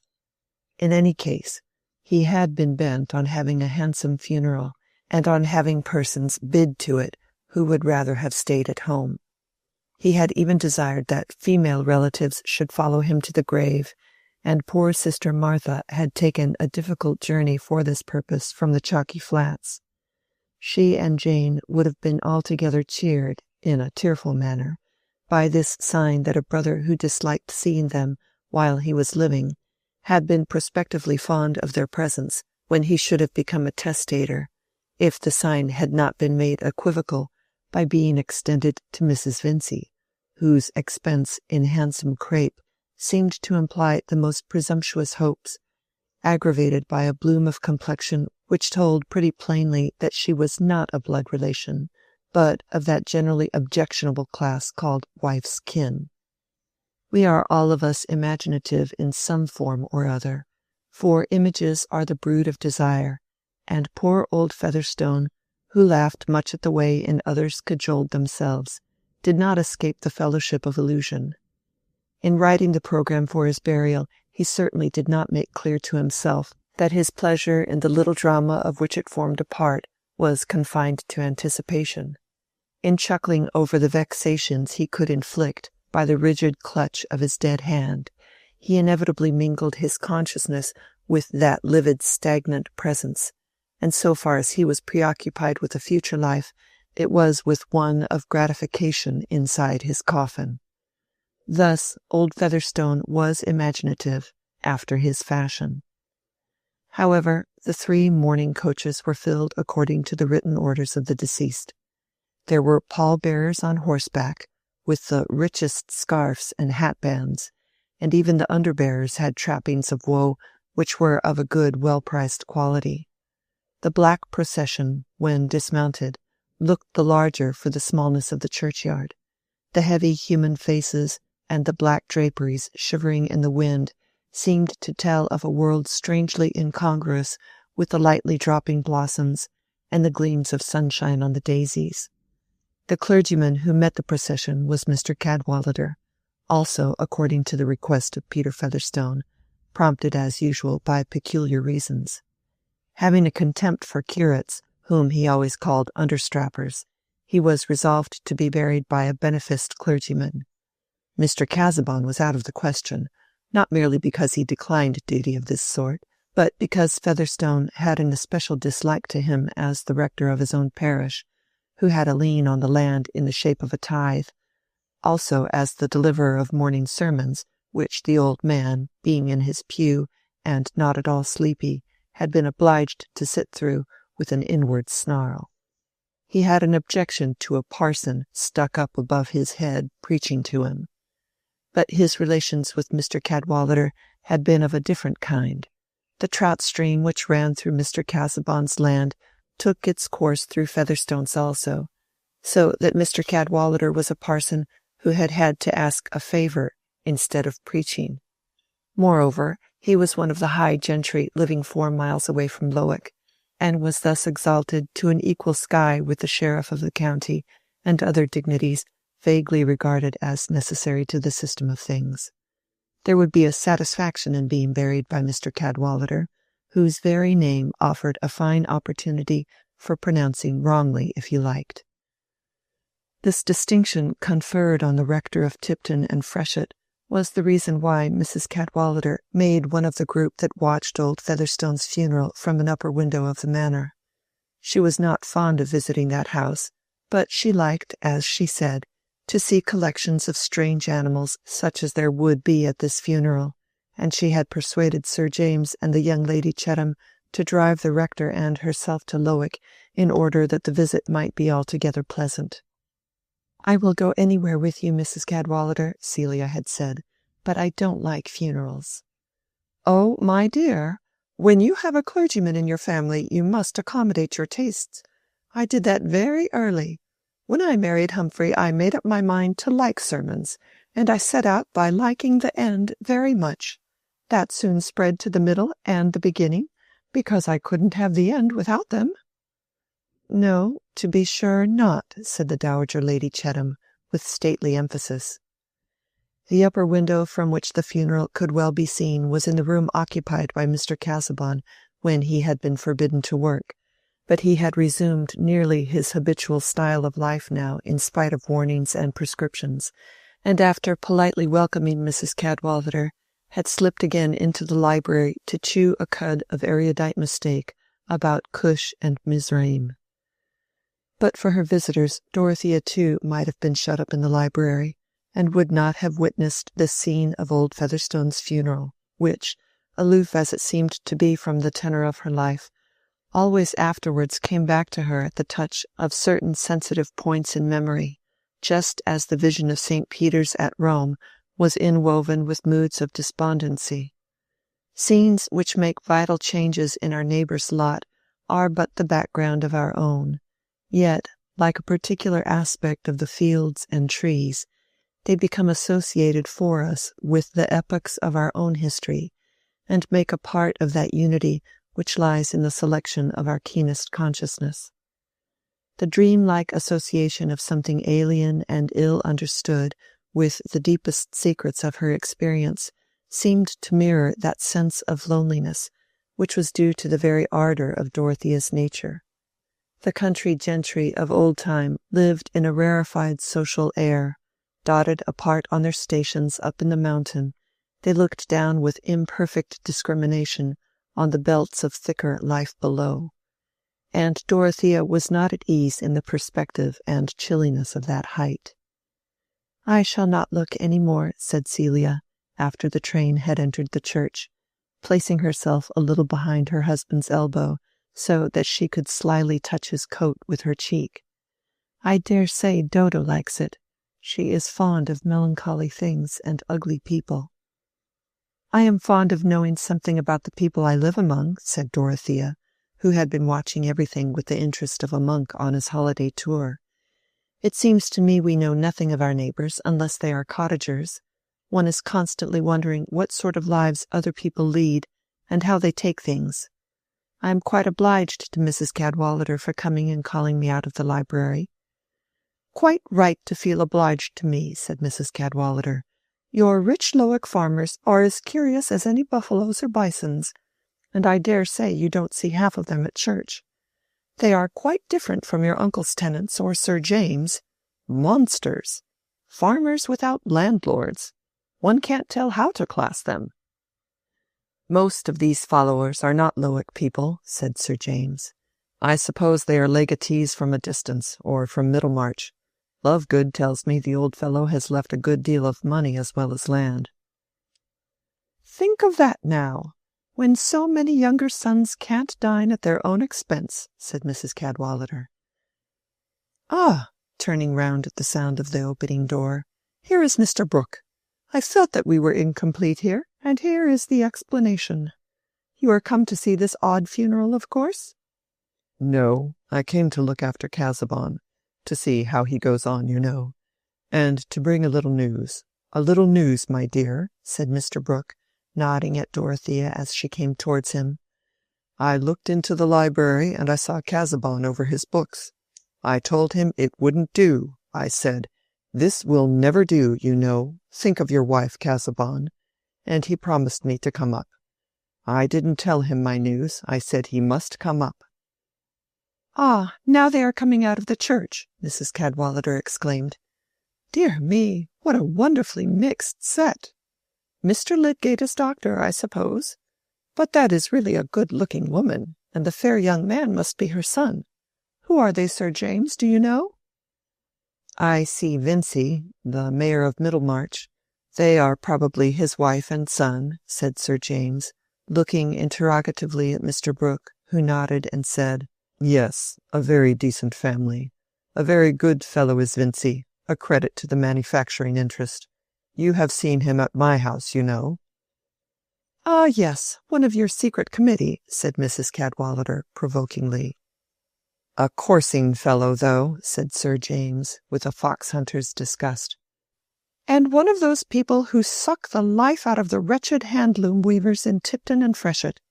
That is how his family looks so fair and sleek," said Mrs. Cadwallader.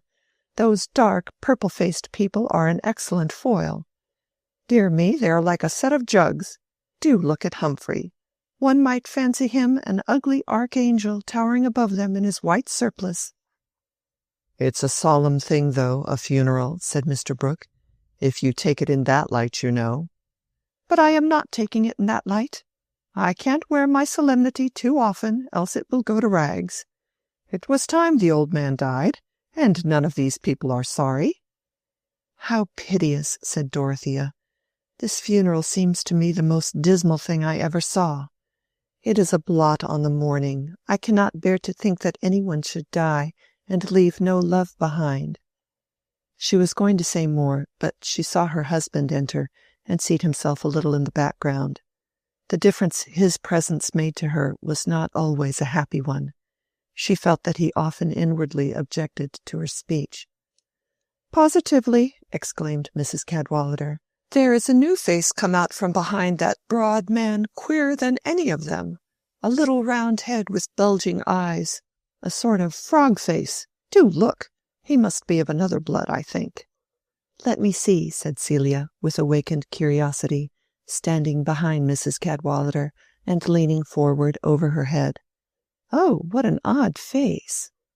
Then, with a quick change to another sort of surprised expression, she added, "Why, Dodo, you never told me that Mr. Ladislaw was come again." Dorothea felt a shock of alarm. Everyone noticed her sudden paleness as she looked up immediately at her uncle, while Mr. Casaubon looked at her. "He came with me, you know. He is my guest. Puts up with me at the Grange," said Mr. Brooke, in his easiest tone, nodding at Dorothea, as if the announcement were just what she might have expected. "And we have brought the picture at the top of the carriage. I knew you would be pleased with the surprise, Casaubon. There you are to the very life, as Aquinas, you know. Quite the right sort of thing. And you will hear young Ladislaw talk about it. He talks uncommonly well, points out this, that, and the other, knows art and everything of that kind. Companionable, you know, is up with you in any track, what I've been wanting a long while." Mr. Casaubon bowed with cold politeness, mastering his irritation, but only so far as to be silent. He remembered Will's letter quite as well as Dorothea did. He had noticed that it was not among the letters which had been reserved for him on his recovery, and secretly concluding that Dorothea had sent word to Will not to come to Lowick, he had shrunk with proud sensitiveness from ever recurring to the subject. He now inferred that she had asked her uncle to invite Will to the Grange, and she felt it impossible at that moment to enter into any explanation. Mrs. Cadwallader's eyes, diverted from the churchyard, saw a good deal of dumb show which was not so intelligible to her as she could have desired, and could not repress the question, "Who is Mr. Ladislaw?" "A young relative of Mr. Casaubon's," said Sir James, promptly. His good nature often made him quick and clear-seeing in personal matters, and he had divined from Dorothea's glance at her husband that there was some alarm in her mind. "A very nice young fellow. Casaubon has done everything for him," explained Mr. Brooke. "He repays your expense in him, Casaubon," he went on, nodding encouragingly. "I hope he will stay with me a long while, and we shall make something of my documents. I have plenty of ideas and facts, you know, and I can see he is just the man to put them into shape. Remembers what the right quotations are, omne tulit punctum, and that sort of thing. Gives subjects a kind of turn. I invited him some time ago when you were ill, Casaubon. Dorothea said you couldn't have anybody in the house, you know, and she asked me to write." Poor Dorothea felt that every word of her uncle's was about as pleasant as a grain of sand in the eye to Mr. Casaubon. It would be altogether unfitting now to explain that she had not wished her uncle to invite Will Ladislaw. She could not in the least make clear to herself the reasons for her husband's dislike to his presence, a dislike painfully impressed on her by the scene in the library, but she felt the unbecomingness of saying anything that might convey a notion of it to others. Mr. Casaubon, indeed, had not thoroughly represented those mixed reasons to himself, irritated feeling with him, as with all of us, seeking rather for justification than for self-knowledge. But he wished to repress outward signs, and only Dorothea could discern the changes in her husband's face before he observed with more of dignified bending and sing-song than usual, "You are exceedingly hospitable, my dear sir, and I owe you acknowledgments for exercising your hospitality towards a relative of mine." The funeral was ended now, and the churchyard was being cleared. "Now you can see him, Mrs. Cadwallader," said Celia. "He is just like a miniature of Mr. Casaubon's aunt that hangs in Dorothea's boudoir. Quite nice-looking." "A very pretty sprig," said Mrs. Cadwallader, dryly. "What is your nephew to be, Mr. Casaubon?" "Pardon me, he is not my nephew. He is my cousin." "Well, you know," interposed Mr. Brooke, "he is trying his wings. He is just the sort of young fellow to rise. I should be glad to give him an opportunity. He would make a good secretary now, like Hobbes, Milton, Swift, that sort of man." "I understand," said Mrs. Cadwallader. "One who can write speeches." "I'll fetch him in now, Casaubon?" said Mr. Brooke. "He wouldn't come in till I had announced him, you know. And we'll go down and look at the picture. There you are to the life, a deep, subtle sort of thinker with his forefinger on the page, while Saint Bonaventure or somebody else, rather fat and florid, is looking up at the Trinity. Everything is symbolical, you know, the higher style of art. I like that up to a certain point, but not too far.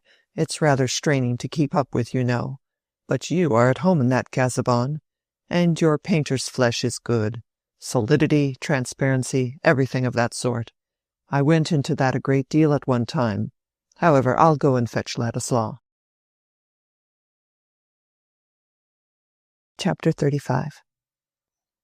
Non, je ne comprends pas de plus charmant plaisir que de voir Dorothée une troupe afflige, le maintien interdit et la mine allongée, lire un long testament au pâle, étant au hurler son bonsoir avec un pied de nez, pour voir au naturel leur tristesse profonde, Je reviendrai, je crois, exprès de l'autre monde.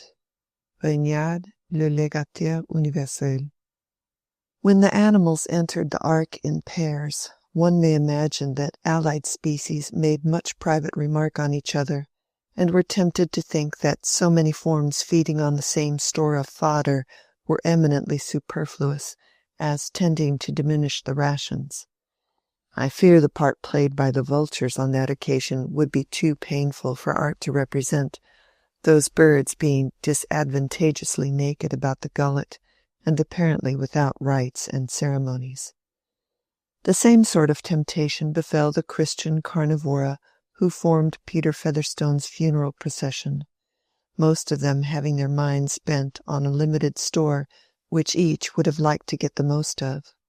The long recognized blood relations and connections by marriage made already a goodly number, which, multiplied by possibilities, presented a fine range for jealous conjecture and pathetic hopefulness. Jealousy of the Vinceys had created a fellowship and hostility among all persons of the Featherstone blood, so that in the absence of any decided indication that one of themselves was to have more than the rest, the dread lest that long-legged Fred Vincey should have the land was necessarily dominant, though it left abundant feeling and leisure for vaguer jealousies, such as were entertained towards Mary Garth. Solomon found time to reflect that Jonah was undeserving, and Jonah to abuse Solomon as greedy. Jane, the elder sister, held that Martha's children ought not to expect so much as the young Walls, and Martha, more lax on the subject of primogeniture, was sorry to think that Jane was so having. These nearest of kin were naturally impressed with the unreasonableness of expectations in cousins and second cousins, and used their arithmetic in reckoning the large sums that small legacies might mount to, if there were too many of them. 2 cousins were present to hear the will, and a second cousin besides Mr. Trumbull. This second cousin was a Middlemarch mercer of polite manners and superfluous aspirates. The 2 cousins were elderly men from Brassing, one of them conscious of claims on the score of inconvenient expense sustained by him in presents of oysters and other eatables to his rich cousin Peter, the other entirely saturnine, leaning his hands and chin on a stick, and conscious of claims based on no narrow performance, but on merit generally, both blameless citizens of Brassing who wished that Jonah Featherstone did not live there. The wit of a family is usually best received among strangers. "Why, Trumbull himself is pretty sure of 500, that you may depend. I shouldn't wonder if my brother promised him," said Solomon, musing aloud with his sisters the evening before the funeral. "Dear, dear," said poor Sister Martha, whose imagination of hundreds had been habitually narrowed to the amount of her unpaid rent. But in the morning all the ordinary currents of conjecture were disturbed by the presence of a strange mourner who had plashed among them as if from the moon. This was the stranger described by Mrs. Cadwallader as frog-faced, a man perhaps about 2 or 3 and 30, whose prominent eyes, thin-lipped, downward-curved mouth, and hair sleekly brushed away from a forehead that sank suddenly above the ridge of the eyebrows, certainly gave his face a batrachian unchangeableness of expression. Here clearly was a new legatee, else why was he bidden as a mourner? Here were new possibilities, raising a new uncertainty, which almost checked remark in the mourning coaches. We are all humiliated by the sudden discovery of a fact which has existed very comfortably and perhaps been staring at us in private while we have been making up our world entirely without it.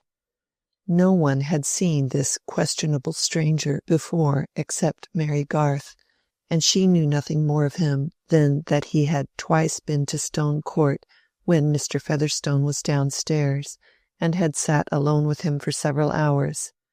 She had found an opportunity of mentioning this to her father, and perhaps Caleb's were the only eyes, except the lawyer's, which examined the stranger with more of inquiry than of disgust or suspicion.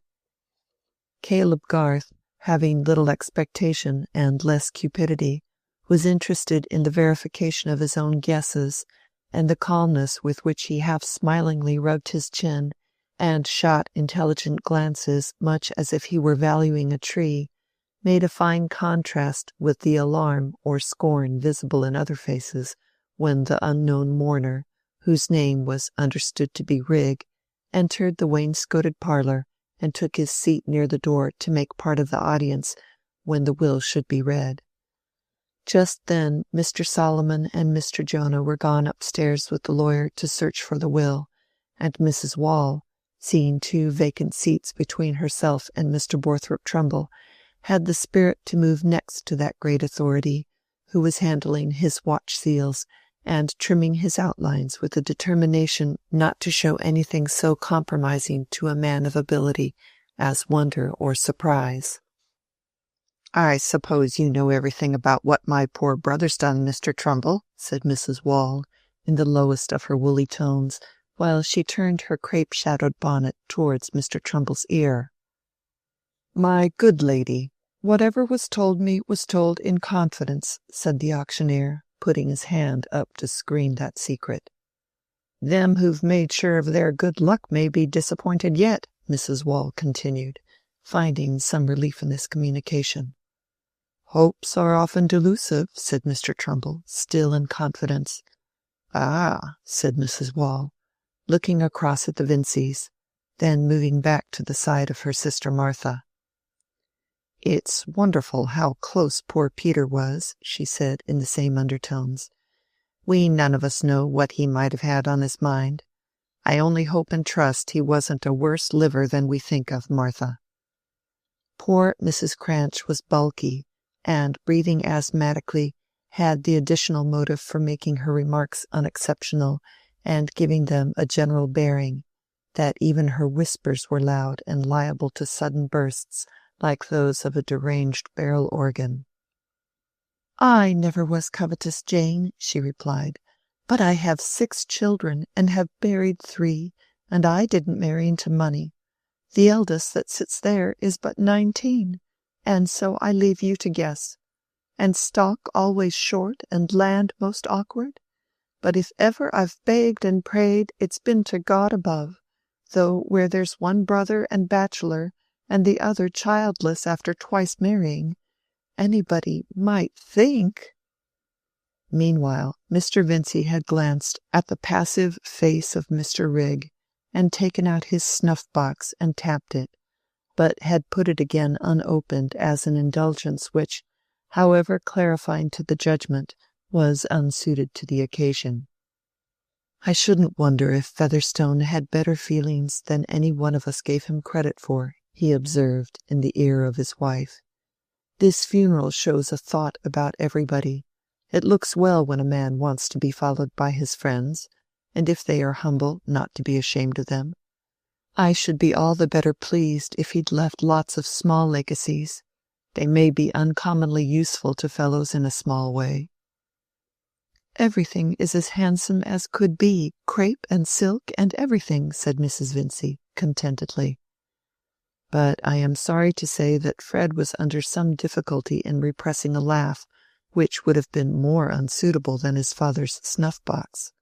Fred had overheard Mr. Jonah suggesting something about a love-child, and with this thought in his mind, the stranger's face, which happened to be opposite him, affected him too ludicrously. Mary Garth, discerning his distress in the twitchings of his mouth and his recourse to a cough, came cleverly to his rescue by asking him to change seats with her, so that he got into a shadowy corner. Fred was feeling as good-naturedly as possible towards everybody, including Rigg, and having some relenting towards all these people who were less lucky than he was aware of himself being. He would not for the world have behaved amiss. Still, it was particularly easy to laugh. But the entrance of the lawyer and the 2 brothers drew everyone's attention. The lawyer was Mr. Standish, and he had come to Stone Court this morning believing that he knew thoroughly well who would be pleased, and who disappointed before the day was over. The will he expected to read was the last of the three which he had drawn up for Mr. Featherstone. Mr. Standish was not a man who varied his manners.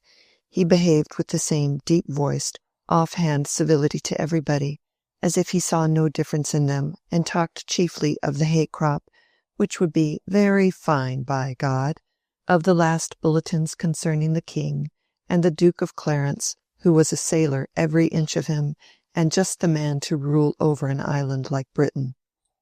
Old Featherstone had often reflected, as he sat looking at the fire, that Standish would be surprised some day. It is true that if he had done as he liked at the last, and burnt up the will drawn up by another lawyer, he would not have secured that minor end. Still, he had had his pleasure in ruminating on it.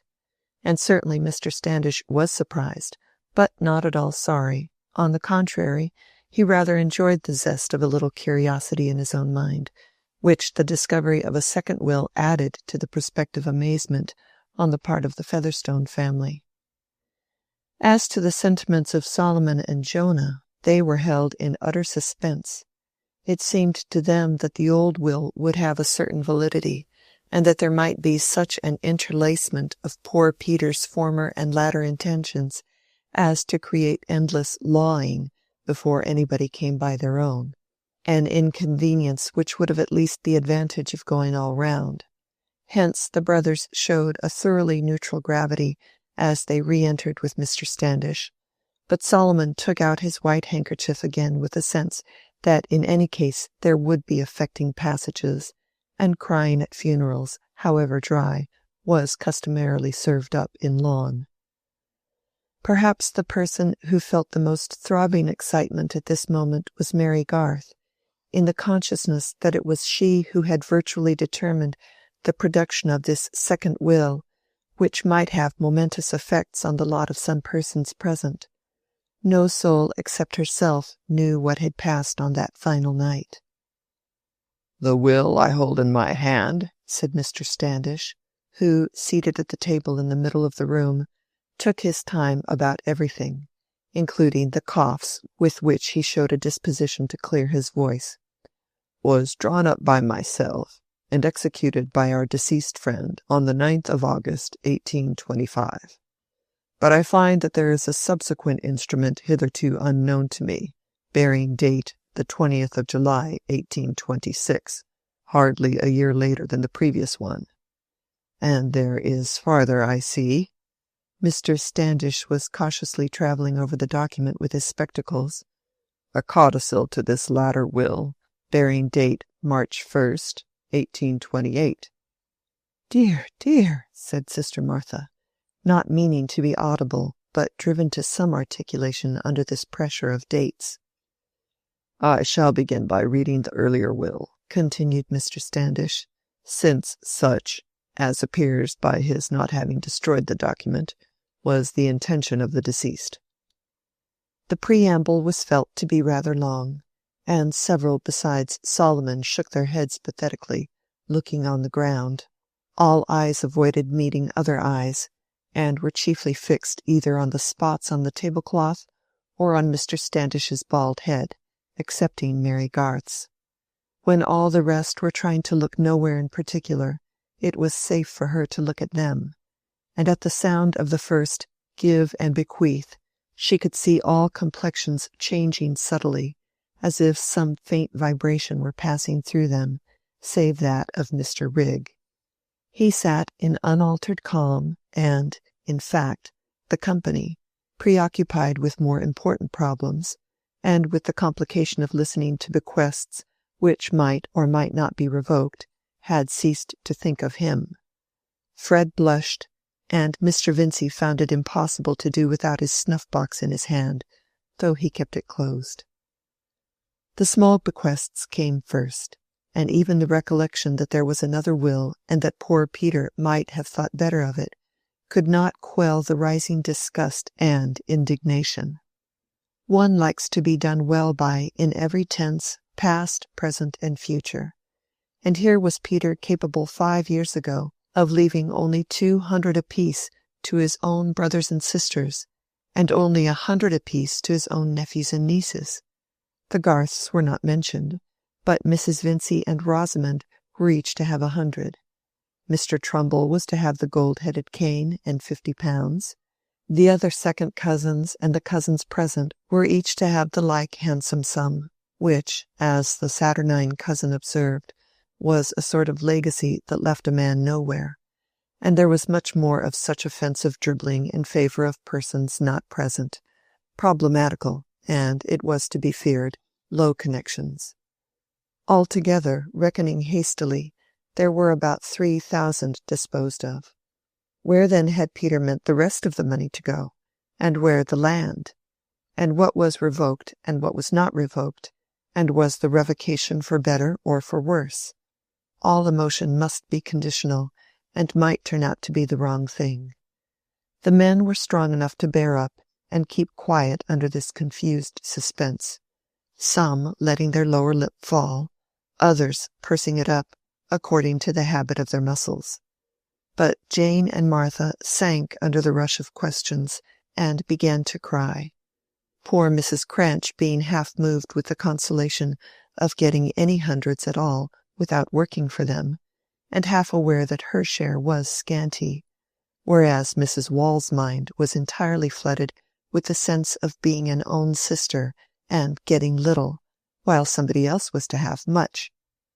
The general expectation now was that the much would fall to Fred Vincey, but the Vinceys themselves were surprised when £10,000 in specified investments were declared to be bequeathed to him. Was the land coming too? Fred bit his lips. It was difficult to help smiling, and Mrs. Vincey felt herself the happiest of women, possible revocation shrinking out of sight in this dazzling vision. There was still a residue of personal property as well as the land, but the whole was left to one person, and that person was— oh, possibilities! Oh, expectations founded on the favor of close old gentlemen! Oh, endless vocatives that would still leave expression slipping helpless from the measurement of mortal folly! That residuary legatee was Joshua Rigg, who was also sole executor, and who was to take thenceforth the name of Featherstone. There was a rustling which seemed like a shudder running round the room. Every one stared afresh at Mr. Rigg, who, apparently, experienced no surprise. "A most singular testamentary disposition," exclaimed Mr. Trumbull, preferring for once that he should be considered ignorant in the past. "But there is a second will, there is a further document. We have not yet heard the final wishes of the deceased." Mary Garth was feeling that what they had yet to hear were not the final wishes. The second will revoked everything except the legacies to the low persons before mentioned, some alterations in these being the occasion of the codicil, and the bequest of all the land lying in Lowick parish with all the stock and household furniture to Joshua Rigg. The residue of the property was to be devoted to the erection and endowment of almshouses for old men, to be called Featherstone's almshouses, and to be built on a piece of land near Middlemarch, already bought for the purpose by the testator, he wishing, so the document declared, to please God Almighty. Nobody present had a farthing, but Mr. Trumbull had the gold-headed cane. It took some time for the company to recover the power of expression. Mary dared not look at Fred. Mr. Vincey was the first to speak, after using his snuff-box energetically, and he spoke with loud indignation. "The most unaccountable will I ever heard. I should say he was not in his right mind when he made it. I should say this last will was void," added Mr. Vincey, feeling that this expression put the thing in the true light. Standish?" "Our deceased friend always knew what he was about, I think," said Mr. Standish. "Everything is quite regular. Here is a letter from Clemens of Brassing tied with the will. He drew it up. A very respectable solicitor." "I never noticed any alienation of mind, any aberration of intellect in the late Mr. Featherstone," said Borthrop Trumbull, "but I call this will eccentric. I was always willingly of service to the old soul, and he intimated pretty plainly a sense of obligation which would show itself in his will. The gold-headed cane is farcical considered as an acknowledgment to me, but happily I am above mercenary considerations. "There's nothing very surprising in the matter that I can see," said Caleb Garth. "Anybody might have had more reason for wondering if the will had been what you might expect from an open-minded, straightforward man. For my part, I wish there was no such thing as a will." "Oh, that's a strange sentiment to come from a Christian man, by God," said the lawyer. "I should like to know how you will back that up, Garth." "Oh," said Caleb, leaning forward, adjusting his fingertips with nicety, and looking meditatively on the ground. It always seemed to him that words were the hardest part of business. But here Mr. Jonah Featherstone made himself heard. "Well, he always was a fine hypocrite, was my brother Peter, but this will cuts out everything. If I'd known, a wagon and 6 horses shouldn't have drawn me from Brassing. I'll put a white hat and a drab coat on tomorrow." "Dear, dear," wept Mrs. Cranch, "and we've been at the expense of travelling, and that poor lad sitting idle here so long. It's the first time I ever heard my brother Peter was so wishful to please God Almighty. But if I was to be struck helpless, I must say it's hard. I can think no other." "It'll do him no good where he's gone, that's my belief," said Solomon, with a bitterness which was remarkably genuine, though his tone could not help being sly. "Peter was a bad liver, and almshouses won't cover it when he's had the impudence to show it at the last." "And all the while he has got his own lawful family, brothers and sisters and nephews and nieces, and has sat in church with them whenever he thought well to come," said Mrs. Wall, "and might have left his property so respectable to them that's never been used to extravagance or unsteadiness in no manner of way, and not so poor but what they could have saved every penny and made more of it. And me, the trouble I've been at, times and times, to come here and be sisterly, and him with things on his mind all the while that might make anybody's flesh creep. But if the Almighty's allowed it, he means to punish him for it. Brother Solomon, I shall be going, if you'll drive me." "I've no desire to put my foot on the premises again," said Solomon. "I've got land of my own and property of my own to will away." "It's a poor tale of how luck goes in the world," said Jonah. "It never answers to have a bit of spirit in you. You'd better be a dog in the manger. But those above ground might learn a lesson. One fool's will is enough in a family." "There's more ways than one of being a fool," said Solomon. "I shan't leave my money to be poured down the sink, and I shan't leave it to foundlings from Africa. I like Featherstones that were brewed such, and not turned Featherstones with sticking the name on 'em." Solomon addressed these remarks in a loud aside to Mrs. Wall as he rose to accompany her. Brother Jonah felt himself capable of much more stinging wit than this, but he reflected that there was no use in offending the new proprietor of Stone Court until you were certain that he was quite without intentions of hospitality towards witty men whose name he was about to bear. Mr. Joshua Rigg, in fact, appeared to trouble himself little about any innuendos, but showed a notable change of manner, walking coolly up to Mr. Standish and putting business questions with much coolness. He had a high, chirping voice and a vile accent. Fred, whom he no longer moved to laughter, thought him the lowest monster he had ever seen. But Fred was feeling rather sick. The Middlemarch mercer waited for an opportunity of engaging Mr. Rigg in conversation.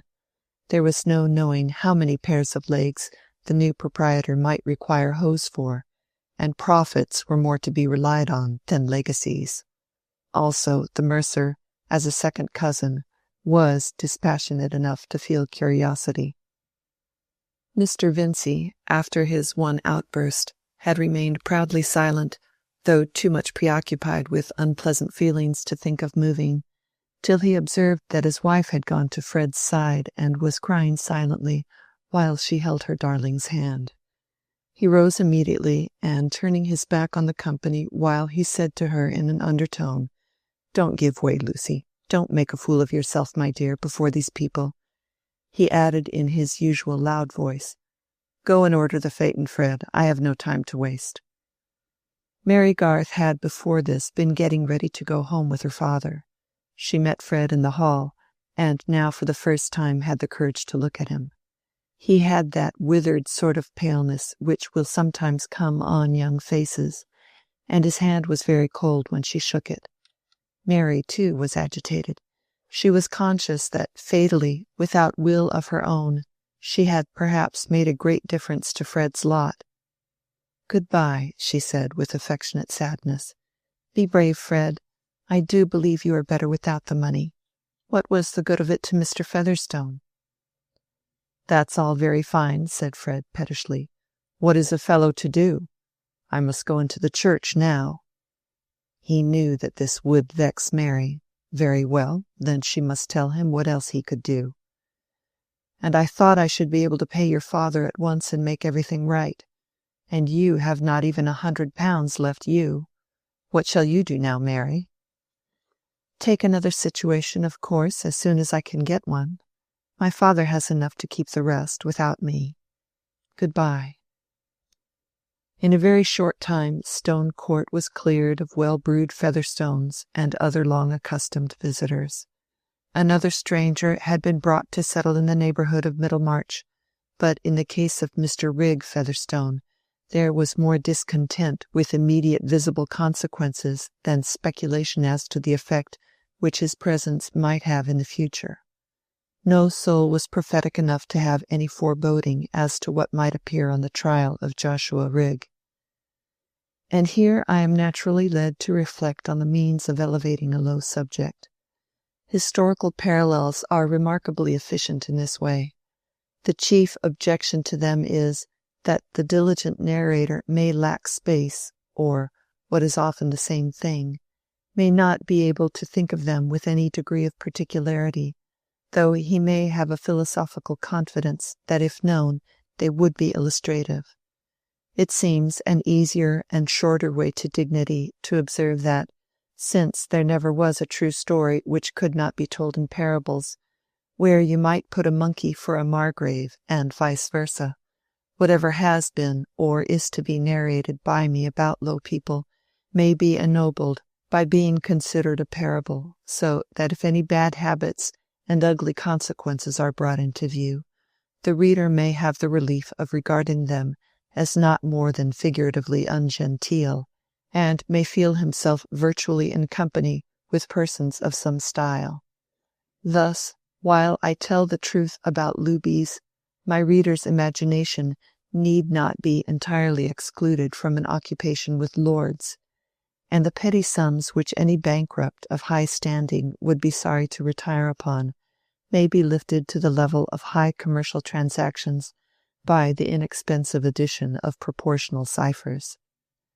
As to any provincial history in which the agents are all of high moral rank, that must be of a date long posterior to the first Reform Bill, and Peter Featherstone, you perceive, was dead and buried some months before Lord Grey came into office. Chapter 36.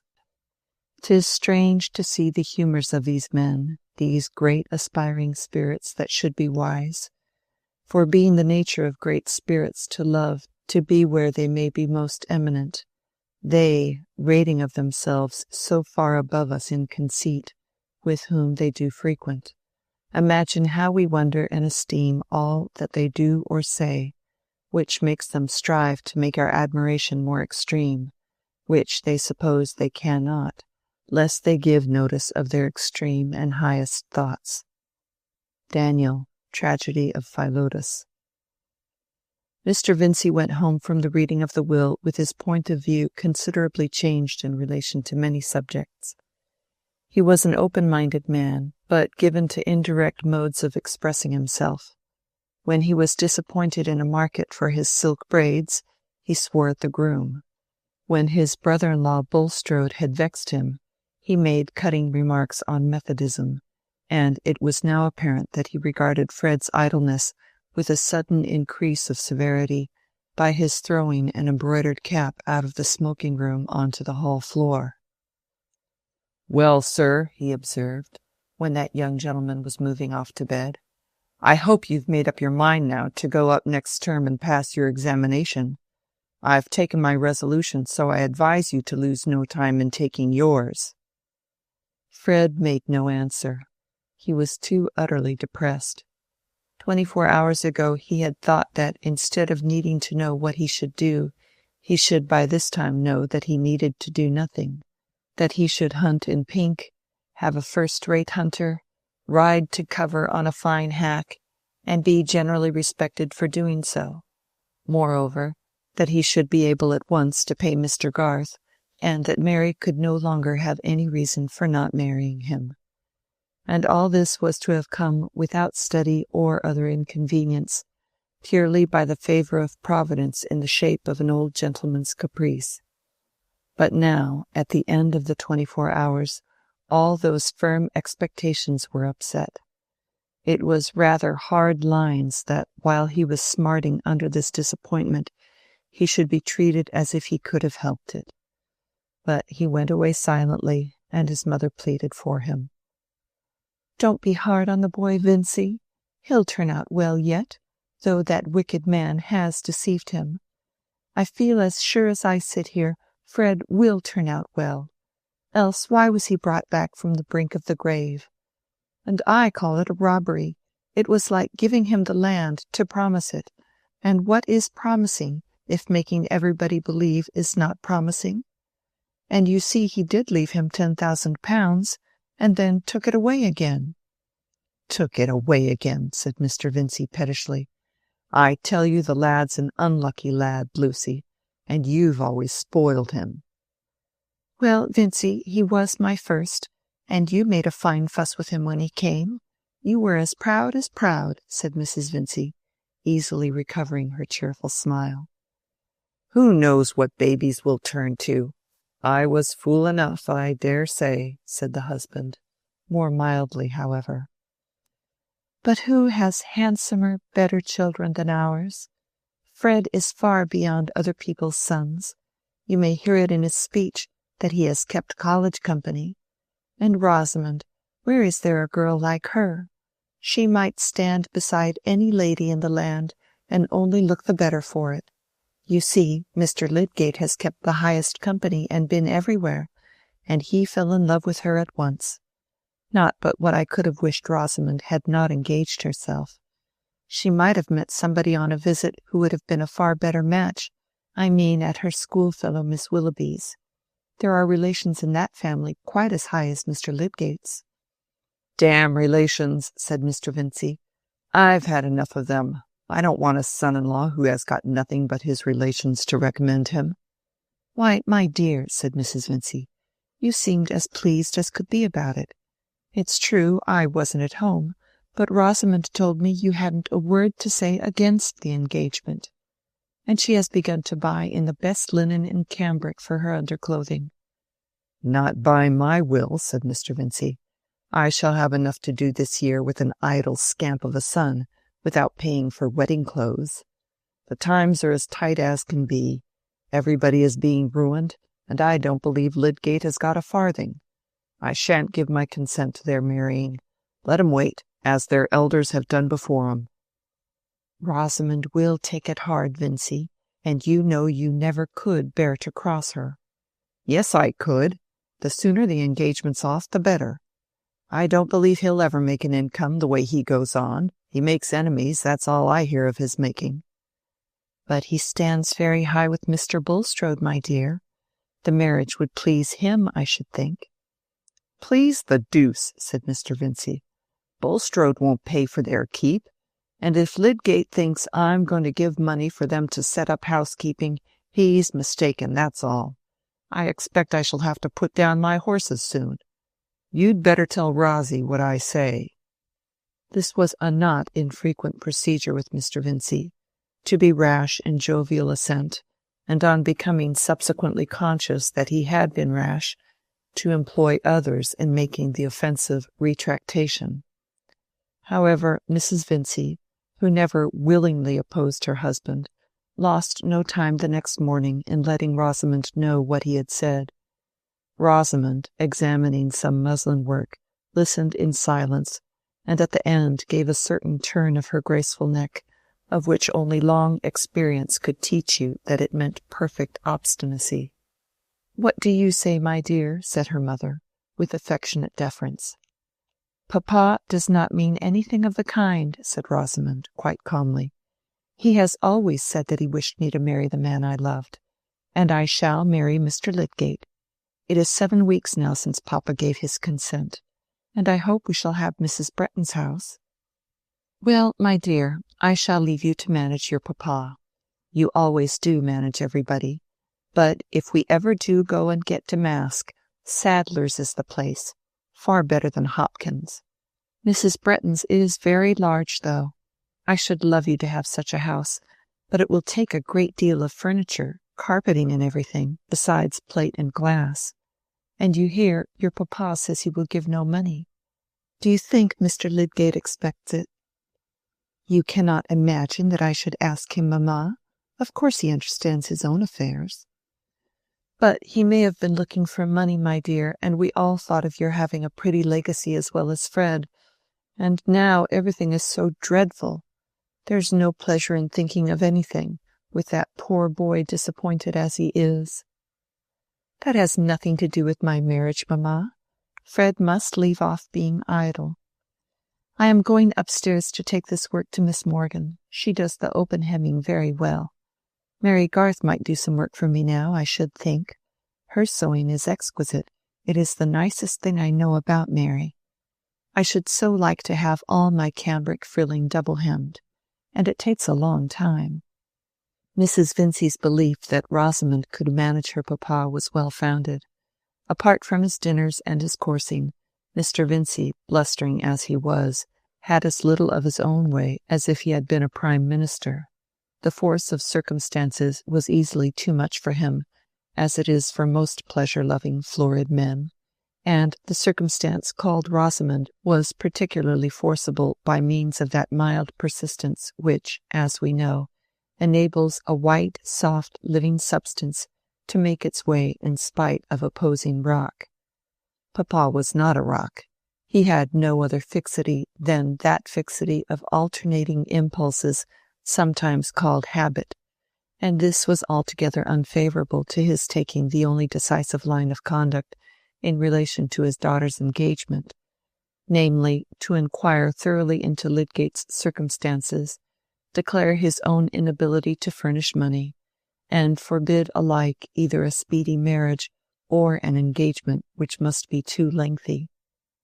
That seems very simple and easy in the statement, but a disagreeable resolve formed in the chill hours of the morning had as many conditions against it as the early frost, and rarely persisted under the warming influences of the day.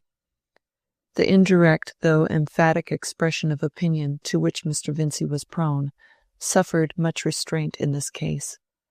Lydgate was a proud man towards whom innuendos were obviously unsafe, and throwing his hat on the floor was out of the question.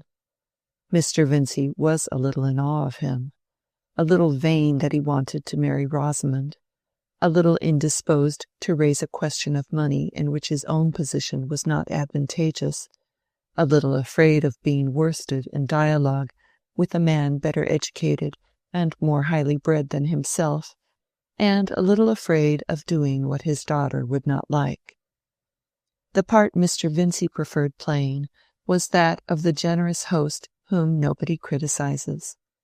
In the earlier half of the day there was business to hinder any formal communication of an adverse resolve. In the later there was dinner, wine, whist, and general satisfaction. And in the meanwhile the hours were each leaving their little deposit and gradually forming the final reason for inaction, namely that action was too late. The accepted lover spent most of his evenings in Lowick Gate, and a love-making not at all dependent on money advances from fathers-in-law or prospective income from a profession went on flourishingly under Mr. Vincey's own eyes. Young love-making, that gossamer web! Even the points it clings to, the things whence its subtle interlacings are swung, are scarcely perceptible. Momentary touches of fingertips, meetings of rays from blue and dark orbs, unfinished phrases, lightest changes of cheek and lip, faintest tremors. The web itself is made of spontaneous beliefs and indefinable joys, yearnings of one life towards another, visions of completeness, indefinite trust. And Lydgate fell to spinning that web from his inward self with wonderful rapidity, in spite of experience supposed to be finished off with the drama of lore, in spite, too, of medicine and biology, for the inspection of macerated muscle or of eyes presented in a dish like Santa Lucia's, and other incidents of scientific inquiry, are observed to be less incompatible with poetic love than a native dullness or a lively addiction to the lowest prose. As for Rosamond, she was in the water-lily's expanding wonderment at its own fuller life, and she too was spinning industriously at the mutual web. All this went on in the corner of the drawing-room where the piano stood, and, subtle as it was, the light made it a sort of rainbow visible to many observers besides Mr. Fairbrother. The certainty that Miss Vincey and Mr. Lydgate were engaged became general in Middlemarch without the aid of formal announcement. Aunt Bulstrode was again stirred to anxiety, but this time she addressed herself to her brother, going to the warehouse expressly to avoid Mrs. Vincey's volatility. His replies were not satisfactory. "Walter, you never mean to tell me that you have allowed all this to go on without inquiry into Mr. Lydgate's prospects," said Mrs. Bulstrode, opening her eyes with wider gravity at her brother, who was in his peevish warehouse humour. "Think of this girl brought up in luxury. In too worldly a way, I am sorry to say. What will she do on a small income?" "Oh, confound it, Harriet! What can I do when men come into the town without any asking of mine? Did you shut up your house against Lydgate? Bulstrode has pushed him forward more than anybody. I never made any fuss about the young fellow. You should go and talk to your husband about it, not me." "Well, really, Walter, how can Mr. Bulstrode be to blame? I am sure he did not wish for the engagement." "Oh, if Bulstrode had not taken him by the hand, I should never have invited him." "But you called him in to attend on Fred, and I am sure that was a mercy," said Mrs. Bulstrode, losing her clue in the intricacies of the subject. "I don't know about mercy," said Mr. Vincey testily. "I know I am worried more than I like with my family. I was a good brother to you, Harriet, before you married Bulstrode, and I must say he doesn't always show that friendly spirit towards your family that might have been expected of him." Mr. Vincey was very little like a Jesuit, but no accomplished Jesuit could have turned a question more adroitly. Harriet had to defend her husband instead of blaming her brother, and the conversation ended at a point as far from the beginning as some recent sparring between the brothers-in-law at a vestry meeting. Mrs. Bulstrode did not repeat her brother's complaints to her husband, but in the evening she spoke to him of Lydgate and Rosamond. He did not share her warm interest, however, and only spoke with resignation of the risks attendant on the beginning of medical practice and the desirability of prudence. "I am sure we are bound to pray for that thoughtless girl, brought up as she has been," said Mrs. Bulstrode, wishing to rouse her husband's feelings. "Truly, my dear," said Mr. Bulstrode assentingly, "those who are not of this world can do little else to arrest the errors of the obstinately worldly. That is what we must accustom ourselves to recognize with regard to your brother's family. I could have wished that Mr. Lydgate had not entered into such a union, but my relations with him are limited to that use of his gifts for God's purposes which is taught us by the divine government under each dispensation." Mrs. Bulstrode said no more, attributing some dissatisfaction which she felt to her own want of spirituality. She believed that her husband was one of those men whose memoirs should be written when they died. As to Lydgate himself having been accepted, he was prepared to accept all the consequences which he believed himself to foresee with perfect clearness. Of course he must be married in a year, perhaps even in half a year. This was not what he had intended, but other schemes would not be hindered. They would simply adjust themselves anew. Marriage, of course, must be prepared for in the usual way. A house must be taken instead of the rooms he at present occupied, and Lydgate, having heard Rosamond speak with admiration of old Mrs. Bretton's house, situated in Lowick Gate, took notice when it fell vacant after the old lady's death, and immediately entered into treaty for it. He did this in an episodic way, very much as he gave orders to his tailor for every requisite of perfect dress, without any notion of being extravagant. On the contrary, he would have despised any ostentation of expense. His profession had familiarized him with all grades of poverty, and he cared much for those who suffered hardships. He would have behaved perfectly at a table where the sauce was served in a jug with the handle off, and he would have remembered nothing about a grand dinner except that a man was there who talked well. But it had never occurred to him that he should live in any other than what he would have called an ordinary way, with green glasses for hock and excellent waiting at table. In warming himself at French social theories, he had brought away no smell of scorching. We may handle even extreme opinions with impunity while our furniture, our dinner-giving, and preference for armorial bearings in our own case link us indissolubly with the established order. And Lydgate's tendency was not towards extreme opinions. He would have liked no barefooted doctrines, being particular about his boots. He was no radical in relation to anything but medical reform and the prosecution of discovery. In the rest of practical life he walked by hereditary habit, half from that personal pride and unreflecting egoism which I have already called commonness, and half from that naivete which belonged to preoccupation with favourite ideas. Any inward debate Lydgate had as to the consequences of this engagement which had stolen upon him turned on the paucity of time rather than of money.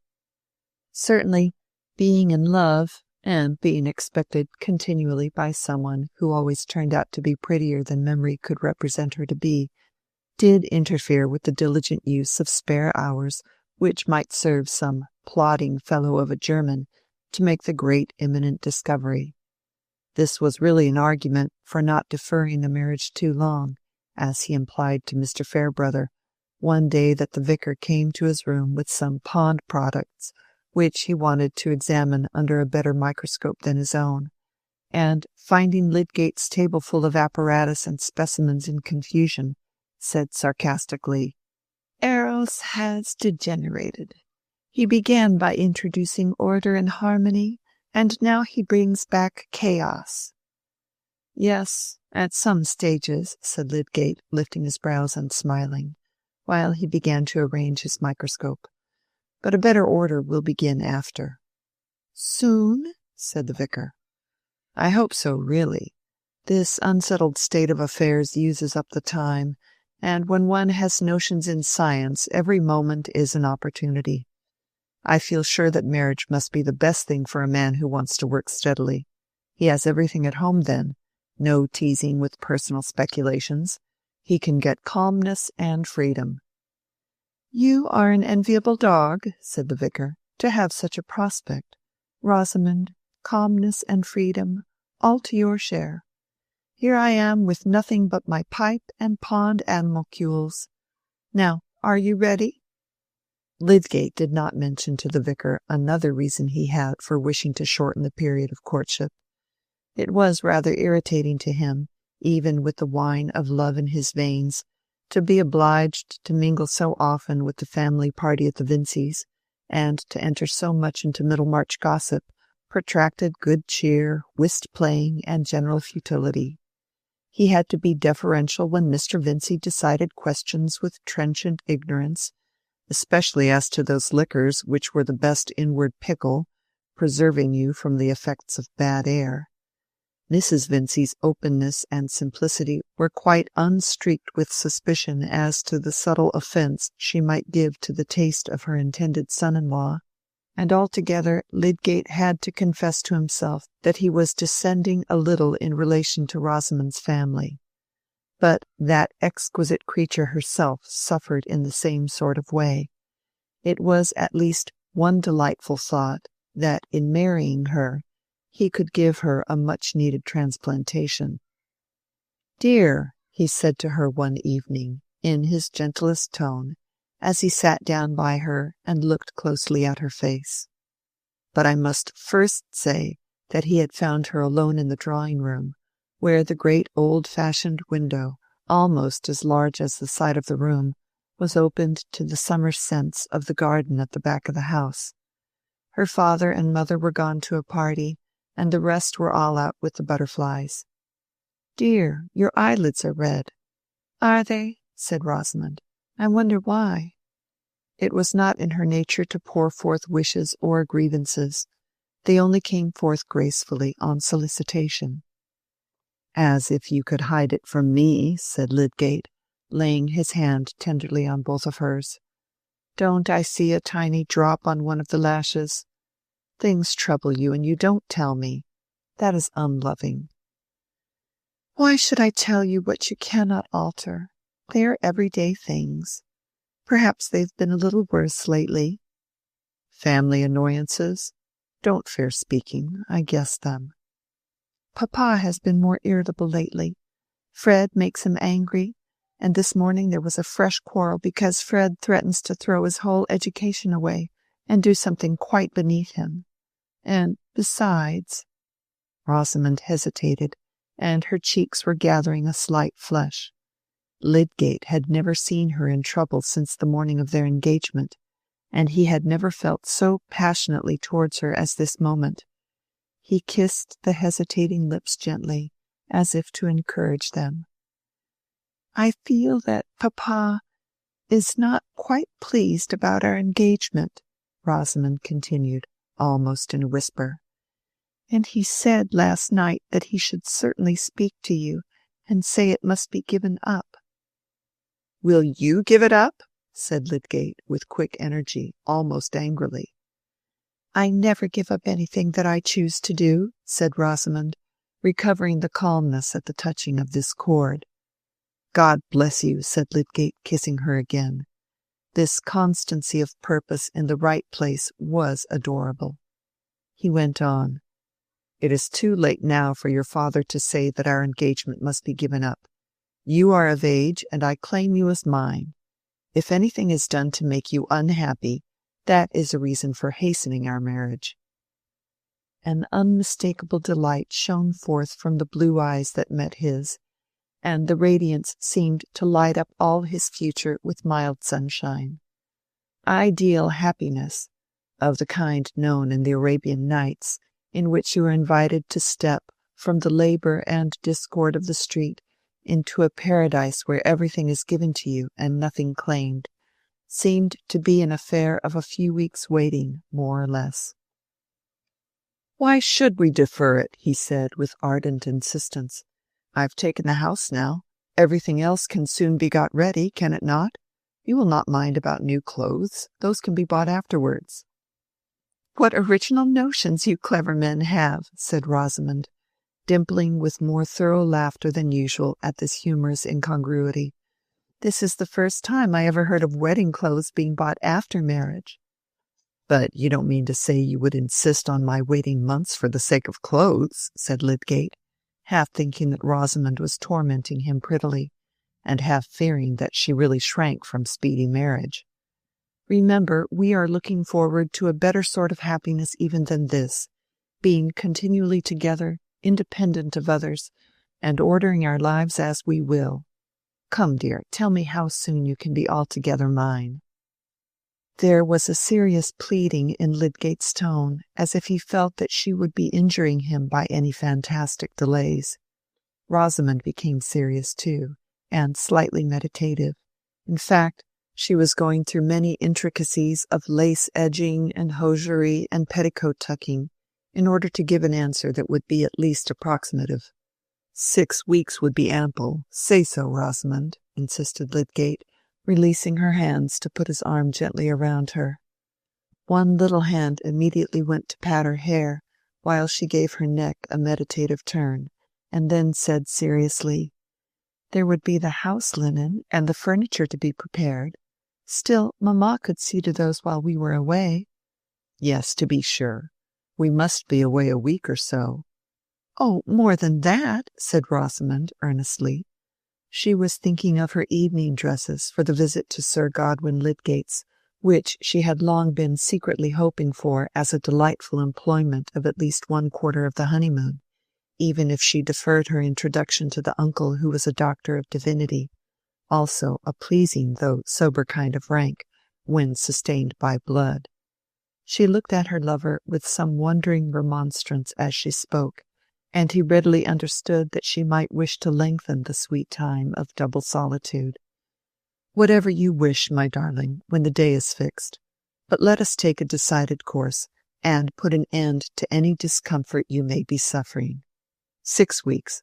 I am sure they would be ample." "I could certainly hasten the work," said Rosamond. "Will you then mention it to Papa?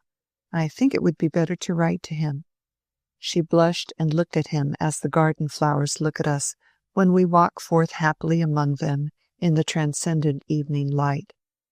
Is there not a soul beyond utterance, half nymph, half child, in those delicate petals which glow and breathe about the centres of deep colour?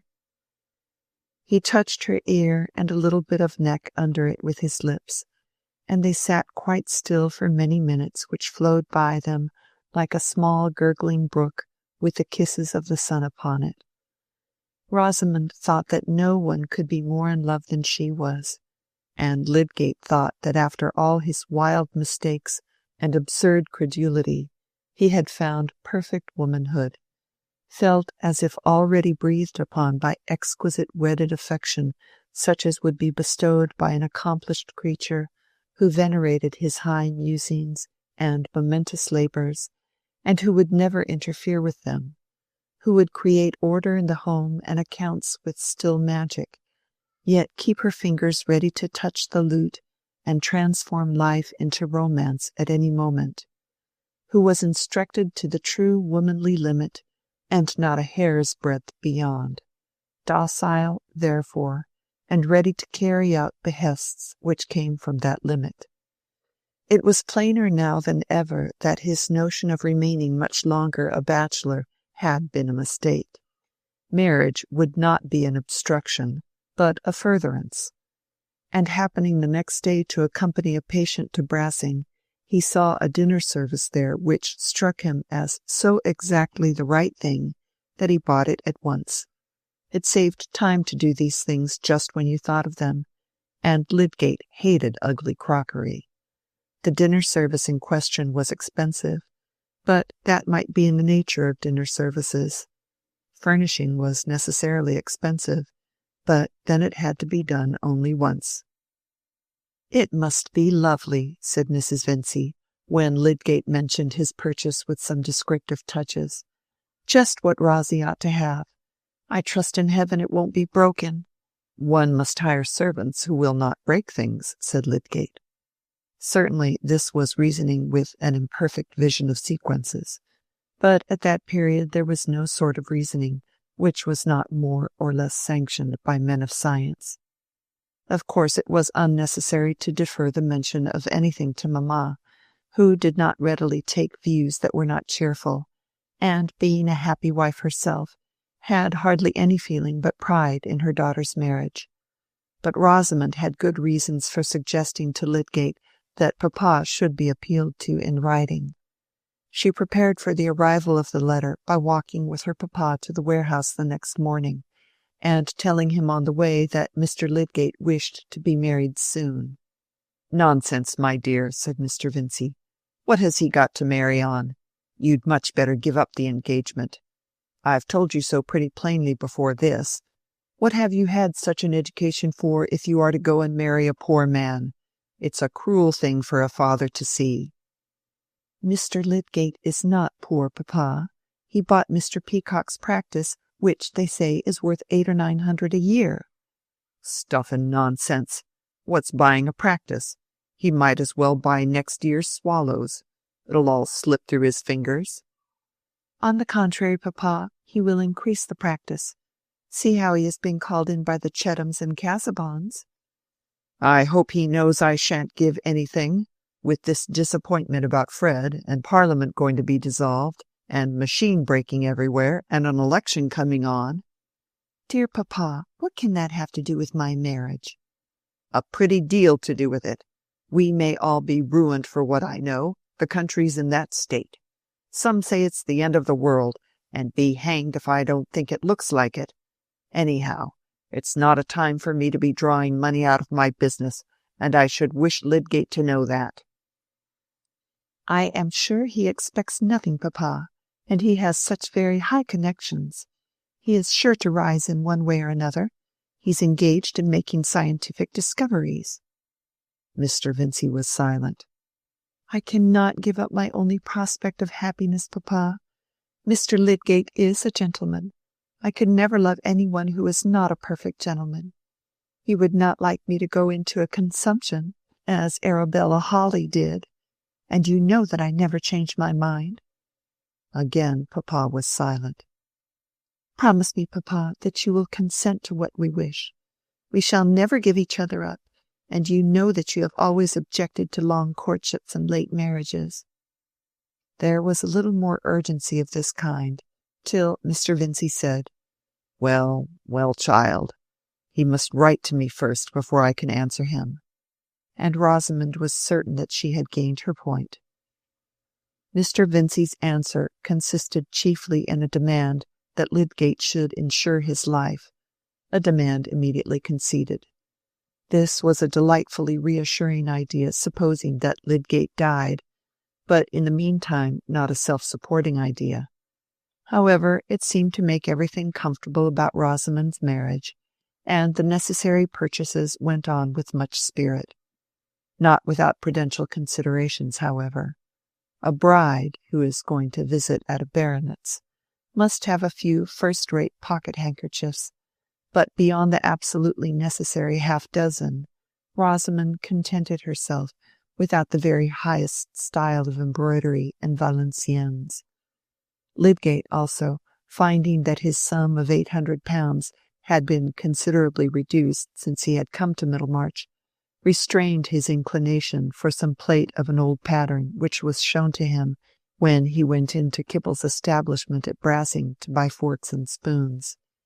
He was too proud to act as if he presupposed that Mr. Vincey would advance money to provide furniture, and though, since it would not be necessary to pay for everything at once, some bills would be left standing over, he did not waste time in conjecturing how much his father-in-law would give in the form of dowry to make payment easy. He was not going to do anything extravagant, but the requisite things must be bought, and it would be bad economy to buy them of poor quality. All these matters were by the by.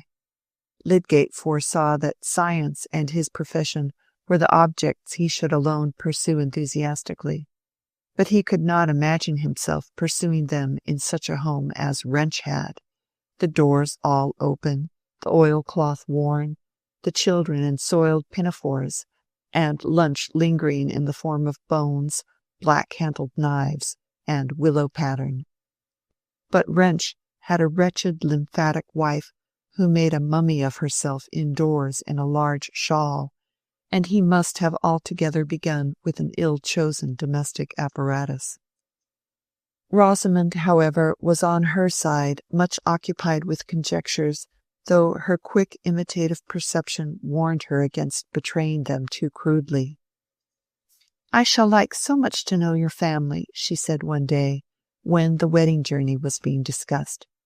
"We might perhaps take a direction that would allow us to see them as we returned. Which of your uncles do you like the best?" "Oh, my Uncle Godwin, I think. He is a good-natured old fellow." You were constantly at his house in Quallingham when you were a boy, were you not? I should so like to see the old spot and everything that you were used to. Does he know you are going to be married?" "No," said Lydgate, carelessly, turning in his chair and rubbing his hair up. "Do send him word of it, you naughty, undutiful nephew. He will perhaps ask you to take me to Quallingham, and then you could show me about the grounds, and I could imagine you there when you were a boy. Remember, you see me in my home, just as it has been since I was a child. It is not fair that I should be so ignorant of yours. But perhaps you would be a little ashamed of me. I forgot that." Lydgate smiled at her tenderly, and readily accepted the suggestion that the proud pleasure of showing so charming a bride was worth some trouble. And now he came to think of it, he would like to see the old spots with Rosamond. "I will write to him then. But my cousins are bores." It seemed magnificent to Rosamond to be able to speak so slightingly of a baronet's family, and she felt much contentment in the prospect of being able to estimate them contemptuously on her own account. But mamma was near spoiling all a day or two later by saying, "I hope your uncle Sir Godwin will not look down on Rosie, Mr. Lydgate. I should think he would do something handsome. 1,000 or 2 can be nothing to a baronet."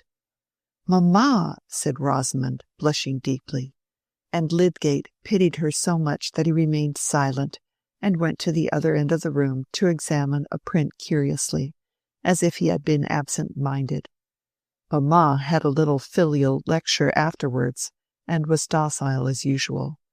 But Rosamond reflected that if any of those high-bred cousins who were bores should be induced to visit Middlemarch, they would see many things in her own family which might shock them. Hence it seemed desirable that Lydgate should by and by get some first-rate position elsewhere than in Middlemarch, and this could hardly be difficult in the case of a man who had a titled uncle and could make discoveries.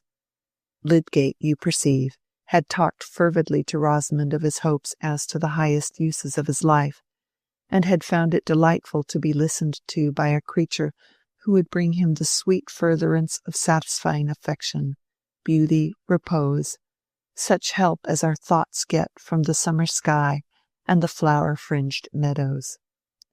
Lydgate relied much on the psychological difference between what, for the sake of variety, I will call goose and gander, especially on the innate submissiveness of the goose, as beautifully corresponding to the strength of the gander. Chapter 37. Thrice happy she that is so well assured unto herself and settled so in heart, that neither will for better be allured, ne fears to worse with any chance to start, but like a steady ship doth strongly part the raging waves and keeps her course aright, ne aught for tempest doth from it depart, ne aught for fair weather's false delight. Such self-assurance need not fear the spite of grudging foes, ne favour seek of friends, but in the stay of her own steadfast might neither to one herself nor other bends. Most happy she that most assured doth rest, but he most happy who such one loves best. Spenser. The doubt hinted by Mr. Vincey whether it were only the general election or the end of the world that was coming on, now that George IV was dead, Parliament dissolved, Wellington and Peel generally depreciated, and the new king apologetic, was a feeble type of the uncertainties in provincial opinion at that time.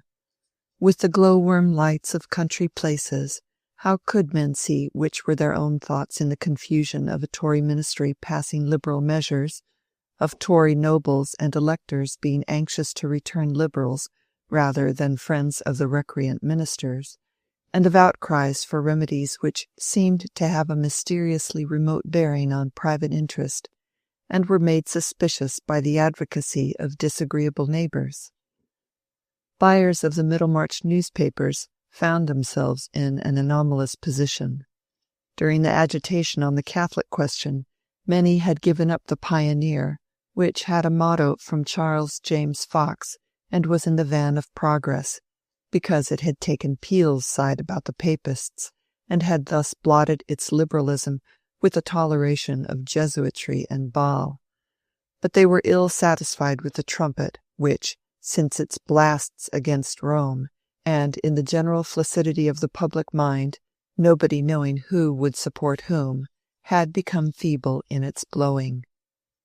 It was a time, according to a noticeable article in the Pioneer, when the crying needs of the country might well counteract a reluctance to public action on the part of men whose minds had from long experience acquired breadth as well as concentration, decision of judgment as well as tolerance, dispassionateness as well as energy, in fact, all those qualities which in the melancholy experience of mankind have been the least disposed to share lodgings.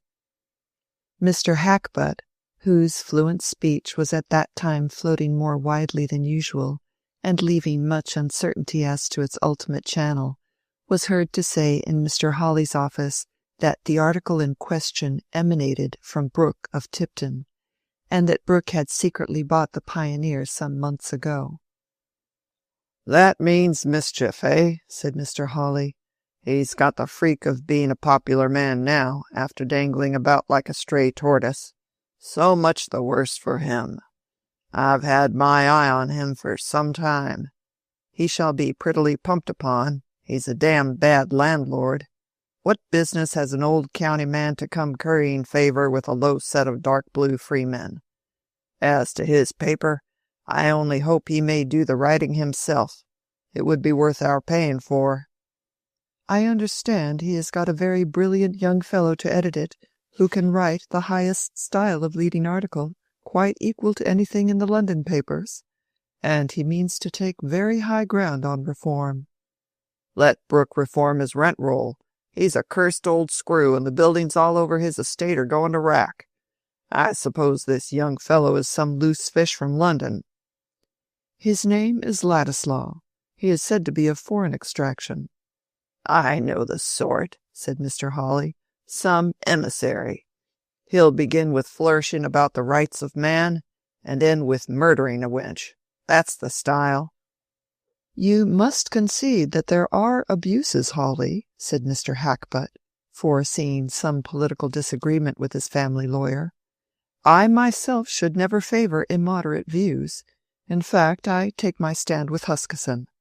But I cannot blind myself to the consideration that the non-representation of large towns—" "Large towns be damned," said Mr. Hawley, impatient of exposition.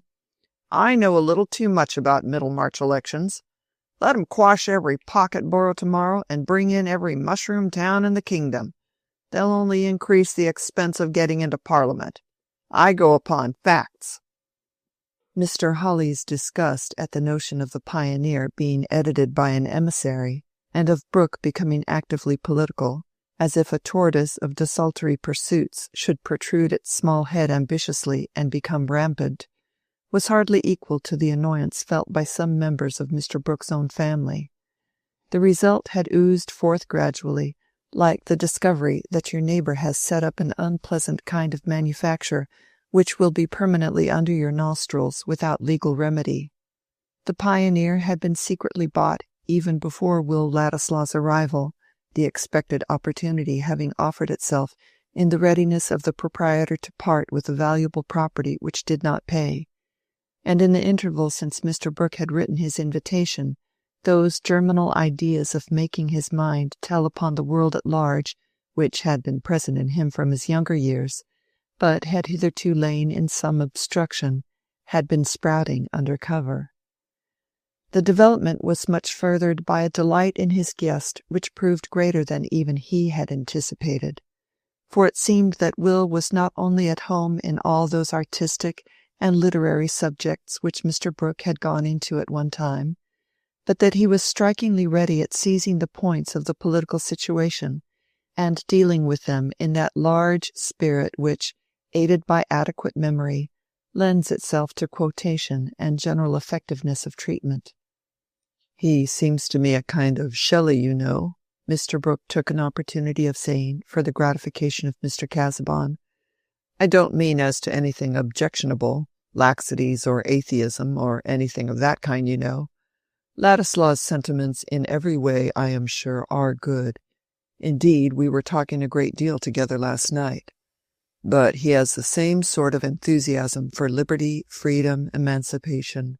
A fine thing under guidance, you know. I think I shall be able to put him on the right tack, and I am the more pleased because he is a relation of yours, Casaubon." If the right tack implied anything more precise than the rest of Mr. Brooke's speech, Mr. Casaubon silently hoped that it referred to some occupation at a great distance from Lowick.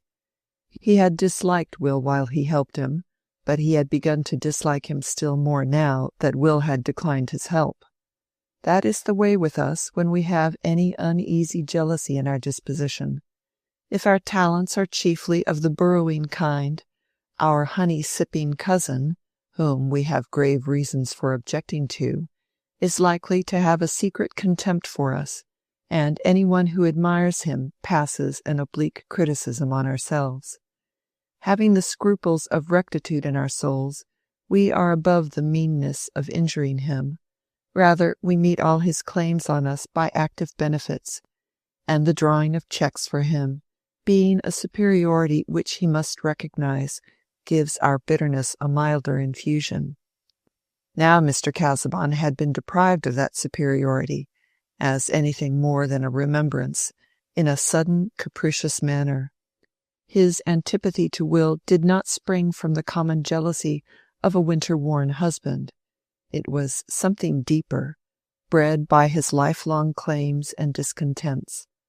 But Dorothea, now that she was present, Dorothea, as a young wife who herself had shown an offensive capability of criticism, necessarily gave concentration to the uneasiness which had before been vague. Will Ladislaw, on his side, felt that his dislike was flourishing at the expense of his gratitude, and spent much inward discourse in justifying the dislike. Casaubon hated him. He knew that very well. On his first entrance he could discern a bitterness in the mouth, and a venom in the glance, which would almost justify declaring war in spite of past benefits. He was much obliged to Casaubon in the past, but really the act of marrying this wife was a set-off against the obligation. It was a question whether gratitude which refers to what is done for one's self ought not to give way to indignation at what is done against another. And Casaubon had done a wrong to Dorothea in marrying her. A man was bound to know himself better than that, and if he chose to grow grey, crunching bones in a cavern, he had no business to be luring a girl into his companionship. "It is the most horrible of virgin sacrifices," said Will, and he painted to himself what were Dorothea's inward sorrows as if he had been writing a choric wail. But he would never lose sight of her. He would watch over her. If he gave up everything else in life, he would watch over her, and she should know that she had one slave in the world. Will had, to use Sir Thomas Browne's phrase, a passionate prodigality of statement both to himself and others. The simple truth was that nothing then invited him so strongly as the presence of Dorothea.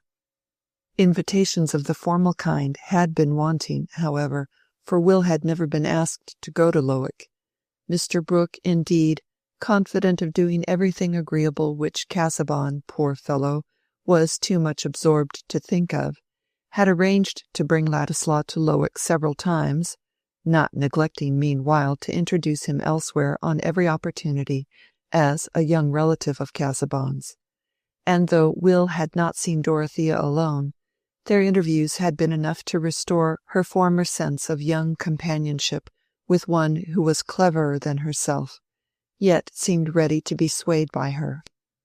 Poor Dorothea, before her marriage, had never found much room in other minds for what she cared most to say, and she had not, as we know, enjoyed her husband's superior instruction so much as she had expected. If she spoke with any keenness of interest to Mr. Casaubon, he heard her with an air of patience, as if she had given a quotation from the Delectus familiar to him from his tender years, and sometimes mentioned curtly what ancient sects or personages had held similar ideas, as if there were too much of that sort in stock already. At other times he would inform her that she was mistaken, and reassert what her remark had questioned. But Will Ladislaw always seemed to see more in what she said than she herself saw. Dorothea had little vanity, but she had the ardent woman's need to rule beneficently by making the joy of another soul.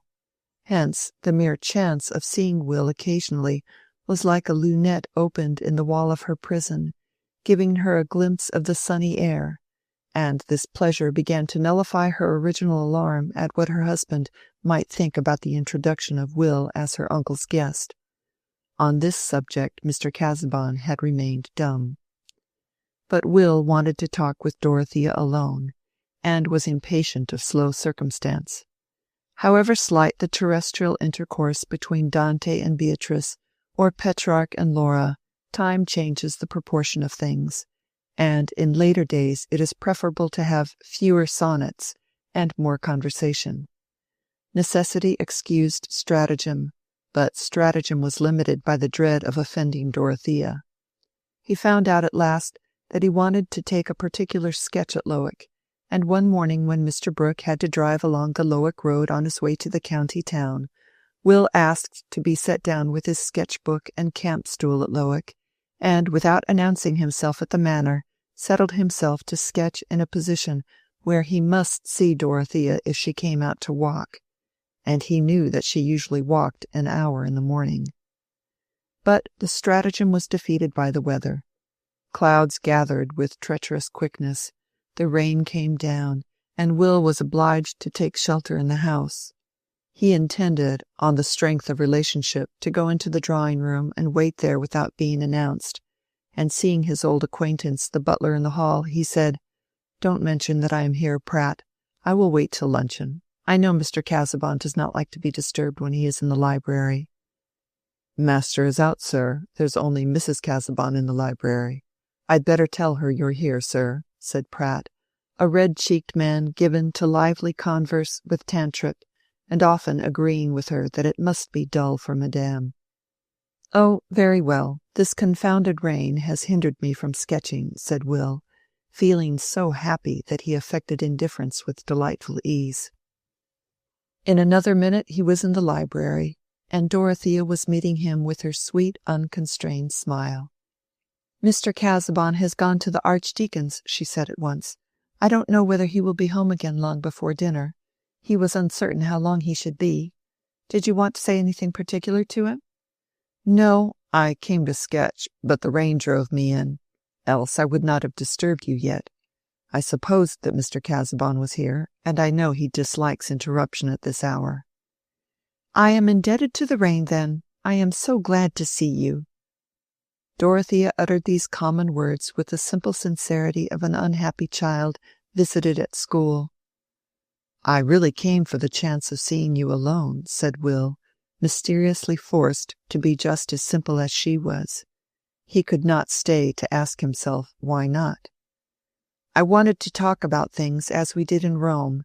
It always makes a difference when other people are present." "Yes," said Dorothea, in her clear, full tone of assent. "Sit down."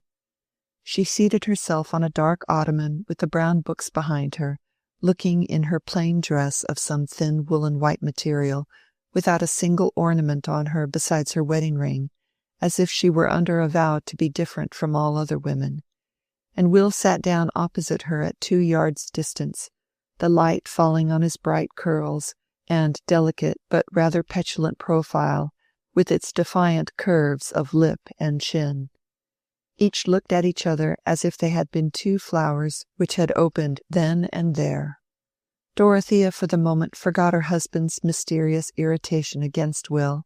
It seemed fresh water at her thirsty lips to speak without fear to the one person whom she had found receptive, for in looking backward through sadness she exaggerated a past solace. "I have often thought I should like to talk to you again," she said immediately. "It seems strange to me how many things I said to you." "I remember them all," said Will, with the unspeakable content in his soul of feeling that he was in the presence of a creature worthy to be perfectly loved. I think his own feelings at that moment were perfect, for we mortals have our divine moments when love is satisfied in the completeness of the beloved object. "I have tried to learn a great deal since we were in Rome," said Dorothea. "I can read Latin a little, and I am beginning to understand just a little Greek. I can help Mr. Casaubon better now. I can find out references for him and save his eyes in many ways. But it is very difficult to be learned. It seems as if people were worn out on the way to great thoughts, and can never enjoy them because they're too tired." "If a man has a capacity for great thoughts, he is likely to overtake them before he is decrepit," said Will, with irrepressible quickness. But through certain sensibilities Dorothea was as quick as he, and seeing her face change, he added immediately, "But it is quite true that the best minds have been sometimes overstrained in working out their ideas." "You correct me," said Dorothea. "I expressed myself ill. I should have said that those who have great thoughts get too much worn in working them out. I used to feel about that even when I was a little girl, and it always seemed to me that the use I should like to make of my life would be to help someone who did great works, so that his burden might be lighter." Dorothea was led on to this bit of autobiography without any sense of making a revelation. But she had never before said anything to Will which threw so strong a light on her marriage. He did not shrug his shoulders, and for want of that muscular outlet, he thought the more irritably of beautiful lips kissing holy skulls and other emptinesses ecclesiastically enshrined. Also, he had to take care that his speech should not betray that thought. "But you may easily carry the help too far," he said, "and get overwrought yourself. Are you not too much shut up? You already look paler. It would be better for Mr. Casaubon to have a secretary. He could easily get a man who would do half his work for him. It would save him more effectually, and you need only help him in lighter ways." "How can you think of that?" said Dorothea, in a tone of earnest remonstrance. "I should have no happiness if I did not help him in his work. What could I do? There's no good to be done in Lowick. The only thing I desire is to help him more. And he objects to a secretary. Please not to mention that again." "Certainly not, now I know your feeling. But I have heard both Mr. Brooke and Sir James Chettam express the same wish." "Yes?" said Dorothea. "But they don't understand. They want me to be a great deal on horseback, and have the garden altered and new conservatories to fill up my days. I thought you could understand that one's mind has other wants," she added rather impatiently. "Besides, Mr. Casaubon cannot bear to hear of a secretary." "My mistake is excusable," said Will. "In old days I used to hear Mr. Casaubon speak as if he looked forward to having a secretary. Indeed, he held out the prospect of that office to me. But I turned out to be not good enough for it." Dorothea was trying to extract out of this an excuse for her husband's evident repulsion, as she said with a playful smile, "You were not a steady worker enough." "No," said Will, shaking his head backward somewhat after the manner of a spirited horse. And then, the old irritable demon prompting him to give another good pinch at the moth-wings of poor Mr. Casaubon's glory, he went on, "And I have seen since that Mr. Casaubon does not like anyone to overlook his work and know thoroughly what he is doing. He is too doubtful, too uncertain of himself. I may not be good for much, but he dislikes me because I disagree with him." Will was not without his intentions to be always generous, but our tongues are little triggers which have usually been pulled before general intentions can be brought to bear, and it was too intolerable that Casaubon's dislike of him should not be fairly accounted for to Dorothea. Yet when he had spoken, he was rather uneasy as to the effect on her. But Dorothea was strangely quiet. not immediately indignant, as she had been on a like occasion in Rome. And the cause lay deep. She was no longer struggling against the perception of facts, but adjusting herself to their clearest perception. And now when she looked steadily at her husband's failure, still more at his possible consciousness of failure, she seemed to be looking along the one track where duty became tenderness.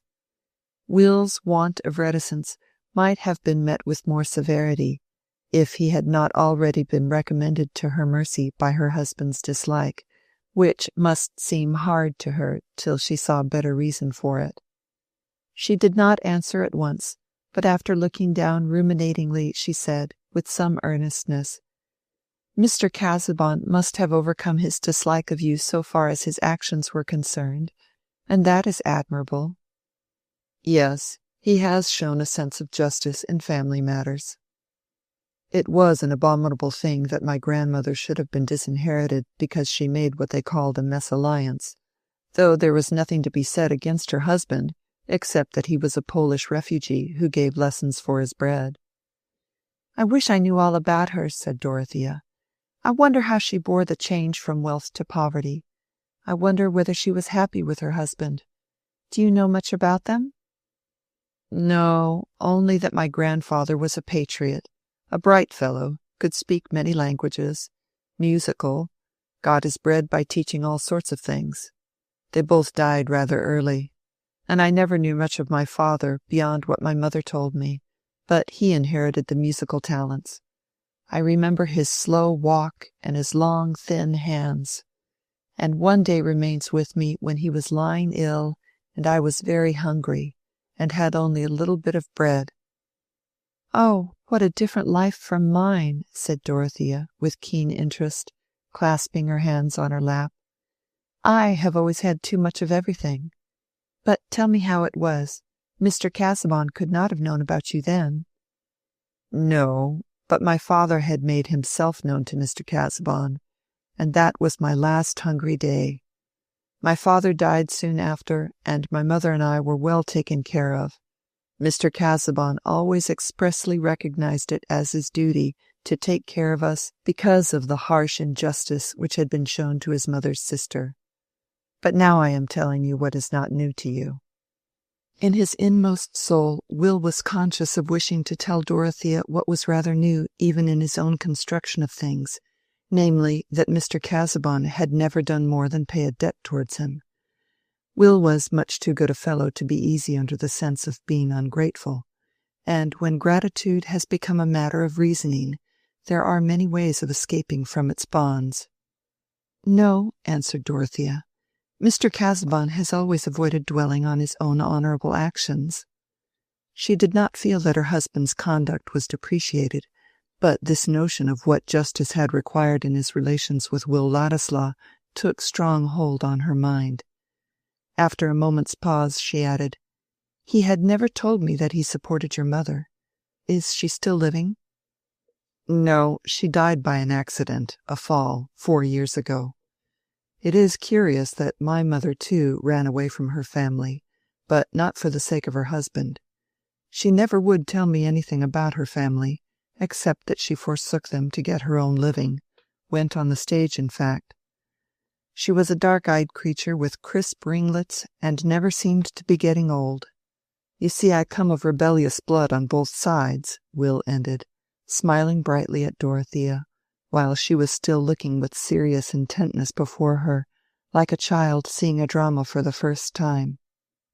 But her face, too, broke into a smile as she said, "That is your apology, I suppose, for having yourself been rather rebellious, I mean to Mr. Casaubon's wishes.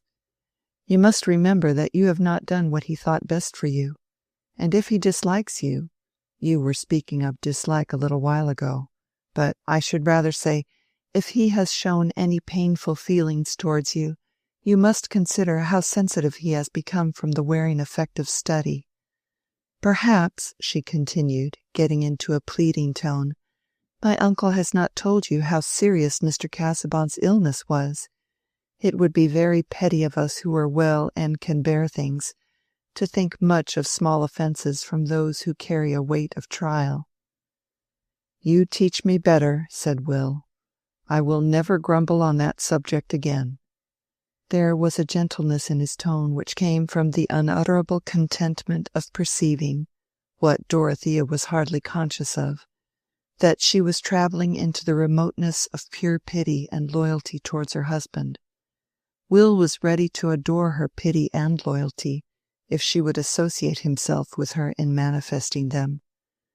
I have really sometimes been a perverse fellow, he went on, but I will never again, if I can help it, do or say what you would disapprove.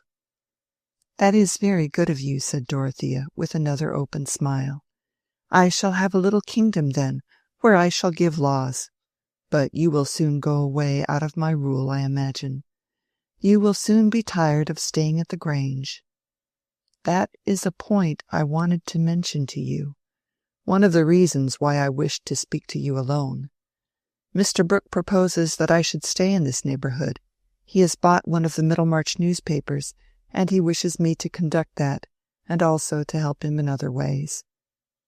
Would not that be a sacrifice of higher prospects for you? Said Dorothea. Perhaps, but I have always been blamed for thinking of prospects and not settling to anything.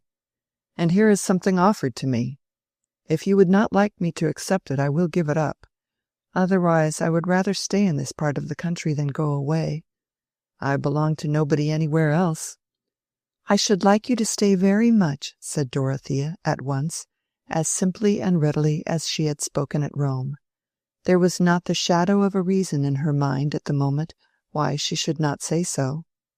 Then I will stay, said Ladislaw, shaking his head backward, rising and going towards the window, as if to see whether the rain had ceased. But the next moment Dorothea, according to a habit which was getting continually stronger, began to reflect that her husband felt differently from herself, and she colored deeply under the double embarrassment of having expressed what might be in opposition to her husband's feeling, and of having to suggest this opposition to Will. His face was not turned towards her, and this made it easier to say, "But my opinion is of little consequence on such a subject. I think you should be guided by Mr. Casaubon." I spoke without thinking of anything else than my own feeling, which has nothing to do with the real question.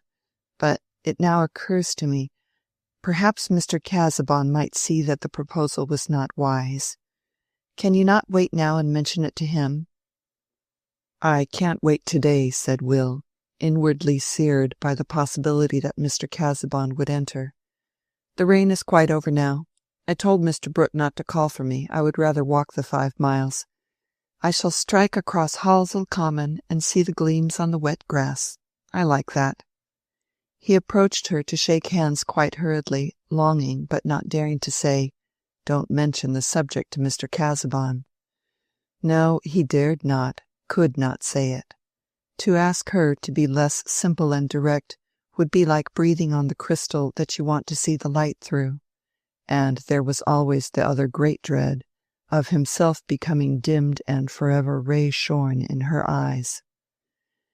"I wish you could have stayed," said Dorothea, with a touch of mournfulness, as she rose and put out her hand. She also had her thought which she did not like to express. Will certainly ought to lose no time in consulting Mr. Casaubon's wishes, but for her to urge this might seem an undue dictation.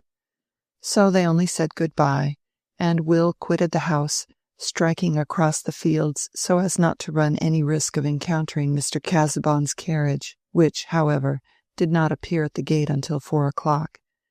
That was an unpropitious hour for coming home. It was too early to gain the moral support under ennui of dressing his person for dinner, and too late to undress his mind of the day's frivolous ceremony and affairs, so as to be prepared for a good plunge into the serious business of study. On such occasions he usually threw into an easy-chair in the library and allowed Dorothea to read the London papers to him, closing his eyes the while. Today, however, he declined that relief, observing that he had already had too many public details urged upon him. But he spoke more cheerfully than usual when Dorothea asked about his fatigue, and added with that air of formal effort which never forsook him, even when he spoke without his waistcoat and cravat, "I have had the gratification of meeting my former acquaintance, Dr. Spanning, today, and of being praised by one who is himself a worthy recipient of praise. He spoke very handsomely of my late tractate on the Egyptian mysteries, using, in fact, terms which it would not become me to repeat." In uttering the last clause, Mr. Casaubon leaned over the elbow of his chair and swayed his head up and down, apparently as a muscular outlet instead of that recapitulation which would not have been becoming. "I am very glad you have had that pleasure," said Dorothea, delighted to see her husband less weary than usual at this hour. "Before you came, I had been regretting that you happened to be out today." "Why so, my dear?" said Mr. Casaubon, throwing himself backward again. "Because Mr. Ladislaw has been here, and he has mentioned a proposal of my uncle's which I should like to know your opinion of." Her husband, she felt, was really concerned in this question. Even with her ignorance of the world, she had a vague impression that the position offered to Will was out of keeping with his family connections, and certainly Mr. Casaubon had a claim to be consulted. He did not speak, but merely bowed. "Dear uncle, you know, has many projects. It appears that he has bought one of the Middlemarch newspapers, and he has asked Mr. Ladislaw to stay in this neighbourhood and conduct the paper for him, besides helping him in other ways." Dorothea looked at her husband while she spoke, but he had at first blinked and finally closed his eyes, as if to say them, while his lips became more tense. "What is your opinion?" she added rather timidly, after a slight pause. "Did Mr. Ladislaw come on purpose to ask my opinion?" said Mr. Casaubon, opening his eyes narrowly with a knife-edged look at Dorothea. She was really uncomfortable on the point he inquired about, but she only became a little more serious, and her eyes did not swerve. "No," she answered immediately. "He did not say that he came to ask your opinion, but when he mentioned the proposal, he of course expected me to tell you of it." Mr. Casaubon was silent. "I feared that you might feel some objection, but certainly a young man with so much talent might be very useful to my uncle, might help him to do good in a better way. And Mr. Ladislaw wishes to have some fixed occupation. He has been blamed, he says, for not seeking something of that kind, and he would like to stay in this neighbourhood because no one cares for him elsewhere." Dorothea felt that this was a consideration to soften her husband. However, he did not speak, and she presently recurred to Dr. Spanning and the Archdeacon's breakfast. But there was no longer sunshine on these subjects. The next morning, without Dorothea's knowledge, Mr. Casaubon dispatched the following letter, beginning "Dear Mr. Ladislaw." He had always before addressed him as Will. "Mrs. Casaubon informs me that a proposal has been made to you, and, according to an inference by no means stretched, has on your part been in some degree entertained, which involves your residence in this neighbourhood in a capacity which I am justified in saying touches my own position in such a way as renders it not only natural and warrantable in me, when that effect is viewed under the influence of legitimate feeling, but incumbent on me when the same effect is considered in the light of my responsibilities, to state at once that your acceptance of the proposal above indicated would be highly offensive to me. That I have some claim to the exercise of a veto here would not, I believe, be denied by any reasonable person cognizant of the relations between us, relations which, though thrown into the past by your recent procedure, are not thereby annulled in their character of determining antecedents. I will not here make reflections on any person's judgment.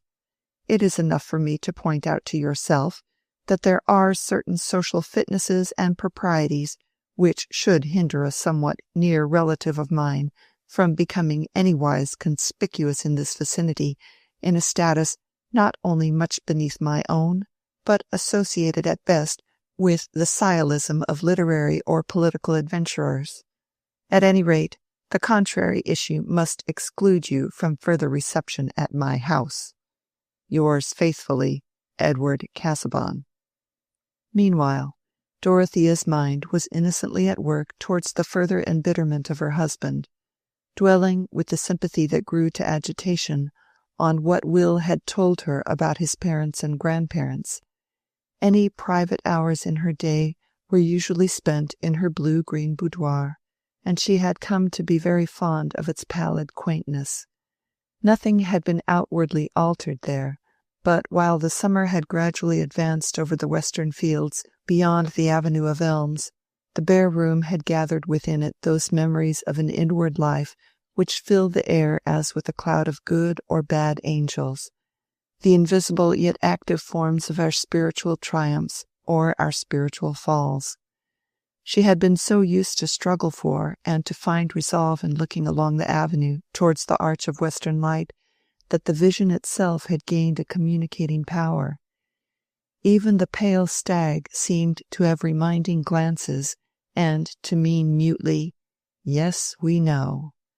And the group of delicately touched miniatures had made an audience as of beings no longer disturbed about their own earthly lot, but still humanly interested, especially the mysterious Aunt Julia, about whom Dorothea had never found it easy to question her husband. And now, since her conversation with Will, many fresh images had gathered round that Aunt Julia who was Will's grandmother, the presence of that delicate miniature, so like a living face that she knew, helping to concentrate her feelings. What a wrong, to cut off the girl from the family protection and inheritance only because she had chosen a man who was poor. Dorothea, early troubling her elders with questions about the facts around her, had wrought herself into some independent clearness as to the historical, political reasons why eldest sons had superior rights, and why land should be entailed.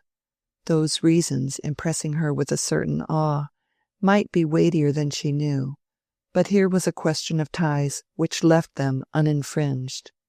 Here was a daughter whose child, even according to the ordinary aping of aristocratic institutions by people who are no more aristocratic than retired grocers, and who have no more land to keep together than a lawn and a paddock, would have a prior claim. Was inheritance a question of liking or of responsibility?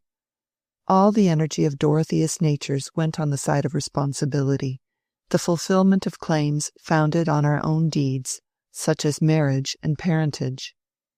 It was true, she said to herself, that Mr. Casaubon had a debt to the Ladislaws, that he had to pay back what the Ladislaws had been wronged of. And now she began to think of her husband's will, which had been made at the time of their marriage, leaving the bulk of his property to her, with proviso in case of her having children.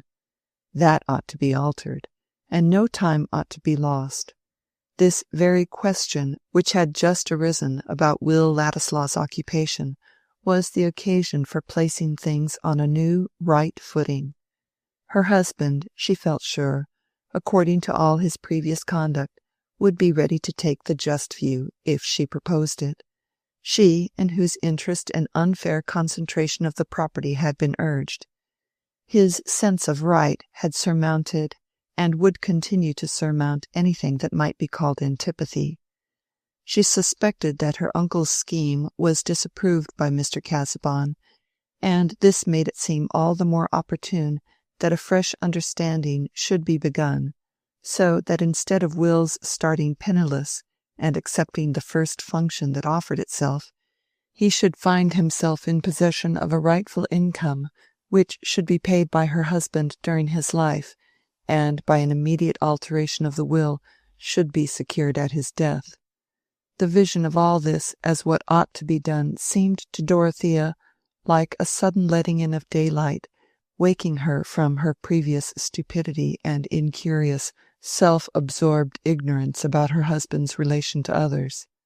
Will Ladislaw had refused Mr. Casaubon's future aid on a ground that no longer appeared right to her, and Mr. Casaubon had never himself seen fully what was the claim upon him.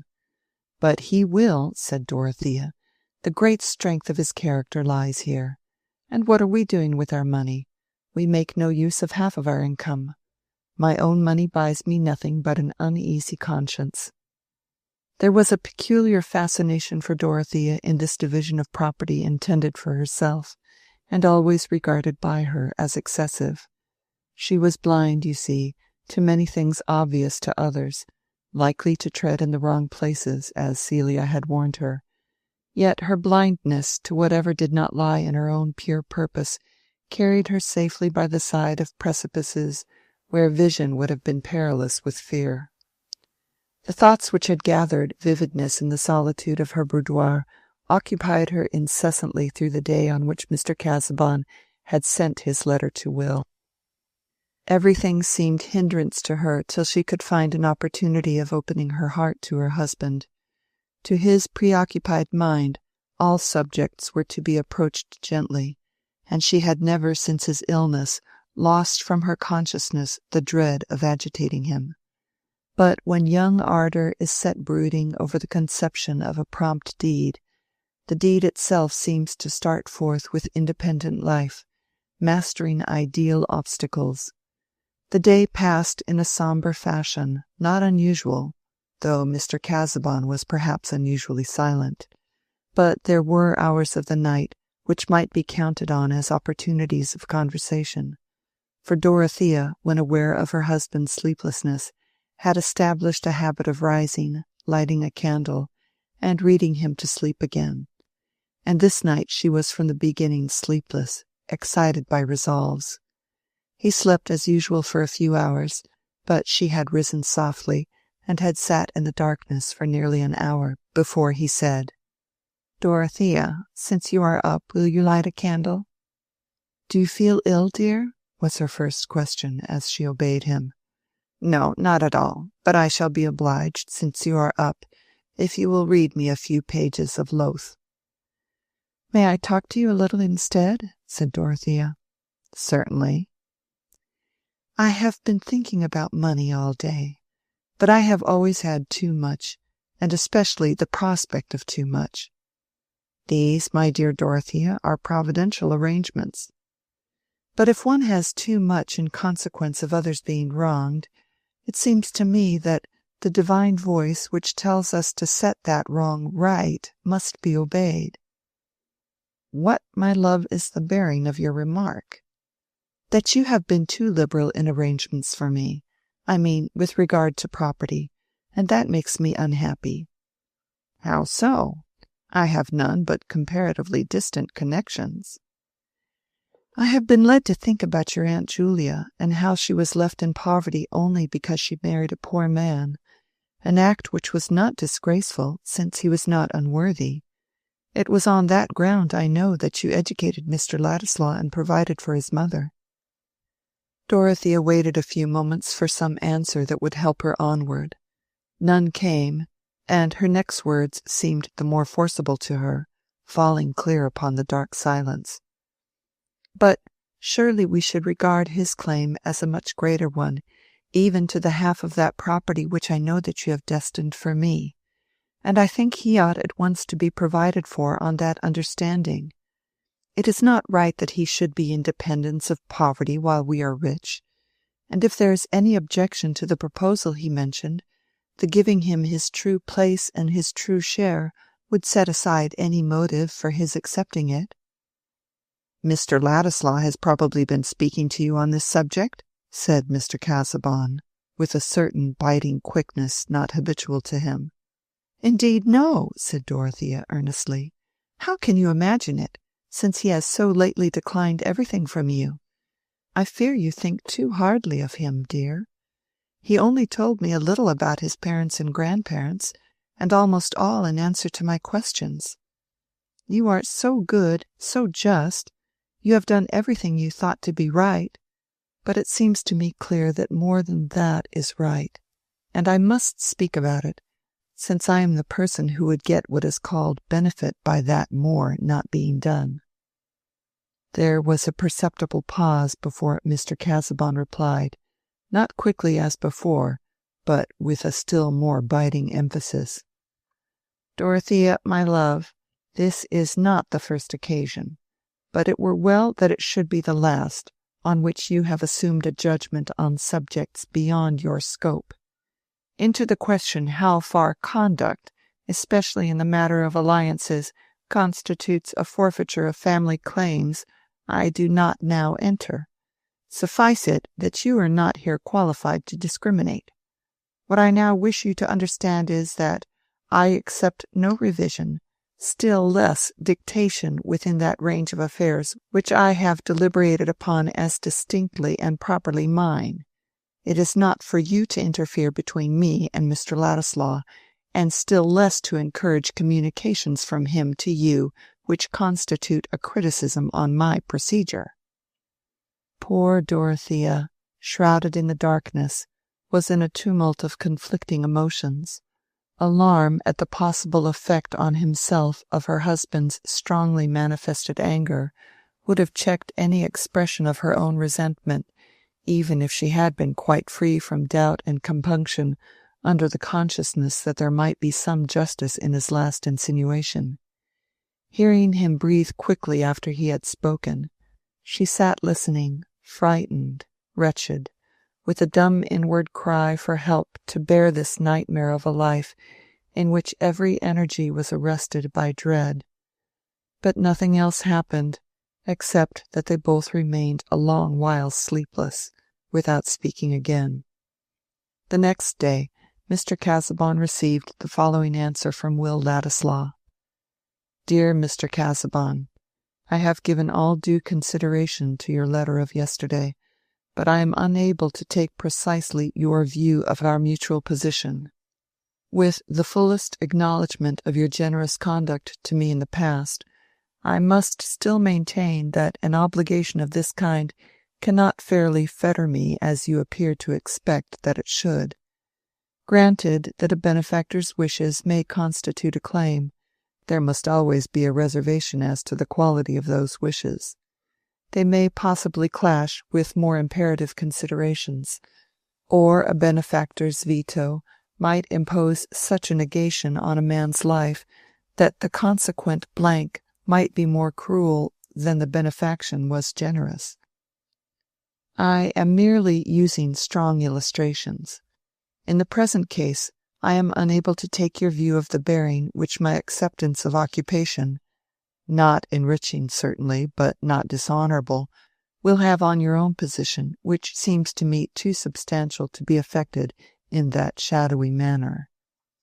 And though I do not believe that any change in our relations will occur, certainly none has yet occurred, which can nullify the obligations imposed on me by the past, pardon me for not seeing that those obligations should restrain me from using the ordinary freedom of living where I choose, and maintaining myself by any lawful occupation I may choose. Regretting that there exists this difference between us as to a relation in which the conferring of benefits has been entirely on your side, I remain yours with persistent obligation, Will Ladislaw. Poor Mr. Casaubon felt, and must not we, being impartial, feel with him a little, that no man had juster cause for disgust and suspicion than he. Young Ladislaw, he was sure, meant to defy and annoy him, meant to win Dorothea's confidence, and sow her mind with disrespect, and perhaps aversion, towards her husband. Some motive beneath the surface had been needed to account for Will's sudden change in rejecting Mr. Casaubon's aid and quitting his travels, and this defiant determination to fix himself in the neighborhood by taking up something so much at variance with his former choice as Mr. Brooke's Middlemarch projects, revealed clearly enough that the undeclared motive had relation to Dorothea. Not for one moment did Mr. Casaubon suspect Dorothea of any doubleness. He had no suspicions of her, but he had, what was little less uncomfortable, the positive knowledge that her tendency to form opinions about her husband's conduct was accompanied with a disposition to regard Will Ladislaw favourably and be influenced by what he said. His own proud reticence had prevented him from ever being undeceived in the supposition that Dorothea had originally asked her uncle to invite Will to his house. And now, on receiving Will's letter, Mr. Casaubon had to consider his duty. He would never have been easy to call his action anything else than duty, but in this case, contending motives thrust him back into negations. Should he apply directly to Mr. Brooke, and demand of that troublesome gentleman to revoke his proposal? Or should he consult Sir James Chettam, and get him to concur in remonstrance against a step which touched the whole family? In either case, Mr. Casaubon was aware that failure was just as probable as success. It was impossible for him to mention Dorothea's name in the matter, and without some alarming urgency, Mr. Brooke was as likely as not, after meeting all representations with apparent assent, to wind up by saying, "Never fear, Casaubon. Depend on it, young Ladislaw will do you credit. Depend upon it, I have put my finger on the right thing." And Mr. Casaubon shrank nervously from communicating on the subject with Sir James Chettam, between whom and himself there had never been any cordiality, and who would immediately think of Dorothea without any mention of her. Poor Mr. Casaubon was distrustful of everybody's feelings towards him, especially as a husband. To let anyone suppose that he was jealous would be to admit their suspected view of his disadvantages. To let them know that he did not find marriage particularly blissful would imply his conversion to their probably earlier disapproval. It would be as bad as letting Carp and Brasenose generally know how backward he was in organizing the matter for his Key to All Mythologies. All through his life, Mr. Casaubon had been trying not to admit even to himself the inward sores of self-doubt and jealousy, and on the most delicate of all personal subjects, the habit of proud, suspicious reticence told doubly. Thus Mr. Casaubon remained proudly, bitterly silent. But he had forbidden Will to come to Lowick Manor, and he was mentally preparing other measures of frustration. Chapter 38. C'est beaucoup que le jugement des hommes sur les actions humaines, tôt ou tard, il devient efficace. Guizot. Sir James Chettam could not look with any satisfaction on Mr. Brooke's new courses, but it was easier to object than to hinder. Sir James accounted for his having come in alone one day to lunch with the Cadwalladers by saying, "I can't talk to you as I want before Celia. It might hurt her. Indeed, it would not be right." "I know what you mean. The pioneer at the Grange," darted in Mrs. Cadwallader, almost before the last word was off her friend's tongue. "It is frightful, this taking to buying whistles and blowing them in everybody's hearing. Lying in bed all day and playing at dominoes like poor Lord Plessy would be more private and bearable." "I see they are beginning to attack our friend Brooke in the Trumpet," said the rector, lounging back and smiling easily, as he would have done if he had been attacked himself. "There are tremendous sarcasms against a landlord not 100 miles from Middlemarch who receives his own rents and makes no returns." "I do wish Brooke would leave that off," said Sir James, with his little frown of annoyance. "Is he really going to be put in nomination, though?" said Mr. Cadwallader. "I saw Fairbrother yesterday. He's Whiggish himself, hoists Brougham and useful knowledge. That's the worst I know of him. And he says that Brooke is getting up a pretty strong party. Bulstrode the banker is his foremost man. But he thinks Brooke would come off badly at a nomination." "Exactly," said Sir James with earnestness. "I have been inquiring into the thing, for I've never known anything about Middlemarch politics before, the county being my business. What Brooke trusts to is that they're going to turn out Oliver because he's a Peelite.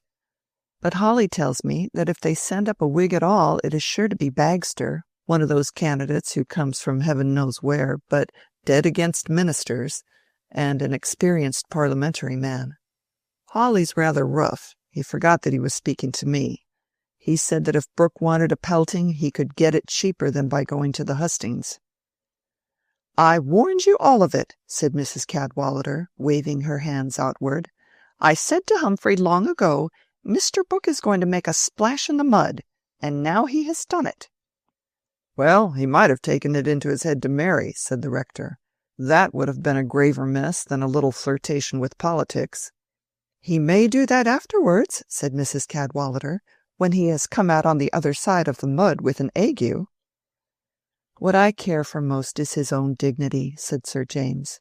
Of course I care the more because of the family. But he's getting on in life now, and I don't like to think of his exposing himself. They will be raking up everything against him. I suppose it's no use trying any persuasion, said the rector. There's such an odd mixture of obstinacy and changeableness in Brooke. Have you tried him on the subject? Well, no, said Sir James.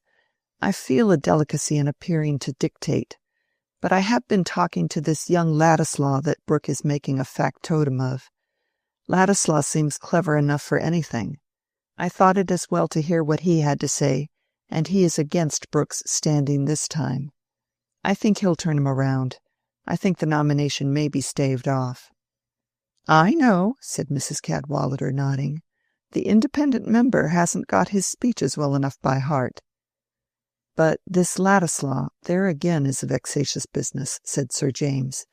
We have had him 2 or 3 times to dine at the Hall, you've met him by the by, as Brooke's guest and a relation of Casaubon's, thinking he was only on a flying visit, and now I find he's in everybody's mouth in Middlemarch as the editor of the Pioneer. There are stories going about him as a quill-driving alien, a foreign emissary, and what not. Casaubon won't like that, said the rector.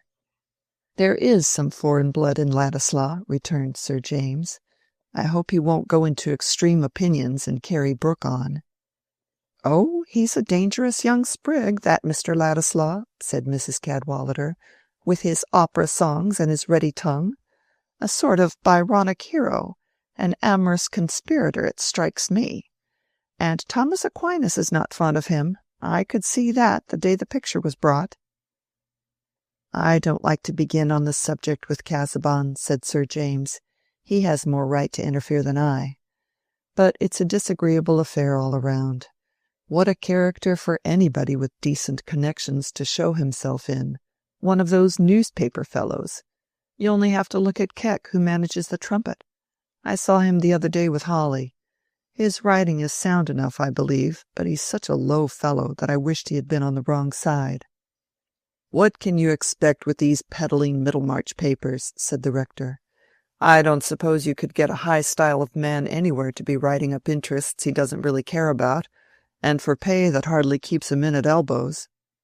Exactly.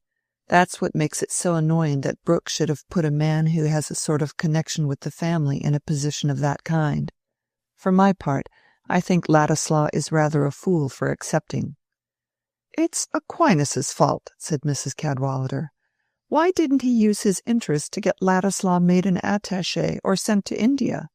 That is how families get rid of troublesome sprigs. There is no knowing to what lengths the mischief may go, said Sir James anxiously. But if Casaubon says nothing, what can I do? Oh, my dear Sir James, said the rector, don't let us make too much of all this. It is likely enough to end in mere smoke. After a month or 2, Brooke and this Master Ladislaw will get tired of each other. Ladislaw will take wing, Brooke will sell the Pioneer, and everything will settle down again as usual. There is one good chance that he will not like to feel his money oozing away, said Mrs. Cadwallader. If I knew the items of election expenses, I could scare him. It's no use plying him with wide words like expenditure. I wouldn't talk of phlebotomy. I would empty a pot of leeches upon him. What we good stingy people don't like is having our sixpences sucked away from us. And he will not like having things raked up against him, said Sir James. There's the management of his estate. They have begun upon that already, and it really is painful for me to see. It is a nuisance under one's very nose. I do think one is bound to do the best for one's land and tenants, especially in these hard times. Perhaps the Trumpet may rouse him to make a change, and some good may come of it all, said the rector. I know I should be glad. I should hear less grumbling when my tithe is paid. I don't know what I should do if there were not a modus in Tipton. I want him to have a proper man to look after things. I want him to take on Garth again, said Sir James. He got rid of Garth 12 years ago, and everything has been going wrong since. I think of getting Garth to manage for me. He has made such a capital plan for my buildings, and Lovegood is hardly up to the mark. But Garth would not undertake the Tipton estate again unless Brooke left it entirely to him. In the right of it, too, said the rector. Garth is an independent fellow, an original, simple-minded fellow. One day, when he was doing some valuation for me, he told me point-blank that clergymen seldom understood anything about business, and did mischief when they meddled. But he said it as quietly and respectfully as if he had been talking to me about sailors. He would make a different parish of Tipton if Brooke would let him manage. I wish, by the help of the trumpet, you could bring that round. If Dorothea had kept near her uncle, there would have been some chance, said Sir James. She might have got some power over him in time, and she was always uneasy about the estate. She had wonderfully good notions about such things, but now Casaubon takes her up entirely. Celia complains a good deal. We can hardly get her to dine with us since he had that fit. Sir James ended with a look of pitying disgust, and Mrs. Cadwallader shrugged her shoulders as much as to say that she was not likely to see anything new in that direction. Poor Casaubon, the rector said. That was a nasty attack. I thought he looked shattered the other day at the Archdeacon's.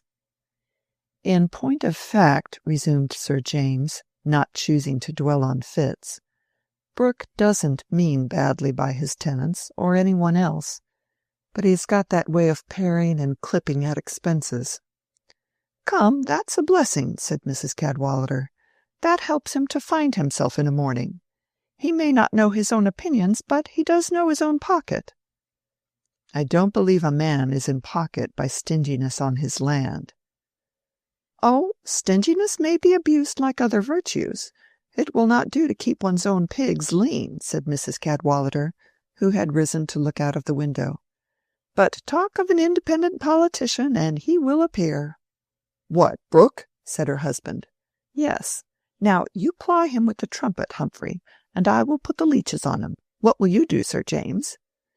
The fact is, I don't like to begin about it with Brooke in our mutual position. The whole thing is so unpleasant. I do wish people would behave like gentlemen, said the good baronet, feeling that this was a simple and comprehensive program for social well-being. Here you all are, eh? Said Mr. Brooke, shuffling round and shaking hands. I was going up to the hall by and by, Chettam, but it's pleasant to find everybody, you know. Well, what do you think of things? Going on a little fast. It was true enough what Lafitte said. Since yesterday a century has passed away. They're in the next century, you know, on the other side of the water, going on faster than we are.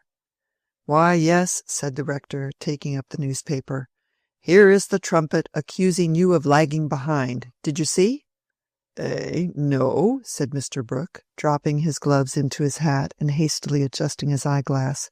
But Mr. Cadwallader kept the paper in his hand, saying, with a smile in his eyes, Look here, all this is about a landlord not 100 miles from Middlemarch who receives his own rents. They say he is the most retrogressive man in the county. I think you must have taught them that word in the Pioneer. Oh, that is Keck, an illiterate fellow, you know. Retrogressive now. Come, that's capital. He thinks it means destructive. They want to make me out a destructive, you know, said Mr. Brooke, with that cheerfulness which is usually sustained by an adversary's ignorance. I think he knows the meaning of the word. Here's a sharp stroke or two.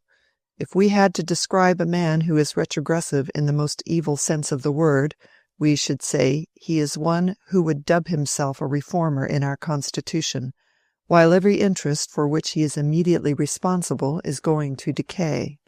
A philanthropist who cannot bear one rogue to be hanged, but does not mind 5 honest tenants being half-starved, a man who shrieks at corruption and keeps his farms at rack rent, who roars himself red at rotten boroughs and does not mind if every field on his farms has a rotten gate.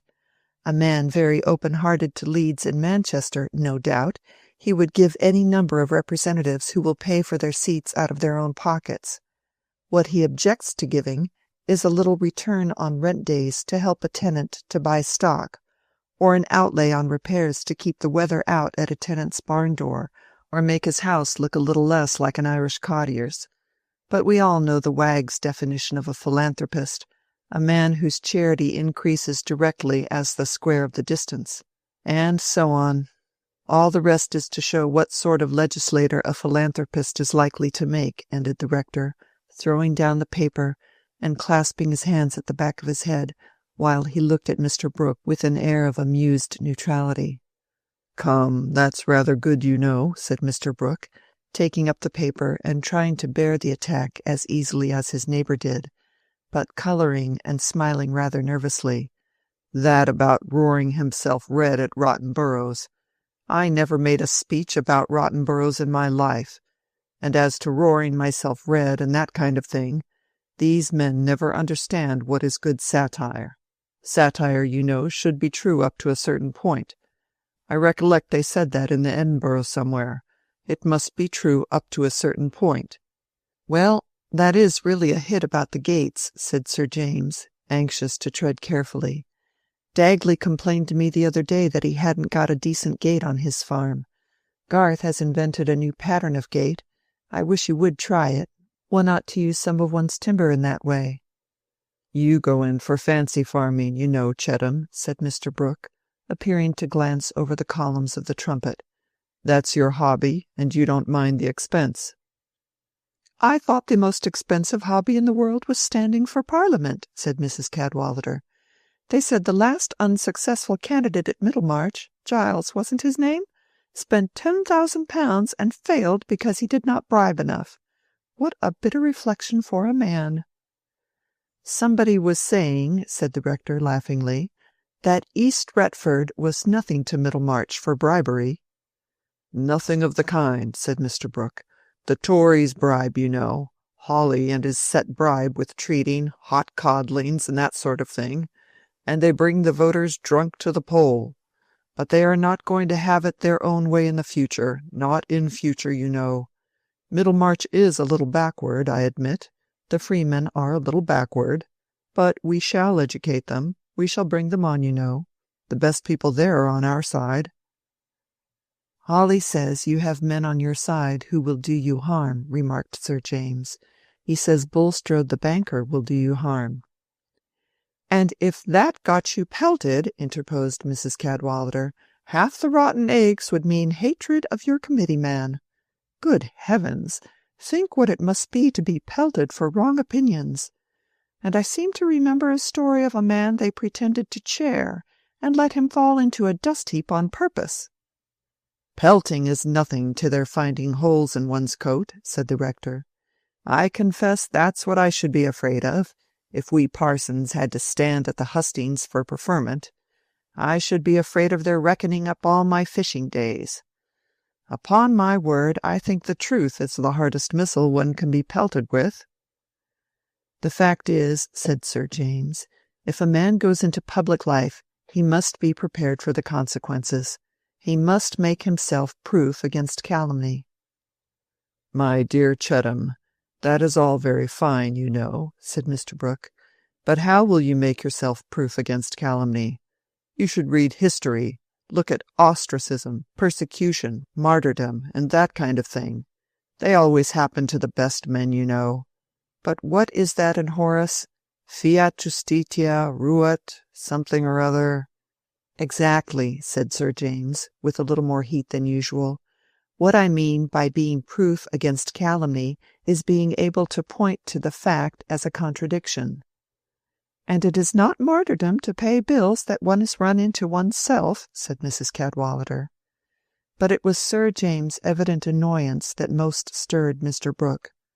"Well, you know, Chettam," he said, rising, taking up his hat, and leaning on his stick, "you and I have a different system. You are all for outlay with your farms. I don't want to make out that my system is good under all circumstances, you know." There ought to be a new valuation made from time to time, said Sir James. Returns are very well occasionally, but I like a fair valuation. What do you say, Cadwallader? I agree with you. If I were Brooke, I would choke the trumpet at once by getting Garth to make a new valuation of the farms, and giving him carte blanche about gates and repairs. That's my view of the political situation, said the rector, broadening himself by sticking his thumbs in his armholes and laughing towards Mr. Brooke. That's a showy sort of thing to do, you know, said Mr. Brooke. But I should like you to tell me of another landlord who has distressed his tenants for arrears as little as I have. I let the old tenants stay on. I'm uncommonly easy, let me tell you, uncommonly easy. I have my own ideas, and I take my stand on them, you know. A man who does that is always charged with eccentricity, inconsistency, and that kind of thing. When I change my line of action, I shall follow my own ideas. After that, Mr. Brooke remembered that there was a packet which he had omitted to send off from the Grange, and he bade everybody hurriedly good-bye. I didn't want to take a liberty with Brooke, said Sir James. I see he is nettled. But as to what he says about old tenants, in point of fact, no new tenant would take the farms on the present terms. I have a notion that he will be brought round in time, said the rector. But you were pulling one way, Eleanor, and we were pulling another. You wanted to frighten him away from expense, and we want to frighten him into it. Better let him try to be popular and see that his character as a landlord stands in his way. I don't think it signifies two straws about the Pioneer, or Ladislaw, or Brooke's speechifying to the Middlemarchers. But it does signify about the parishioners in Tipton being comfortable. Excuse me, it is you two who are on the wrong tack, said Mrs. Cadwallader. You should have proved to him that he loses money by bad management, and then we should all have pulled together. If you put him a horseback on politics, I warn you of the consequences. It was all very well to ride on sticks at home and call them ideas. Chapter 39. As, if I have, you also do, virtue attired in woman see, and dare love that, and say so too, and forget the he and she. And if this love, though placed so, from profane men you hide, which will no faith on this bestow, or if they do, deride, then you have done a braver thing than all the worthies did, and a braver thence will spring, which is to keep that hid. Dr. Donne. Sir James Chetham's mind was not fruitful in devices, but his growing anxiety to act on Brooke, once brought close to his constant belief in Dorothea's capacity for influence, became formative, and issued a little plan, namely, to plead Celia's indisposition as a reason for fetching Dorothea by herself to the Hall, and to leave her at the Grange with the carriage on the way, after making her fully aware of the situation concerning the management of the estate. In this way it happened that one day near 4 o'clock, when Mr. Brooke and Ladislaw were seated in the library, the door opened and Mrs. Casaubon was announced. Will, the moment before, had been low in the depths of boredom, and obliged to help Mr. Brooke in arranging documents about hanging sheep-stealers, was exemplifying the power our minds have of riding several horses at once, by inwardly arranging measures towards getting a lodging for himself in Middlemarch, and cutting short his constant residence at the Grange, while there flitted through all these steadier images a tickling vision of a sheep-stealing epic written with Homeric particularity.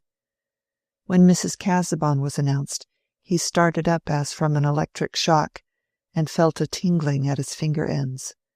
Anyone observing him would have seen a change in his complexion, in the adjustment of his facial muscles, in the vividness of his glance, which might have made them imagine that every molecule in his body had passed the message of a magic touch. And so it had, for effective magic is transcendent nature, and who shall measure the subtlety of those touches which convey the quality of soul as well as body, and make a man's passion for one woman differ from his passion for another, as joy in the morning light over valley and river and white mountain tops differs from joy among Chinese lanterns and glass panels. Will, too, was made of very impressible stuff.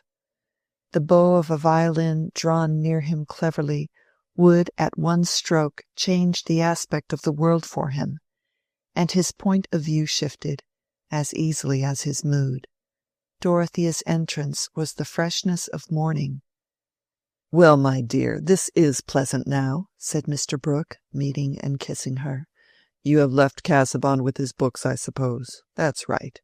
We must not have you get too learned for a woman, you know." "There is no fear of that, uncle," said Dorothea, turning to Will and shaking hands with open cheerfulness, while she made no other form of greeting, but went on answering her uncle. "I am very slow. When I want to be busy with books, I am often playing truant among my thoughts. I find it is not so easy to be learned as to plan cottages." She seated herself beside her uncle opposite to Will, and was evidently preoccupied with something that made her almost unmindful of him. He was ridiculously disappointed, as if he had imagined that her coming had anything to do with him. "Why, yes, my dear, it was quite your hobby to draw plans. But it was good to break that off a little. Hobbies are apt to run away with us, you know. It doesn't do to be run away with. We must keep the reins. I've never let myself be run away with. I always pulled up. That is what I tell Ladislaw. He and I are alike, you know. He likes to go into everything. We are working at capital punishment. We shall do a great deal together, Ladislaw and I." "Yes," said Dorothea, with characteristic directness. "Sir James has been telling me that he is in hope of seeing a great change made soon in your management of the estate, that you are thinking of having the farms valued and repairs made and the cottages improved so that Tipton may look quite another place. Oh, how happy," she went on, clasping her hands with a return to that more childlike, impetuous manner which had been subdued since her marriage. "If I were at home still, I should take to writing again, that I might go about with you and see all that. And you are going to engage Mr. Garth, who praised my cottages, Sir James says." "Chettam is a little hasty, my dear," said Mr. Brooke, colouring slightly. "A little hasty, you know. I never said I should do anything of the kind. I never said that I should not do it, you know." "He only feels confident that you will do it," said Dorothea, in a voice as clear and unhesitating as that of a young chorister chanting a credo. "Because you mean to enter Parliament as a member who cares for the improvement of the people, and one of the first things to be made better is the state of the land and the labourers. Think of Kit Downes, uncle, who lives with his wife and 7 children in a house with 1 sitting-room and 1 bedroom hardly larger than this table. And those poor Dagleys, in their tumble-down farmhouse, where they live in the back kitchen and leave the other rooms to the rats. That is one reason why I did not like the pictures here, dear uncle, which you think me stupid about. I used to come from the village with all that dirt and coarse ugliness like a pain within me, and the simpering pictures in the drawing-room seemed to me like a wicked attempt to find delight in what is false, while we don't mind how hard the truth is for our neighbours outside our walls. I think we have no right to come forward and urge wider changes for good until we have tried to alter the evils which lie under our own hands." Dorothea had gathered emotion as she went on, and had forgotten everything except the relief of pouring forth her feelings unchecked, an experience once habitual with her, but hardly ever present since her marriage, which had been a perpetual struggle of energy with fear. For the moment, Will's admiration was accompanied with a chilling sense of remoteness. A man is seldom ashamed of feeling that he cannot love a woman so well when he sees a certain greatness in her, nature having intended greatness for men. But nature has sometimes made sad oversights in carrying out her intention, as in the case of good Mr. Brooke, whose masculine consciousness was at this moment in rather a stammering condition under the eloquence of his niece. He could not immediately find any other mode of expressing himself than that of rising, fixing his eyeglass, and fingering the papers before him. At last he said, "There is something in what you say, my dear, something in what you say, but not everything, Ladislaw? You and I don't like our pictures and statues being found fault with. Young ladies are a little ardent, you know, a little one-sided, my dear. Fine art, poetry, that kind of thing, elevates a nation. Emulit mores. You understand a little Latin now, but, what?" These interrogatives were addressed to the footman who had come in to say that the keeper had found one of Dagley's boys with a leveret in his hand, just killed. I'll come. I shall let him off easily, you know," said Mr. Brooke aside to Dorothea, shuffling away very cheerfully. "I hope you feel how right this change is that Sir James wishes for," said Dorothea to Will, as soon as her uncle was gone. "I do, now I have heard you speak about it.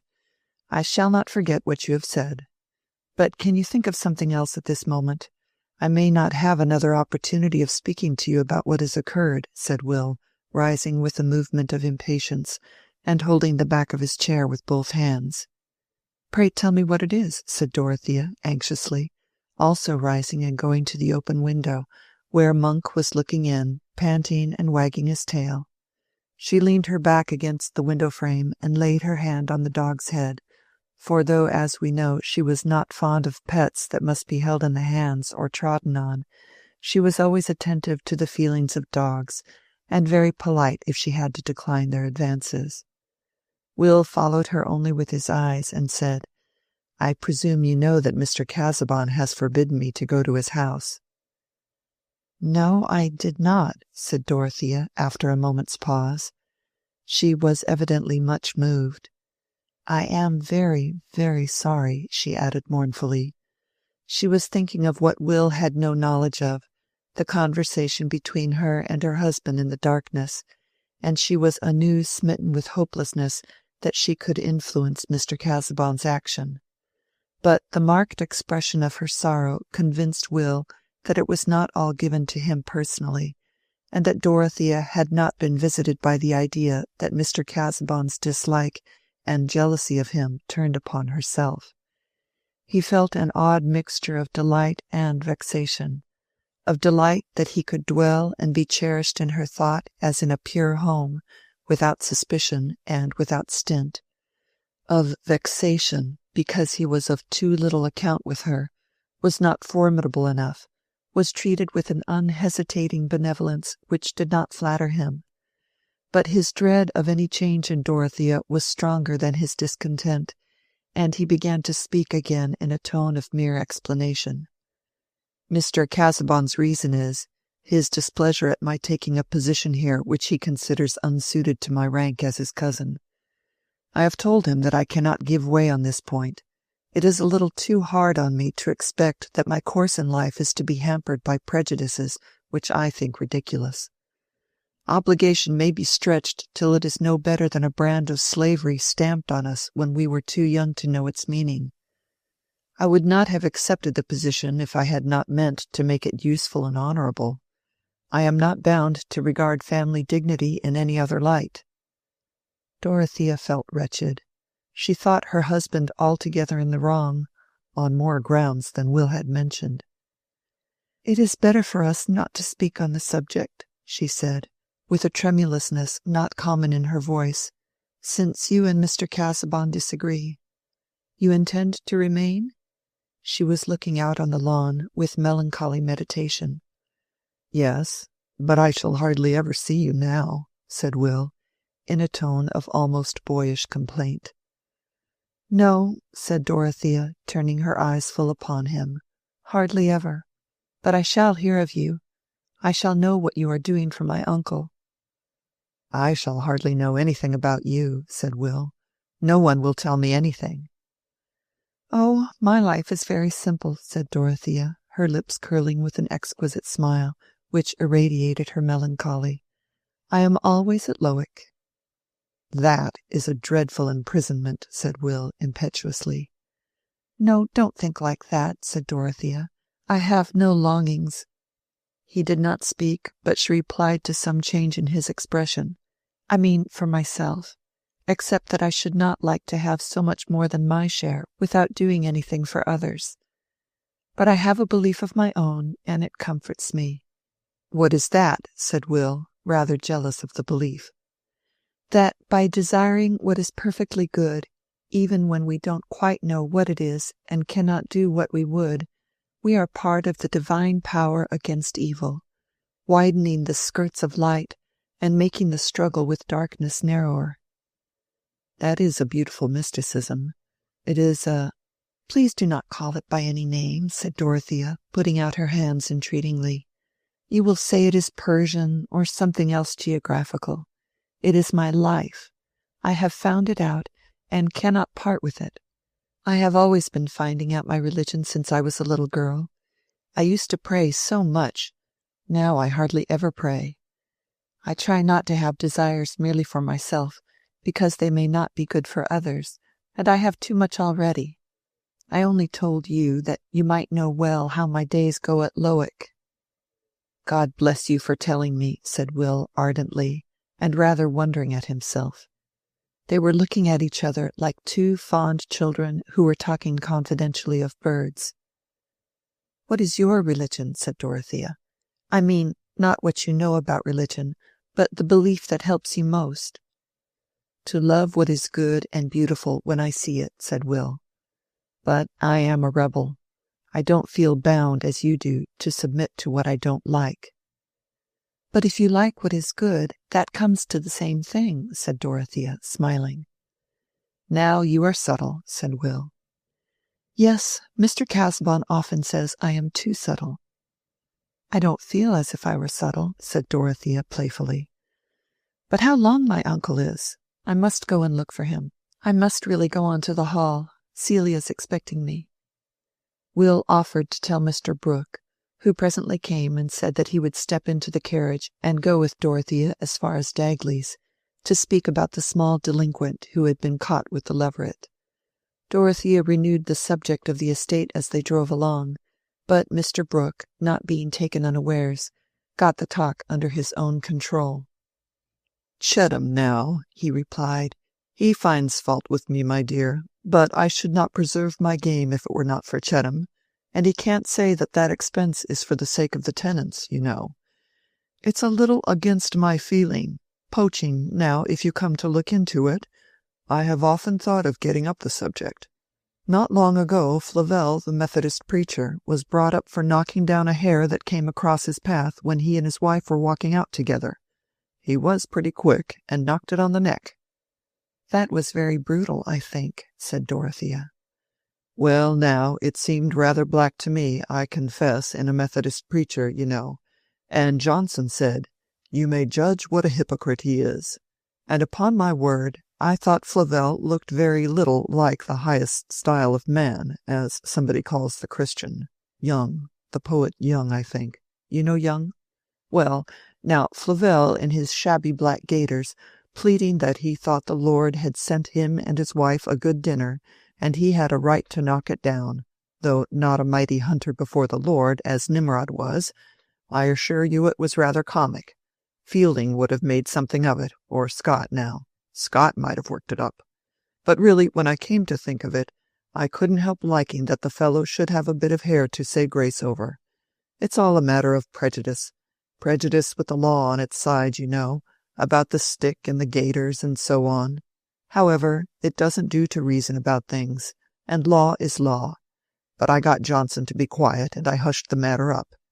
I doubt whether Chettam would not have been more severe. And yet he comes down on me as if I were the hardest man in the county. But here we are at Dagley's." Mr. Brooke got down at a farmyard gate, and Dorothea drove on.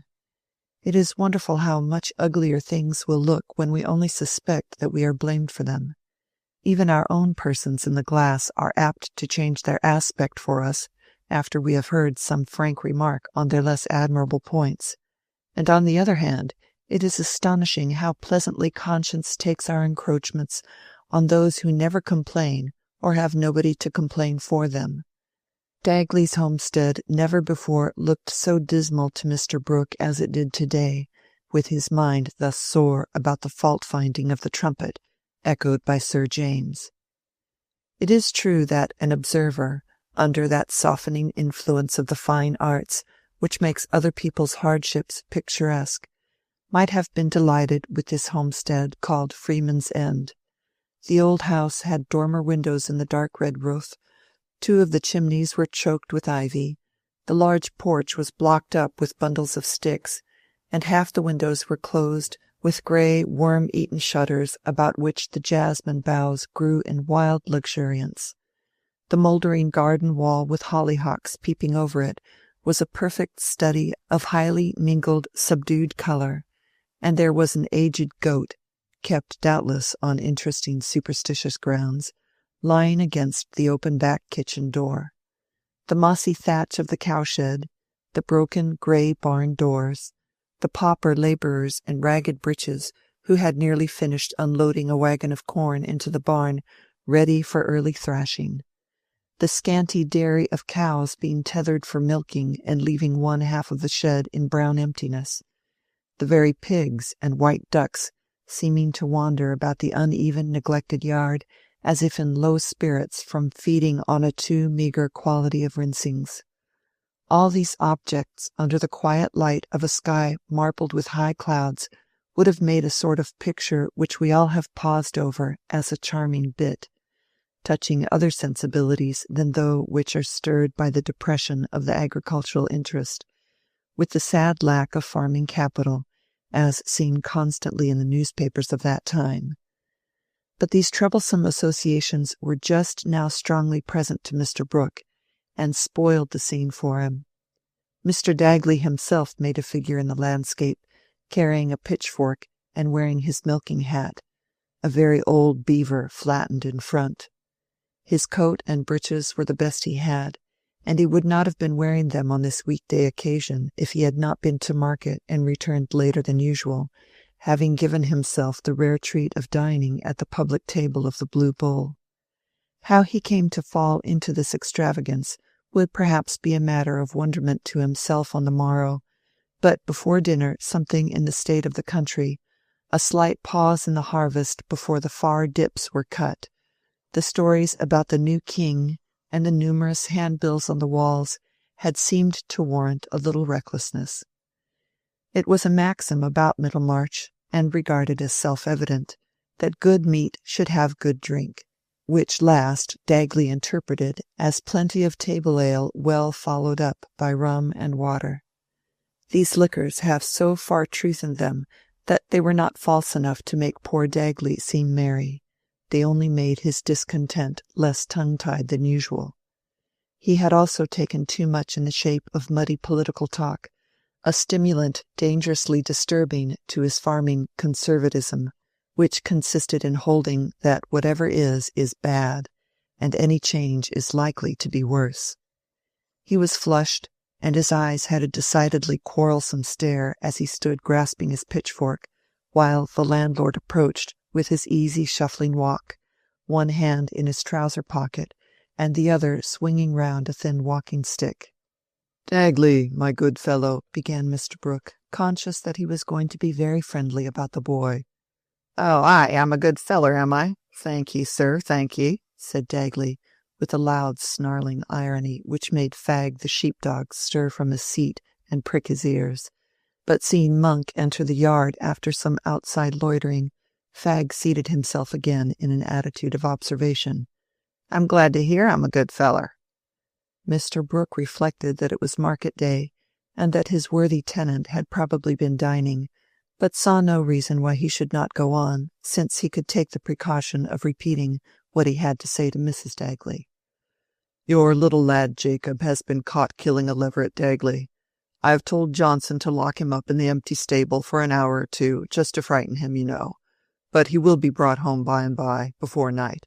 You'll just look after him, will you, and give him a reprimand, you know." "No, I won't. I'll be dead if I'll leather my boy to please you or anybody else, not if you was 20 landlords instead of one, and that a bad un." Dagley's words were loud enough to summon his wife to the back kitchen door, the only entrance ever used, and one always open except in bad weather, and Mr. Brooke, saying soothingly, "Well, well, I'll speak to your wife. I didn't mean beating, you know," turned to walk to the house. But Dagley, only the more inclined to have his say with the gentleman who walked away from him, followed at once, with Fagg slouching at his heels and sullenly evading some small and probably charitable advances on the part of Monk. "How do you do, Mrs. Dagley?" said Mr. Brooke, making some haste. "I came to tell you about your boy. I don't want you to give him the stick, you know." He was careful to speak quite plainly this time. Overworked Mrs. Dagley, a thin, worn woman, from whose life pleasure had so entirely vanished that she had not even Sunday clothes which could give her satisfaction in preparing for church, had already had a misunderstanding with her husband since he had come home, and was in low spirits, expecting the worst. But her husband was beforehand in answering. "No, nor he won't have the stick, whether you want it or no," pursued Dagley, throwing out his voice, as if he wanted it to hit hard. "You've got no call to come and talk about sticks of these premises, as you won't give a stick toward mending. Go to Middlemarch to ax for your character." "You'd far better hold your tongue, Dagley," said the wife, "and not kick your own trough over. When a man as is father of a family has been and spent money at market and made himself the worse for liquor, he's done enough mischief for one day. But I should like to know what my boy's done, sir." "Never do you mind what he's done," said Dagley more fiercely. "It's my business to speak, and not yourn. And I will speak, too. I'll have my say, supper or no. And what I say is, as I've lived upon your ground from my father and grandfather afore me, and have dropped our money into it, and me and my children might lie and rot on the ground for top-dressing as we can't find the money to buy, if the king wasn't to put a stop." "My good fellow, you're drunk, you know," said Mr. Brooke, confidentially, but not judiciously. Another day," he added, turning as if to go. But Dagley immediately fronted him, and Fagg at his heels growled low, as his master's voice grew louder and more insulting, while Monk also drew close in silent, dignified watch. The labourers on the wagon were pausing to listen, and it seemed wiser to be quite passive than to attempt a ridiculous flight pursued by a bawling man. "I'm no more drunk nor are you, nor so much," said Dagley. "I can carry my liquor, and I know what I mean. And I mean as the king'll put a stop to it, for them say it as knows it, as there's to be a reform, and them landlords as never done the right thing by their tenants 'll be treated in that way as they'll have to scuttle off. And there's them in Middlemarch knows what the reform is, and as knows who'll have to scuttle. Says they, 'I know who your landlord is,' and says I hope you're the better for knowing him, I aren't. Says they, 'He's a close-fisted un.' Aye, says I. 'He's a man for the reform,' says they. That's what they says. And I made out what the reform were, and it were to send you and your likes a scuttling, and with pretty strong-smelling things, too. And you may do as you like now, for I'm none afeard on you. And you'd better let my boy alone, and look to yourself, for the reform has got upon your back.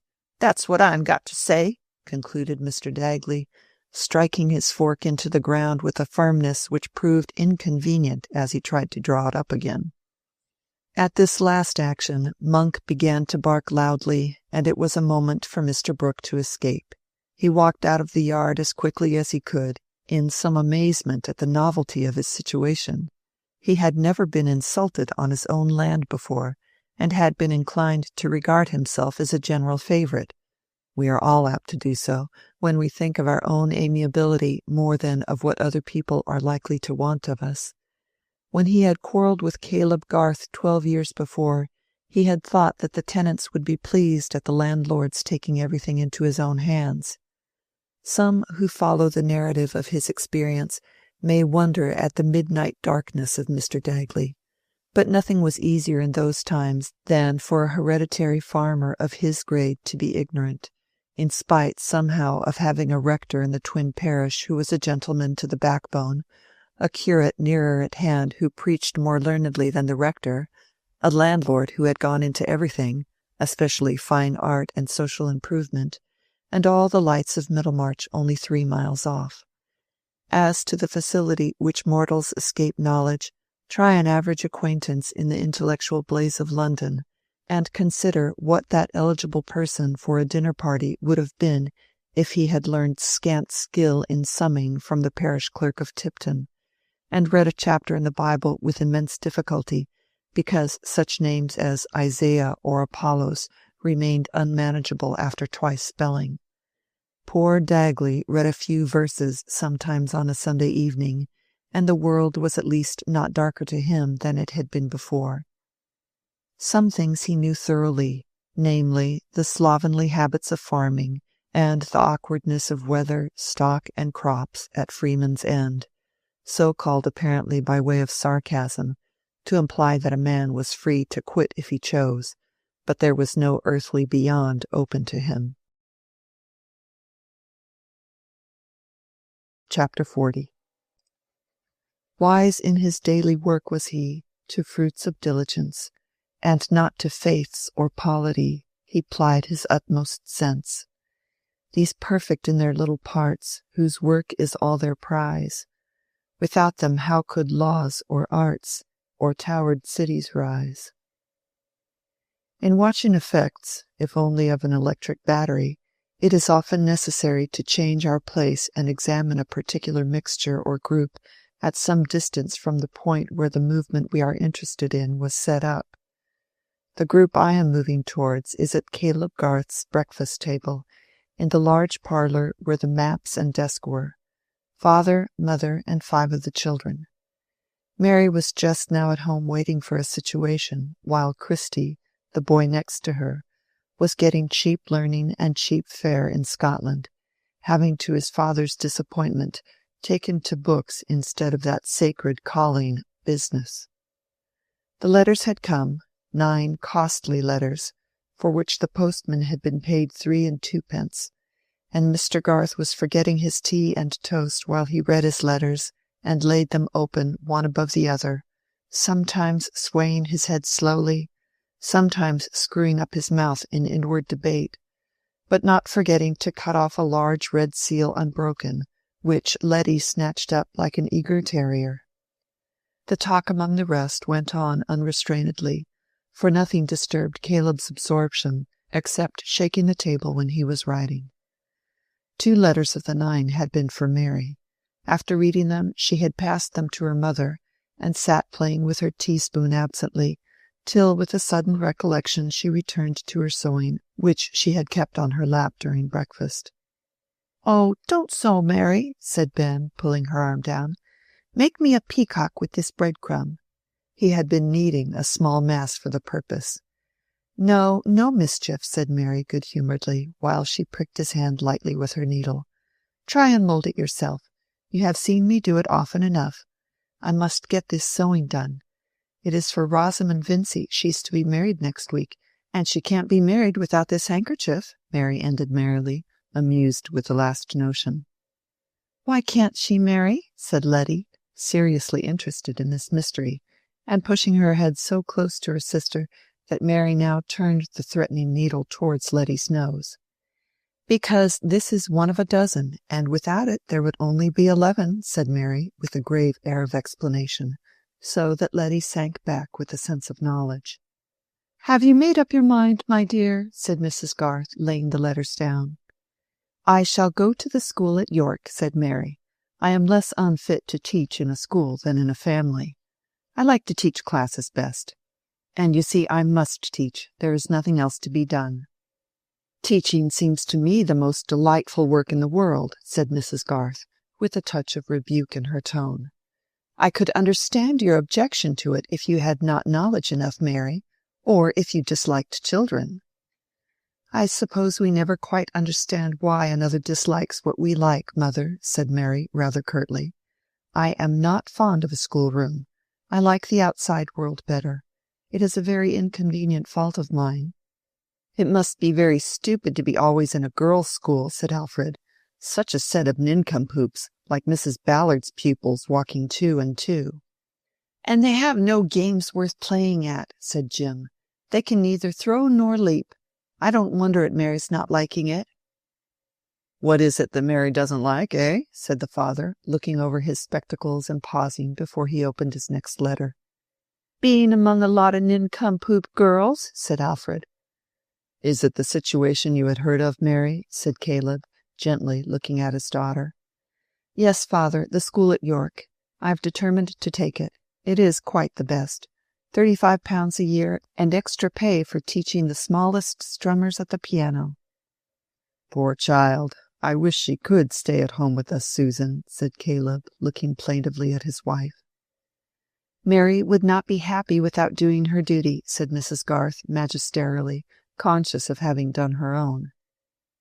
It wouldn't make me happy to do such a nasty duty as that, said Alfred, at which Mary and her father laughed silently. But Mrs. Garth said gravely, Do find a fitter word than nasty, my dear Alfred, for everything that you think disagreeable. And I suppose that Mary could help you go to Mr. Hamner's with the money she gets? That seems to me a great shame. But she's an old brick, said Alfred, rising from his chair and pulling Mary's head backward to kiss her. Mary colored and laughed, but could not conceal that the tears were coming. Caleb, looking on over his spectacles, with the angles of his eyebrows falling, had an expression of mingled delight and sorrow as he returned to the opening of his letter. And even Mrs. Garth, her lips curling with a calm contentment, allowed that inappropriate language to pass without correction, although Ben immediately took it up and sang, She's an old brick, old brick, old brick, to a cantering measure, which he beat out with his fist on Mary's arm. But Mrs. Garth's eyes were now drawn towards her husband, who was already deep in the letter he was reading. His face had an expression of grave surprise, which alarmed her a little, but he did not like to be questioned while he was reading, and she remained anxiously watching till she saw him suddenly shaken by a little joyous laugh as he turned back to the beginning of the letter, and, looking at her above his spectacles, said in a low tone, What do you think, Susan? She went and stood behind him, putting her hand on his shoulder while they read the letter together. It was from Sir James Chettam, offering to Mr. Garth the management of the family estates at Freshitt and elsewhere, and adding that Sir James had been requested by Mr. Brooke of Tipton to ascertain whether Mr. Garth would be disposed at the same time to resume the agency of the Tipton property. The baronet added, in very obliging words, that he himself was particularly desirous of seeing the Freshitt and Tipton estates under the same management, and he hoped to be able to show that the double agency might be held on terms agreeable to Mr. Garth, whom he would be glad to see at the Hall at 12 o'clock on the following day. He writes handsomely, doesn't he, Susan? Said Caleb, turning his eyes upward to his wife, who raised her hand from his shoulder to his ear, while she rested her chin on his head. Brooke didn't like to ask me himself, I can see, he continued, laughing silently. Here is an honour to your father, children, said Mrs. Garth, looking round at the 5 pairs of eyes, all fixed on the parents. He is asked to take a post again by those who dismissed him long ago. That shows that he did his work well, so that they feel the want of him. Like Cincinnatus! Hooray! Said Ben, riding on his chair, with a pleasant confidence that discipline was relaxed. Will they come to fetch him, mother? Said Letty, thinking of the mayor and corporation in their robes. Mrs. Garth patted Letty's head and smiled, but seeing that her husband was gathering up his letters and likely soon to be out of reach in that sanctuary business, she pressed his shoulder and said emphatically, Now, mind you ask fair pay, Caleb. Oh, yes, said Caleb in a deep voice of assent, as if it would be unreasonable to suppose anything else of him. It'll come to between 400 and 500, the two together. Then, with a little start of remembrance, he said, Mary, write and give up that school. Stay and help your mother. I'm as pleased as Punch now that I've thought of that. No manner could have been less like that of Punch triumphant than Caleb's, but his talents did not lie in finding phrases, though he was very particular about his letter-writing, and regarded his wife as a treasury of correct language. There was almost an uproar among the children now, and Mary held up the cambric embroidery towards her mother entreatingly, that it might be put out of reach while the boys dragged her into a dance. Mrs. Garth, in placid joy, began to put the cups and plates together, while Caleb, pushing his chair from the table, as if he were going to move to the desk, still sat holding his letters in his hand and looking on the ground meditatively, stretching out the fingers of his left hand, according to a mute language of his own. At last he said, "It's 1,000 pities Christy didn't take to business, Susan. I shall want help by and by. And Alfred must go off to the engineering. I've made up my mind to that." He fell into a meditation and finger rhetoric again for a little while, and then continued, "I shall make Brooke have new agreements with the tenants, and I shall draw up a rotation of crops, and I'll lay a wager we can get fine bricks out of the clay at Bott's Corner. I must look into that. It would cheapen the repairs. It's a fine bit of work, Susan. A man without a family would be glad to do it for nothing."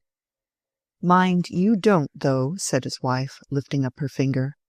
"No, no, but it's a fine thing to come to a man when he's seen into the nature of business, to have the chance of getting a bit of the country into good fettle, as they say, and putting men into the right way with their farming, and getting a bit of good contriving and solid building done, that those who are living and those who will come after will be the better for.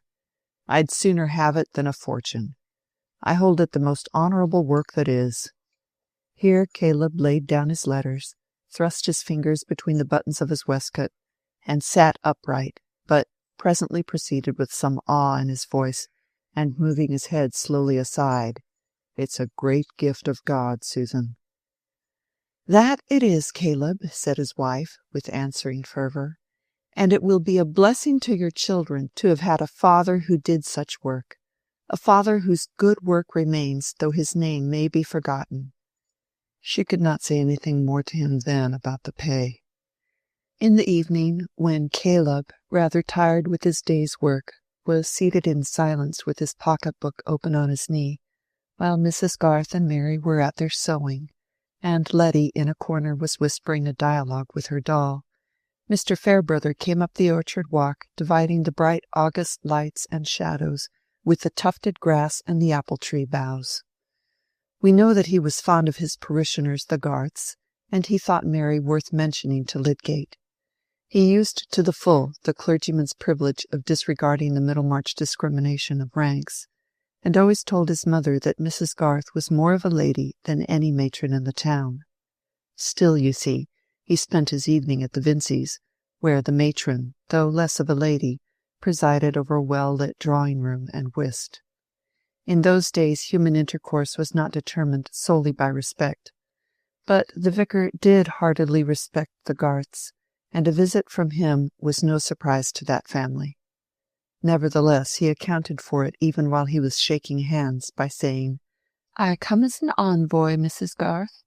I have something to say to you and Garth on behalf of Fred Vincey. The fact is, poor fellow," he continued, as he seated himself and looked round with his bright glance at the three who were listening to him, "he has taken me into his confidence." Mary's heart beat rather quickly. She wondered how far Fred's confidence had gone. "We haven't seen the lad for months," said Caleb. "I couldn't think what was become of him."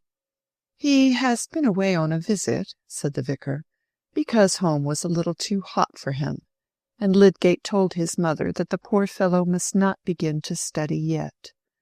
But yesterday he came and poured himself out to me. I am very glad he did, because I have seen him grow up from a youngster of 14, and I am so much at home in the house that the children are like nephews and nieces to me. But it is a difficult case to advise upon. However, he has asked me to come and tell you that he is going away, and that he is so miserable about his debt to you and his inability to pay that he can't bear to come himself even to bid you good-bye." "Tell him it doesn't signify a farthing," said Caleb, waving his hand.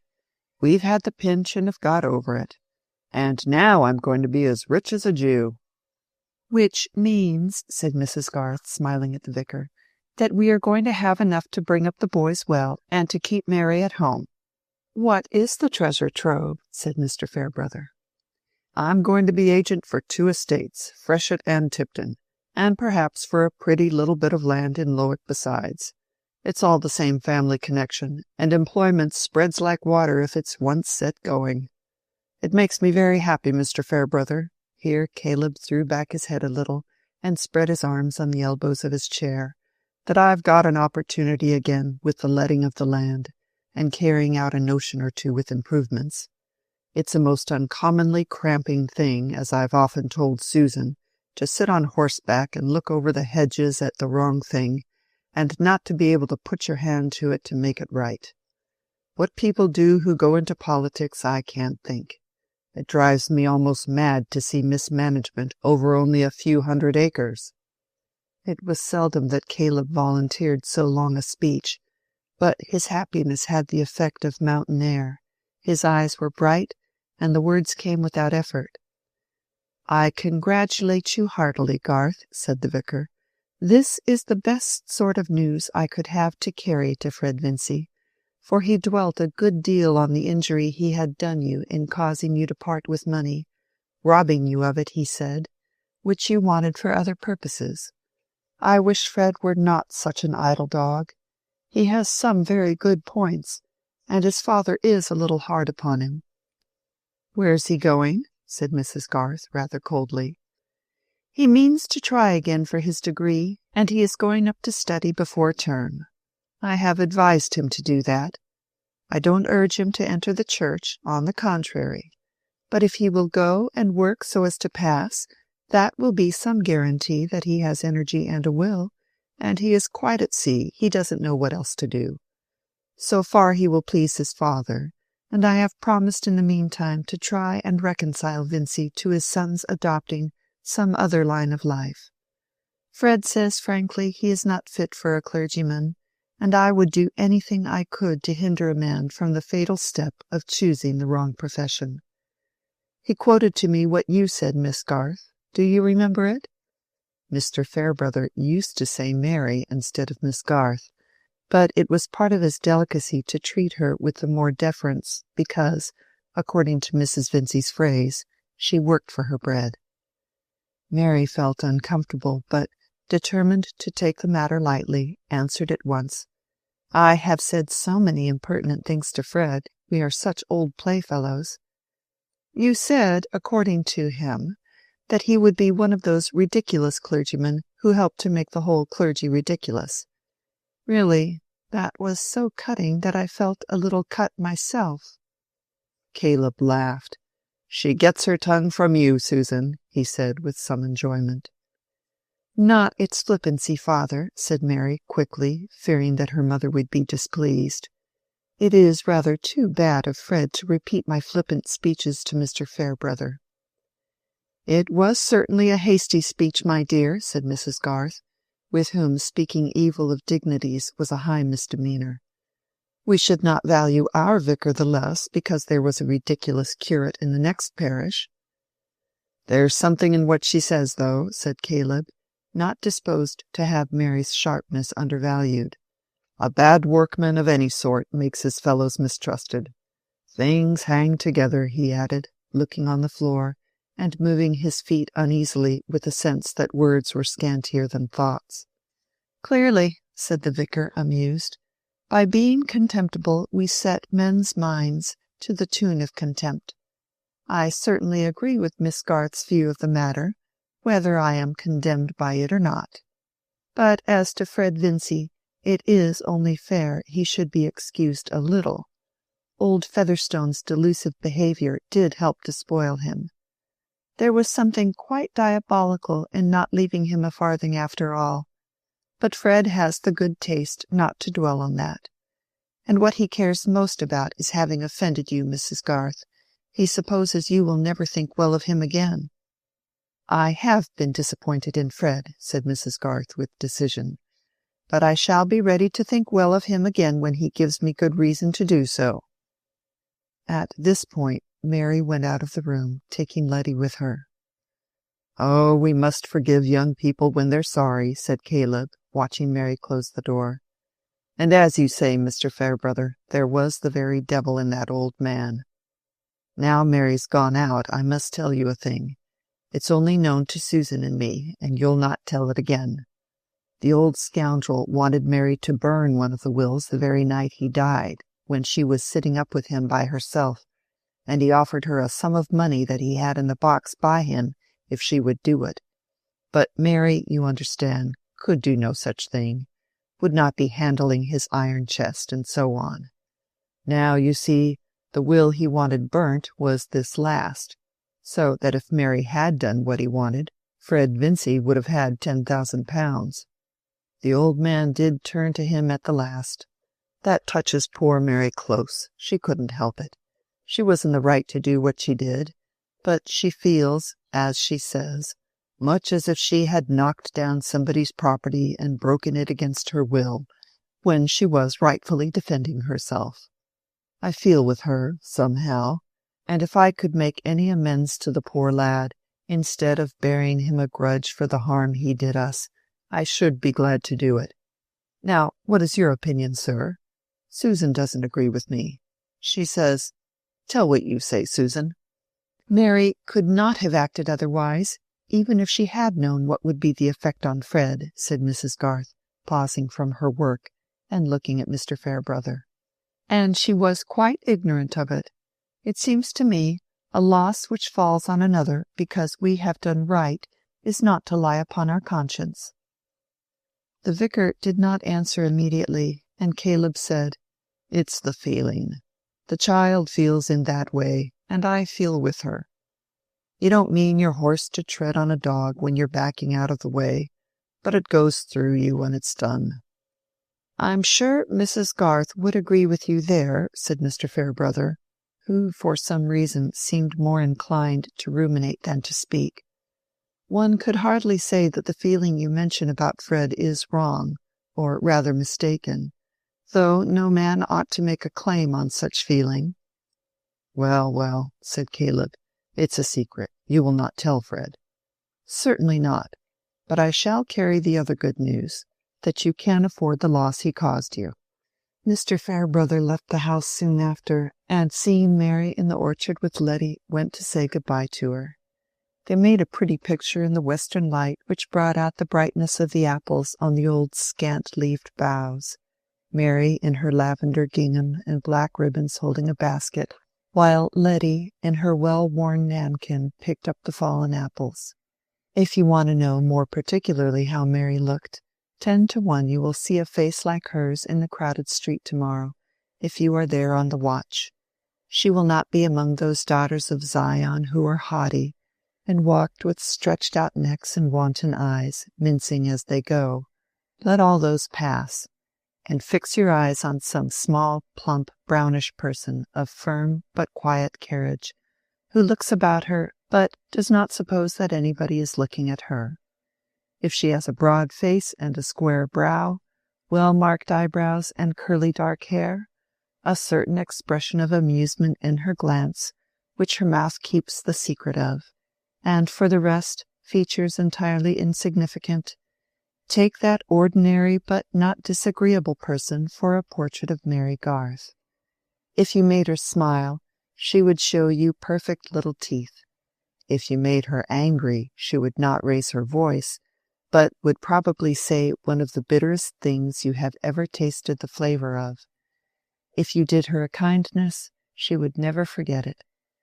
Mary admired the keen-faced, handsome little vicar in his well-brushed, threadbare clothes more than any man she had had the opportunity of knowing. She had never heard him say a foolish thing, though she knew that he did unwise ones, and perhaps foolish sayings were more objectionable to her than any of Mr. Fairbrother's unwise doings.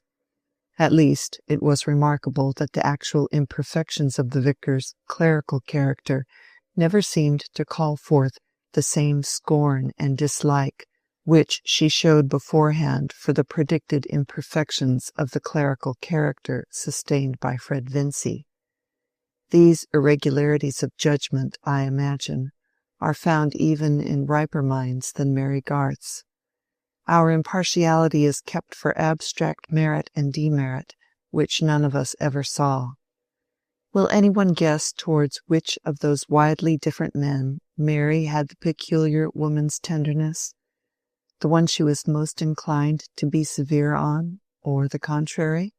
"Have you any message for your old playfellow, Miss Garth?" said the vicar, as he took a fragrant apple from the basket which she held towards him, and put it in his pocket. "Something to soften down that harsh judgment? I am going straight to see him." "No," said Mary, shaking her head and smiling.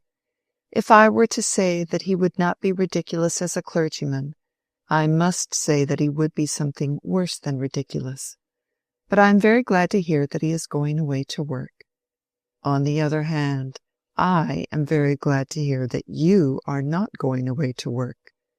My mother, I am sure, will be all the happier if you will come to see her at the vicarage. You know she is fond of having young people to talk to, and she has a great deal to tell about old times. You will really be doing a kindness." "I should like it very much if I may," said Mary. "Everything seems too happy for me all at once. I thought it would always be part of my life to long for home, and losing that grievance makes me feel rather empty. I suppose it served instead to fill up my sense of mind?" "May I go with you, Mary?" whispered Letty, a most inconvenient child who listened to everything. But she was made exultant by having her chin pinched and her cheek kissed by Mr. Fairbrother, an incident which she narrated to her mother and father. As the vicar walked to Lowick, anyone watching him closely might have seen him twice shrug his shoulders. I think that the rare Englishmen who have this gesture are never of the heavy type. For fear of any lumbering instance to the contrary, I will say, hardly ever.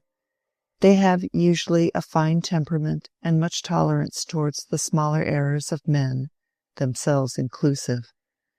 The vicar was holding an inward dialogue in which he told himself that there was probably something more between Fred and Mary Garth than the regard of old playfellows, and replied with a question whether that bit of womanhood were not a great deal too choice for that crude young gentleman. The rejoinder to this was the first shrug. Then he laughed at himself for being likely to have felt jealous, as if he had been a man able to marry, which, added he, it is as clear as any balance sheet that I am not. Whereupon followed the second shrug. What could two men, so different from each other, see in this brown patch, as Mary called herself? It was certainly not her plainness that attracted them, and let all plain young ladies be warned against the dangerous encouragement given them by society to confide in their want of beauty. A human being in this aged nation of ours is a very wonderful whole, the slow creation of long interchanging influences, and charm is a result of two such wholes, the one loving and the one loved. When Mr. and Mrs. Garth were sitting alone, Caleb said, "Susan, guess what I'm thinking of." "The rotation of crops," said Mrs. Garth, smiling at him above her knitting. "Or else the back doors of the Tipton cottages." "No," said Caleb gravely. "I am thinking that I could do a great turn for Fred Vincy. Christy's gone, Alfred will be gone soon, and it will be 5 years before Jim is ready to take business. I shall want help, and Fred might come in and learn the nature of things and act under me, and it might be the making of him into a useful man if he gives up being a parson. What do you think?" "I think there is hardly anything honest that his family would object to more," said Mrs. Garth decidedly. "What care I about their objecting?" said Caleb, with a sturdiness which he was apt to show when he had an opinion. "The lad is of age and must get his bread. He has sense enough and quickness enough. He likes being on the land, and it's my belief that he could learn business well if he gave his mind to it." "But would he? His father and mother wanted him to be a fine gentleman, and I think he has the same sort of feeling himself. They all think us beneath them. And if the proposal came from you, I am sure Mrs. Vincey would say that we wanted Fred for Mary." "Life is a poor tale, if it is to be settled by nonsense of that sort," said Caleb with disgust. "Yes, but there is a certain pride which is proper, Caleb." "I call it improper pride to let fools' notions hinder you from doing a good action. There's no sort of work," said Caleb with fervor, putting out his hand and moving it up and down to mark his emphasis, "that could ever be done well if you minded what fools say. You must have it inside you that your plan is right, and that plan you must follow." "I will not oppose any plan you have set your mind on, Caleb," said Mrs. Garth, who was a firm woman, but knew that there were some points on which her mild husband was yet firmer. "Still, it seems to be fixed that Fred is to go back to college. Will it not be better to wait and see what he will choose to do after that? It is not easy to keep people against their will, and you are not yet quite sure enough of your own position, or what you will want." "Well, it may be better to wait a bit. But as to my getting plenty of work for two, I'm pretty sure of that. I've always had my hands full with scattered things, and there's always something fresh turning up. Why, only yesterday— bless me, I don't think I told you. It was rather odd that two men should have been at me on different sides to do the same bit of valuing. And who do you think they were?" said Caleb, taking a pinch of snuff and holding it up between his fingers, as if it were part of his exposition. He was fond of a pinch when it occurred to him, but he usually forgot that this indulgence was at his command. His wife held down her knitting and looked attentive. "Why, that Rigg, or Rigg Featherstone, was one, but Bulstrode was before him, so I'm going to do it for Bulstrode. Whether it's mortgage or purchase they're going for, I can't tell yet." "Can that man be going to sell the land just left him, which he has taken the name for?" said Mrs. Garth. "Deuce knows," said Caleb, who never referred the knowledge of discreditable doings to any higher power than the deuce. "But Bulstrode has been long wanting to get a handsome bit of land under his fingers. That I know. And it's a difficult matter to get in this part of the country." Caleb scattered his snuff carefully instead of taking it, and then added, "The ins and outs of things are curious. Here is the land they've been all along expecting for Fred, which it seems the old man never meant to leave him a foot of, but left it to this side-slip of a son that he kept in the dark, and thought of his sticking there and vexing everybody as well as he could have vexed him himself if he could have kept alive. I say, it would be curious if it got into Bulstrode's hands after all. The old man hated him, and never would bank with him." "What reason could the miserable creature have for hating a man whom he had nothing to do with?" said Mrs. Garth. "Pooh! Where's the use of asking such fellows reasons?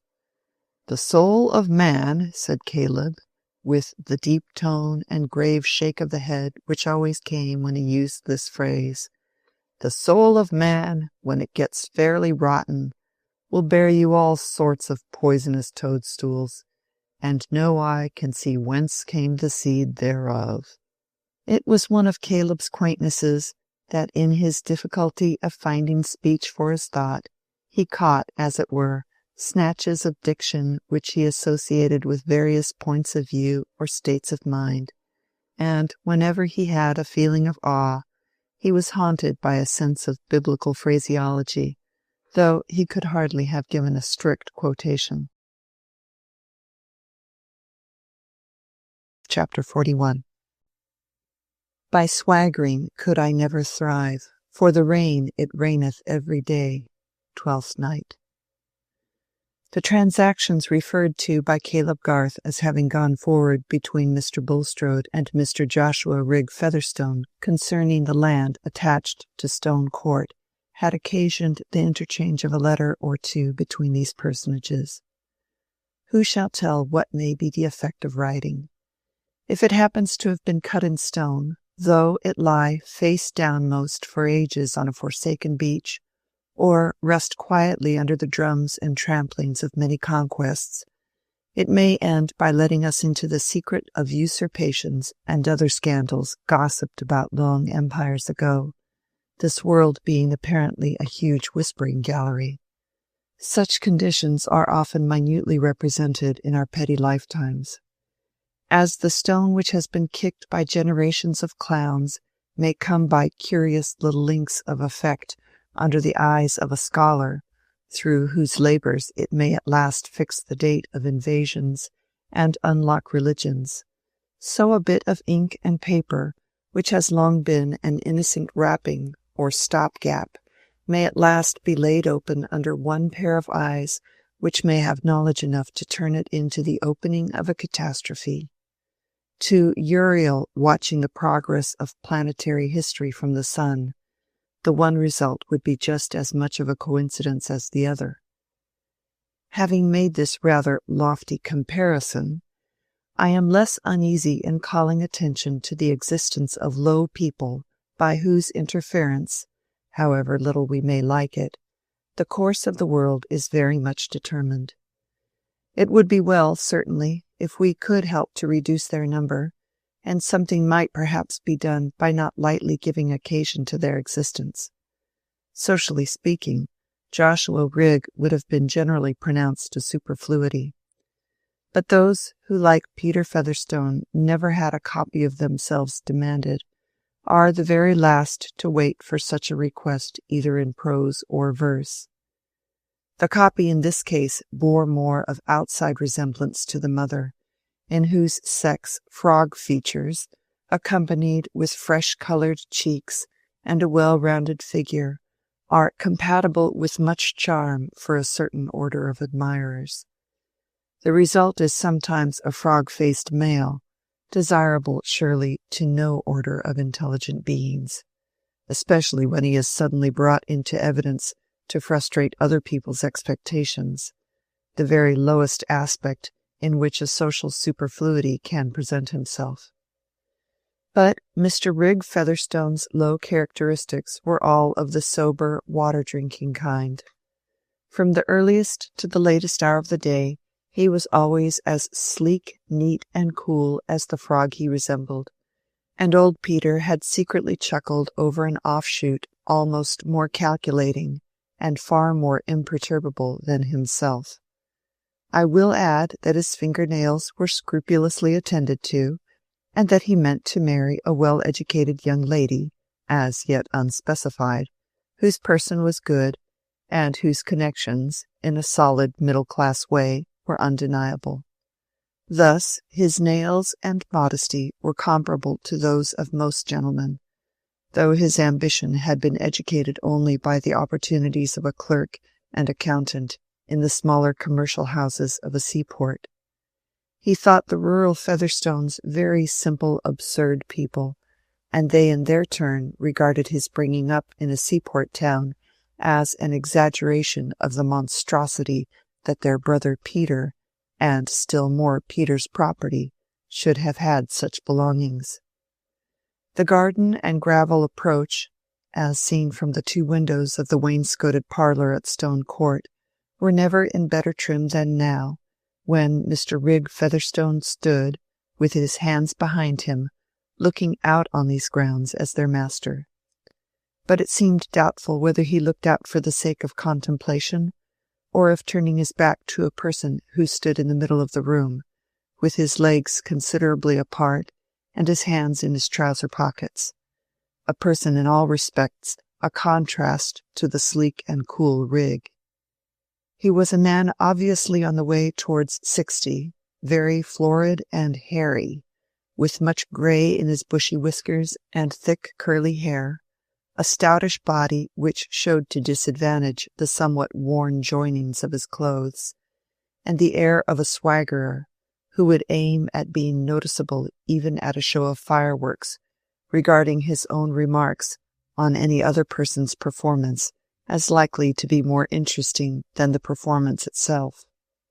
His name was John Raffles, and he sometimes wrote jocosely W.A.G. after his signature, observing when he did so that he was once taught by Leonard Lamb of Finsbury, who wrote B.A. after his name, and that he, Raffles, originated the witticism of calling that celebrated principle the lamb.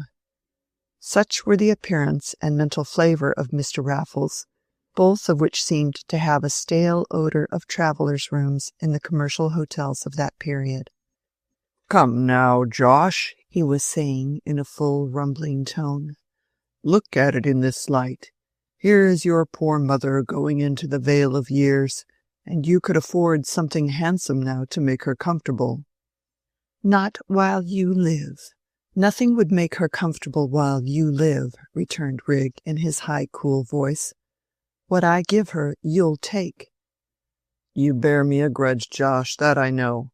But come now, as between man and man, without humbug. A little capital might enable me to make a first-rate thing of the shop.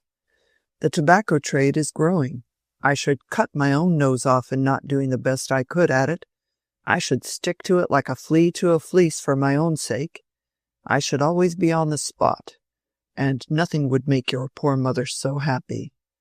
I've pretty well done with my wild oats, turned 55.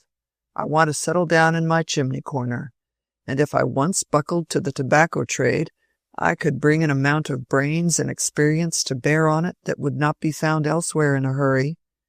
I don't want to be bothering you one time after another, but to get things once for all into the right channel. Consider that, Josh, as between man and man, with your poor mother to be made easy for her life. I was always fond of the old woman, by Jove." "Have you done?" said Mr. Rigg quietly, without looking away from the window. "Yes, I've done," said Raffles, taking hold of his hat which stood before him on the table, and giving it a sort of oratorical push. "Then just listen to me. The more you say anything, the less I shall believe it. The more you want me to do a thing, the more reason I shall have for never doing it. Do you think I mean to forget your kicking me when I was a lad, and eating all the best victual away from me and my mother? Do you think I forget your always coming home to sell and pocket everything, and going off again leaving us in the lurch? I should be glad to see you whipped at the cart-tail. My mother was a fool to you. She'd no right to give me a father-in-law, and she's been punished for it. She shall have her weekly allowance paid and no more, and that shall be stopped if you dare to come on to these premises again, or come into this country after me again. The next time you show yourself inside the gates here, you shall be driven off with the dogs and the wagoner's whip." As Rigg pronounced the last words, he turned round and looked at Raffles with his prominent frozen eyes. The contrast was as striking as it could have been 18 years before, when Rigg was a most unengaging, kickable boy, and Raffles was the rather thick-set Adonis of bar-rooms and back parlours. But the advantage now was on the side of Rigg, and auditors of this conversation might probably have expected that Raffles would retire with an air of a defeated dog. Not at all. He made a grimace which was habitual with him whenever he was out in a game, then subsided into a laugh, and drew a brandy flask from his pocket. "Come, Josh," he said in a cajoling tone, "give us a spoonful of brandy, and a sovereign to pay the way back, and I'll go. Honor bright, I'll go like a bullet, by Jove." "Mind," said Rigg, drawing out a bunch of keys, "if I ever see you again, I shan't speak to you. I don't own you any more than if I saw a crow. And if you want to own me, you'll get nothing by it but a character for being what you are, a spiteful, brassy, bullying rogue." "That's a pity now, Josh," said Raffles, affecting to scratch his head and wrinkle his brows upward as if he were nonplussed. "I'm very fond of you, by Jove I am. There's nothing I like better than plaguing you.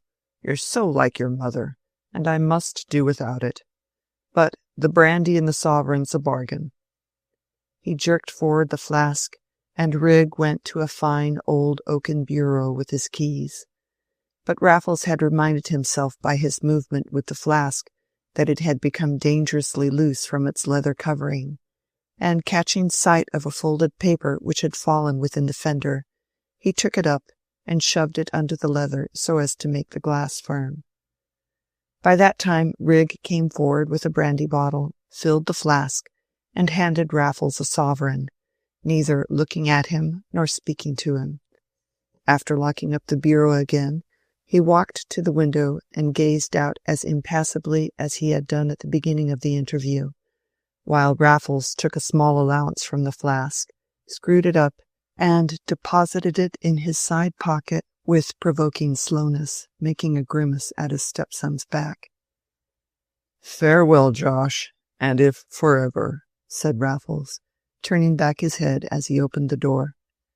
Rigg saw him leave the grounds and enter the lane. The grey day had turned into a light drizzling rain, which freshened the hedgerows and the grassy borders of the by-roads, and hastened the labourers who were loading the last shocks of corn.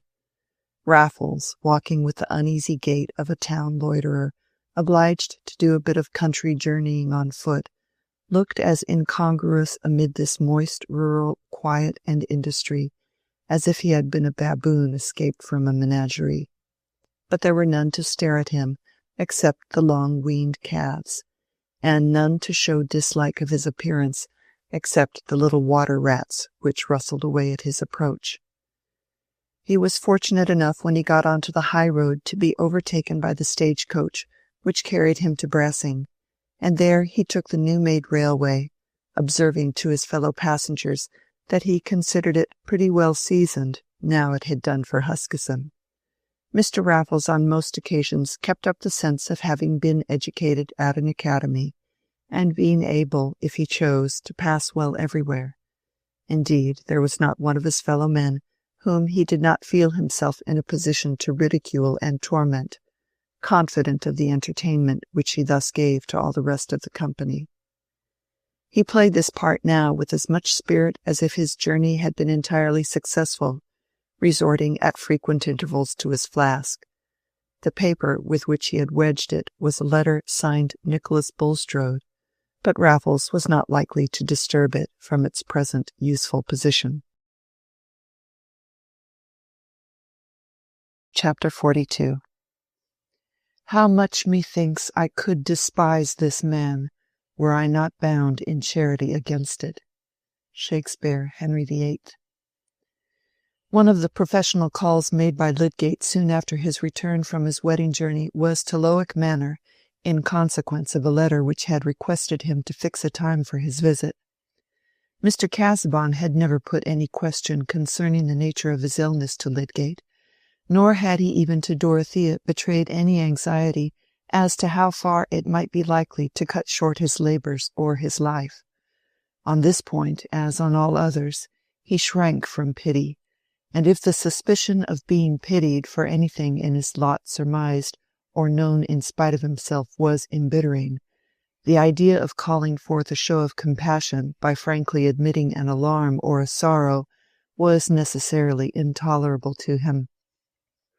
Every proud mind knows something of this experience, and perhaps it is only to be overcome by a sense of fellowship deep enough to make all efforts at isolation seem mean and petty instead of exalting. But Mr. Casaubon was now brooding over something through which the question of his health and life haunted his silence with a more harassing importunity even than through the autumnal unripeness of his authorship. It is true that this last might be called his central ambition, but there are some kinds of authorship in which by far the largest result is the uneasy susceptibility accumulated in the consciousness of the author. One knows of the river by a few streaks amid a long-gathered deposit of uncomfortable mud. That was the way with Mr. Casaubon's hard intellectual labours. Their most characteristic result was not the key to all mythologies, but a morbid consciousness that others did not give him the place which he had not demonstrably merited, a perpetual suspicious conjecture that the views entertained of him were not to his advantage, a melancholy absence of passion in his efforts at achievement, and a passionate resistance to the confession that he had achieved nothing. Thus, his intellectual ambition, which seemed to others to have absorbed and dried him, was really no security against wounds, least of all against those which came from Dorothea. And he had now begun to frame possibilities for the future which were somehow more embittering to him than anything his mind had dwelt on before.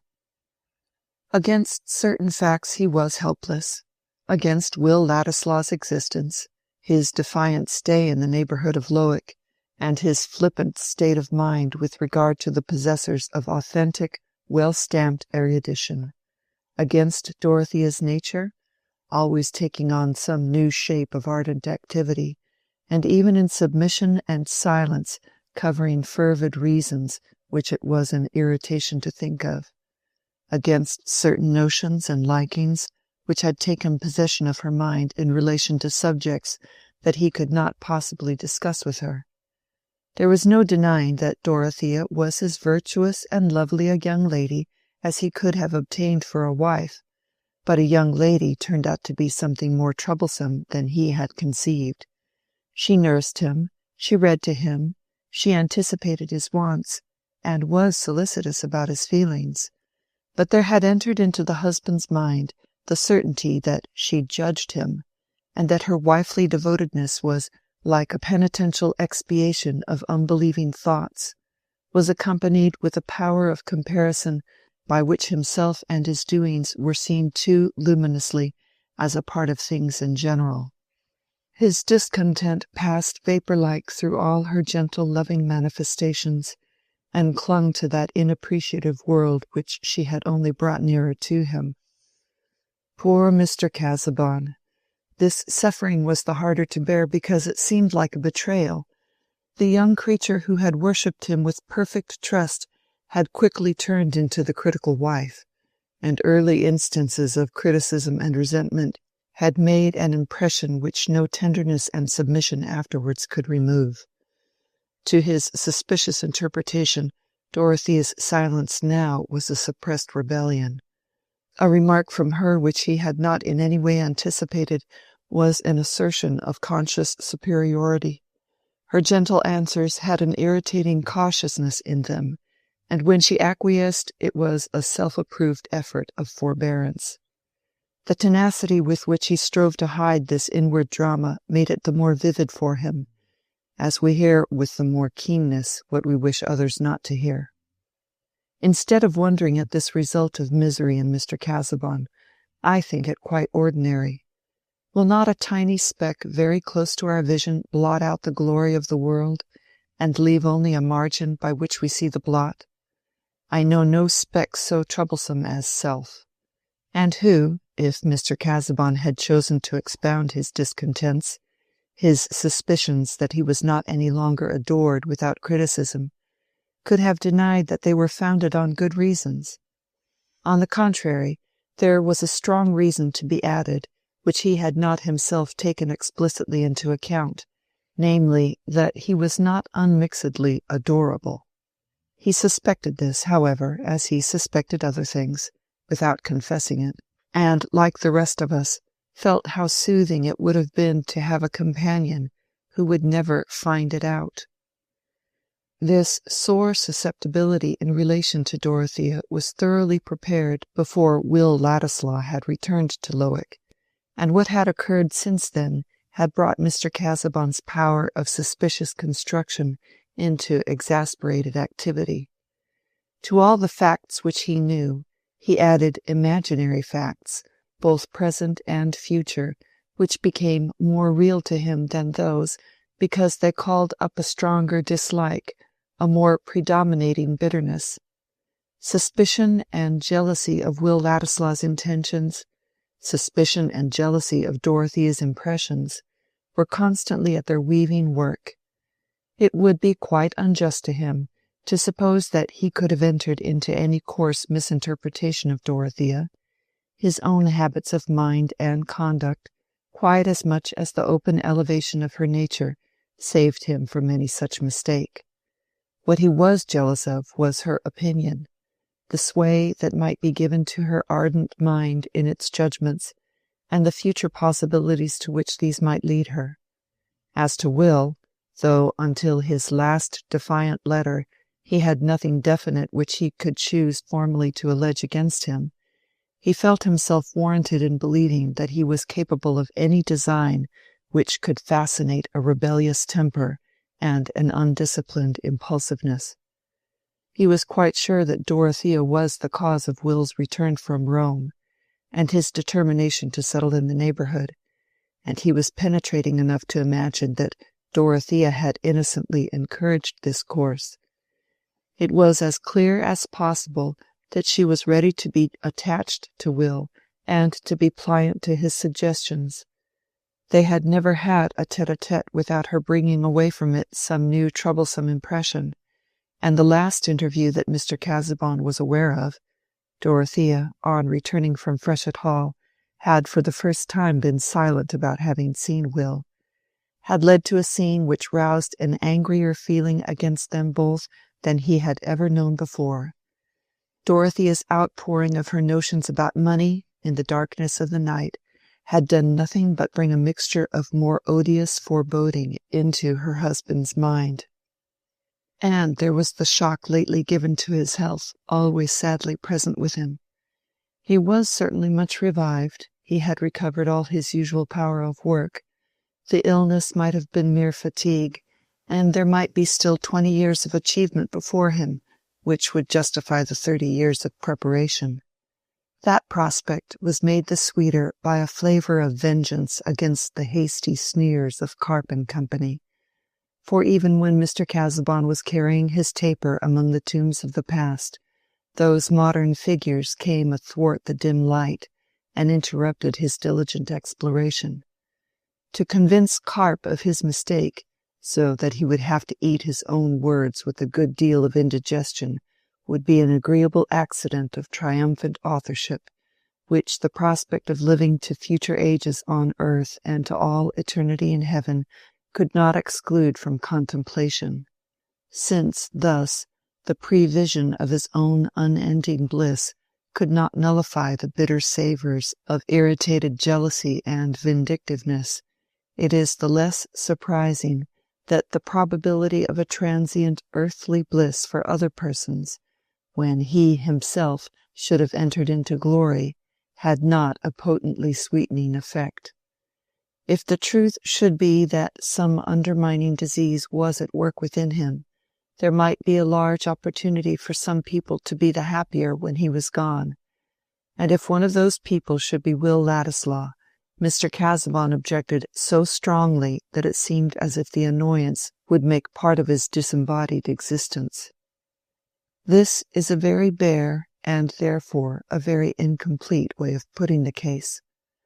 The human soul moves in many channels, and Mr. Casaubon, we know, had a sense of rectitude and an honorable pride in satisfying the requirements of honor, which compelled him to find other reasons for his conduct than those of jealousy and vindictiveness. The way in which Mr. Casaubon put the case was this: in marrying Dorothea Brooke, I had to care for her well-being in case of my death, but well-being is not to be secured by ample, independent possession of property. On the contrary, occasions might arise in which such possession might expose her to the more danger. She is ready prey to any man who knows how to play adroitly either on her affectionate ardor or her quixotic enthusiasm, and a man stands by with that very intention in his mind, a man with no other principle than transient caprice, and who has a personal animosity towards me. I am sure of it, an animosity which is fed by the consciousness of his ingratitude, and which he has constantly vented in ridicule of which I am as well assured as if I had heard it.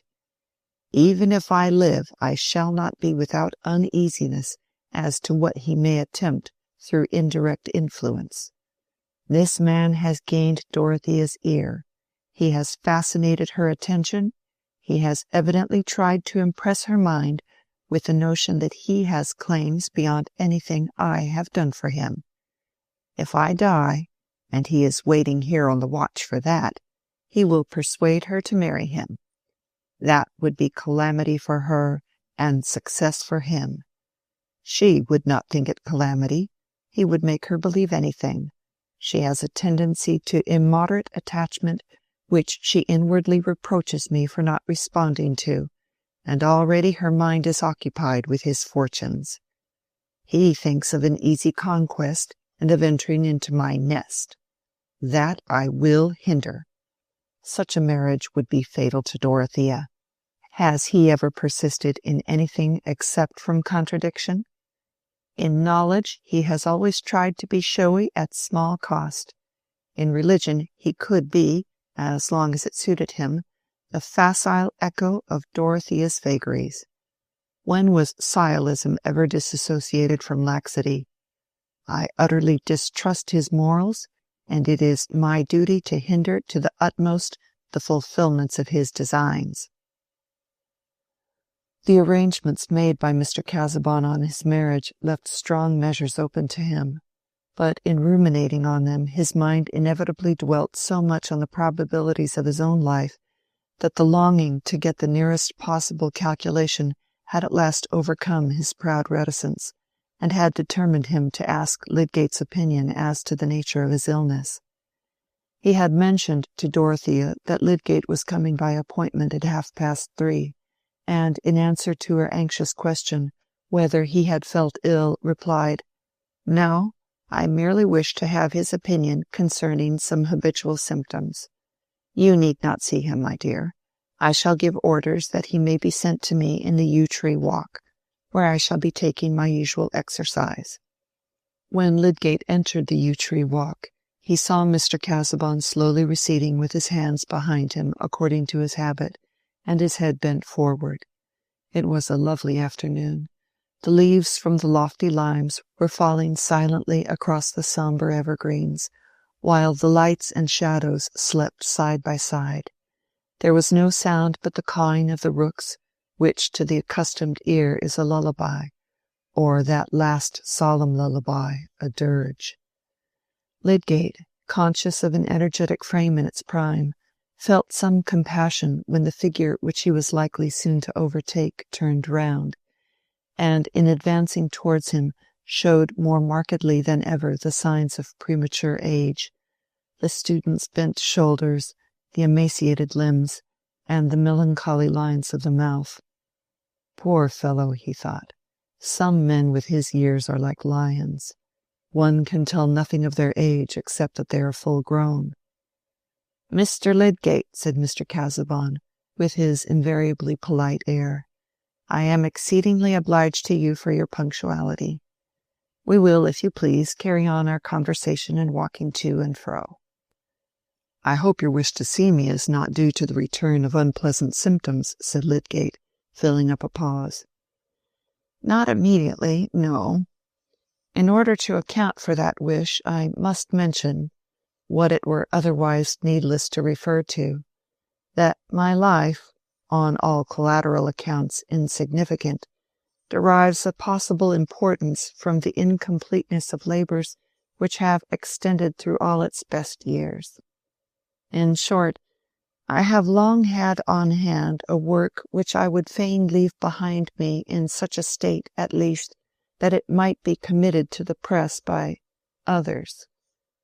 Were I assured that this is the utmost I can reasonably expect, that assurance would be a useful circumscription of my attempts, and a guide in both the positive and negative determination of my course."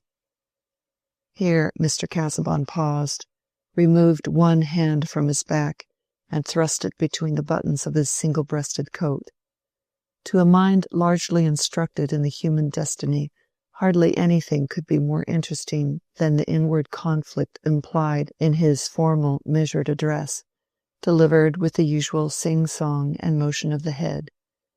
Nay, are there many situations more sublimely tragic than the struggle of the soul with the demand to renounce a work which has been all the significance of its life, a significance which is to vanish as the waters which come and go where no man has need of them?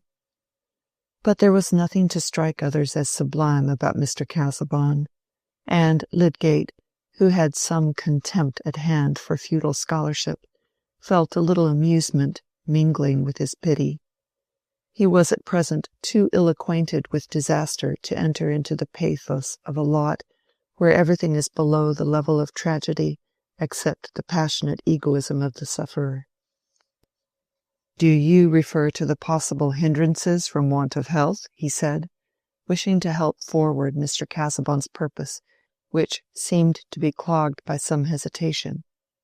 "I do. You have not implied to me that the symptoms which, I am bound to testify, you watched with scrupulous care were those of a fatal disease.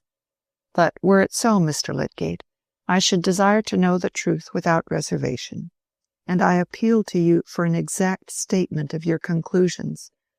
I request it as a friendly service. If you can tell me that my life is not threatened by anything else than ordinary casualties, I shall rejoice, on grounds which I have already indicated. If not, knowledge of the truth is even more important to me." "Then I can no longer hesitate as to my course," said Lydgate. "But the first thing I must impress on you is that my conclusions are doubly uncertain. Uncertain not only because of my fallibility, but because diseases of the heart are eminently difficult to found predictions on. In any case, one can hardly increase appreciably the tremendous uncertainty of life." Mr. Casaubon winced perceptibly, but bowed. "I believe that you are suffering from what is called fatty degeneration of the heart, a disease which was first divined and explored by Laennec, the man who gave us the stethoscope, not so very many years ago. A good deal of experience, a more lengthened observation, is wanting on the subject. But after what you have said, it is my duty to tell you that death from this disease is often sudden. At the same time, no such result can be predicted. Your condition may be consistent with a tolerably comfortable life for another 15 years, or even more. I could add no information to this beyond anatomical or medical details, which would leave expectation at precisely the same point." Lydgate's instinct was fine enough to tell him that plain speech, quite free from ostentatious caution, would be felt by Mr. Casaubon as a tribute of respect. "I thank you, Mr. Lydgate," said Mr. Casaubon after a moment's pause. "One thing more I have still to ask. Did you communicate what you have now told me to Mrs. Casaubon?" "Partly, I mean, as to the possible issues." Lydgate was going to explain why he had told Dorothea, but Mr. Casaubon, with an unmistakable desire to end the conversation, waved his hand slightly and said again, "I thank you," proceeding to remark on the rare beauty of the day. Lydgate, certain that his patient wished to be alone, soon left him, and the black figure with hands behind and head bent forward continued to pace the walk where the dark yew trees gave him a mute companionship in melancholy, and the little shadows of bird or leaf that fleeted across the aisles of sunlight stole along in silence as in the presence of a sorrow. Here was a man who now for the first time found himself looking into the eyes of death, who was passing through one of those rare moments of experience when we feel the truth of a commonplace, which is as different from what we call knowing it as the vision of waters upon the earth is different from the delirious vision of the water which cannot be had to cool the burning tongue. When the commonplace "we must all die" transforms itself suddenly into the acute consciousness "I must die, and soon," then death grapples us, and his fingers are cruel. Afterwards he may come to fold us in his arms as our mother did, and our last moment of dim earthly discerning may be like the first. To Mr. Casaubon now it was as if he suddenly found himself on the dark river brink and heard the plash of the oncoming oar, not discerning the forms but expecting the summons. In such an hour the mind does not change its lifelong bias, but carries it onward in imagination to the other side of death, gazing backward, perhaps with the divine calm of beneficence, perhaps with the petty anxieties of self-assertion. What was Mr. Casaubon's bias, his acts will give us a clue to. He held himself to be, with some private scholarly reservations, a believing Christian as to estimates of the present and hopes of the future. But what we strive to gratify, though we may call it a distant hope, is an immediate desire. The future estate for which men drudge up city alleys exists already in their imagination and love. And Mr. Casaubon's immediate desire was not for divine communion and light divested of earthly conditions. His passionate longings, poor man, clung low and mist-like in very shady places. Dorothea had been aware when Lydgate had ridden away, and she had stepped into the garden with the impulse to go at once to her husband. But she hesitated, fearing to offend him by obtruding herself, for her ardor, continually repulsed, served, with her intense memory, to heighten her dread, as thwarted energy subsides into a shudder, and she wandered slowly round the nearer clumps of trees until she saw him advancing. Then she went towards him, and might have represented a heaven-sent angel coming with a promise that the short hours remaining should yet be filled with that faithful love which clings the closer to a comprehended grief. His glance in reply to hers was so chill that she felt her timidity increased, yet she turned and passed her hand through his arm. Mr. Casaubon kept his hands behind him, and allowed her pliant arm to cling with difficulty against his rigid arm. There was something horrible to Dorothea in the sensation which this unresponsive hardness inflicted on her. That is a strong word, but not too strong. It is in these acts called trivialities that the seeds of joy are forever wasted, until men and women look round with haggard faces at the devastation their own waste has made, and say, "The earth bears no harvest of sweetness," calling their denial knowledge. You may ask why, in the name of manliness, Mr. Casaubon should have behaved in that way. Consider that his was a mind which shrank from pity.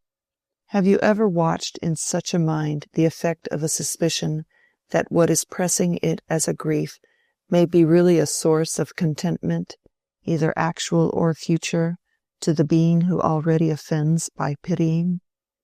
Besides, he knew little of Dorothea's sensations, and had not reflected that on such an occasion as the present they were comparable in strength to his own sensibilities about Carp's criticisms. Dorothea did not withdraw her arm, but she could not venture to speak. Mr. Casaubon did not say, "I wish to be alone," but he directed his steps in silence towards the house, and as they entered by the glass door on this eastern side, Dorothea withdrew her arm and lingered on the matting, that she might leave her husband quite free. He entered the library and shut himself in, alone with his sorrow. She went up to her boudoir. The open bow window let in the serene glory of the afternoon lying in the avenue, where the lime trees cast long shadows. But Dorothea knew nothing of the scene. She threw herself on a chair, not heeding that she was in the dazzling sun rays. If there were discomfort in that, how could she tell that it was not part of her inward misery? She was in the reaction of a rebellious anger stronger than any she had felt since her marriage. Instead of tears, there came words. "What have I done? What am I, that he should treat me so? He never knows what is in my mind. He never cares. What is the use of anything I do? He wishes he had never married me." She began to hear herself, and was checked into stillness.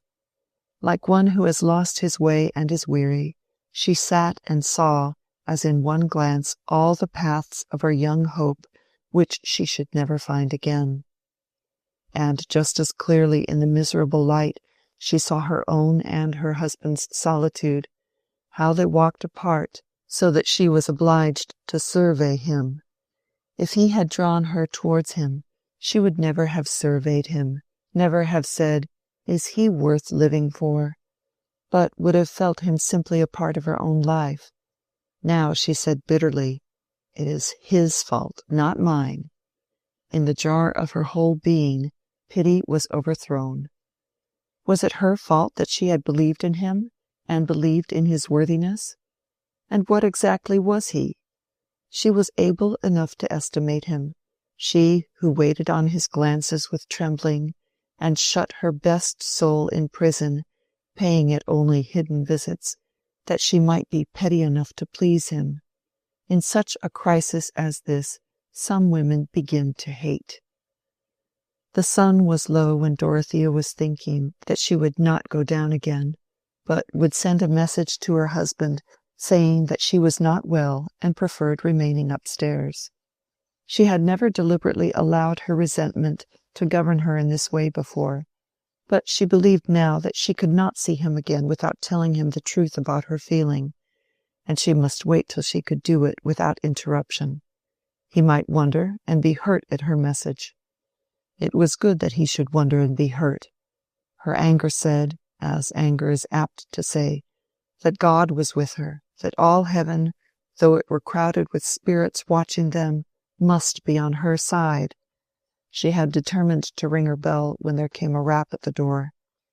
Mr. Casaubon had sent to say that he would have his dinner in the library. He wished to be quite alone this evening, being much occupied.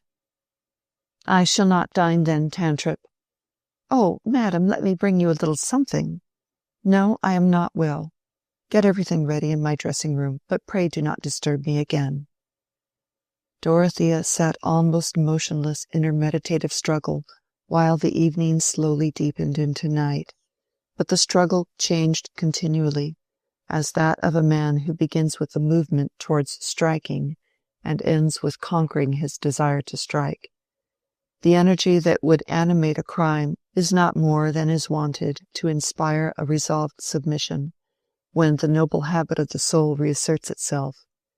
That thought with which Dorothea had gone out to meet her husband, her conviction that he had been asking about the possible arrest of all his work, and that the answer must have wrung his heart, could not be long without rising beside the image of him, like a shadowy monitor looking at her anger with sad remonstrance. It cost her a litany of pictured sorrows and of silent cries that she might be the mercy for those sorrows. But the resolved submission did come, and when the house was still, and she knew that it was near the time when Mr. Casaubon habitually went to rest, she opened her door gently and stood outside in the darkness, waiting for his coming upstairs with a light in his hand. If he did not come soon, she thought that she would go down and even risk incurring another pang. She would never again expect anything else. But she did hear the library door open, and slowly the light advanced up the staircase without noise from the footsteps on the carpet. When her husband stood opposite to her, she saw that his face was more haggard. He started slightly on seeing her, and she looked up at him beseechingly, without speaking. "Dorothea," he said, with a gentle surprise in his tone, "were you waiting for me?" "Yes, I did not like to disturb you." "Come, my dear, come. You are young, and need not to extend your life by watching." When the kind, quiet melancholy of that speech fell on Dorothea's ears, she felt something like the thankfulness that might well up in us if we had narrowly escaped hurting a lamed creature. She put her hand into her husband's, and they went along the broad corridor together.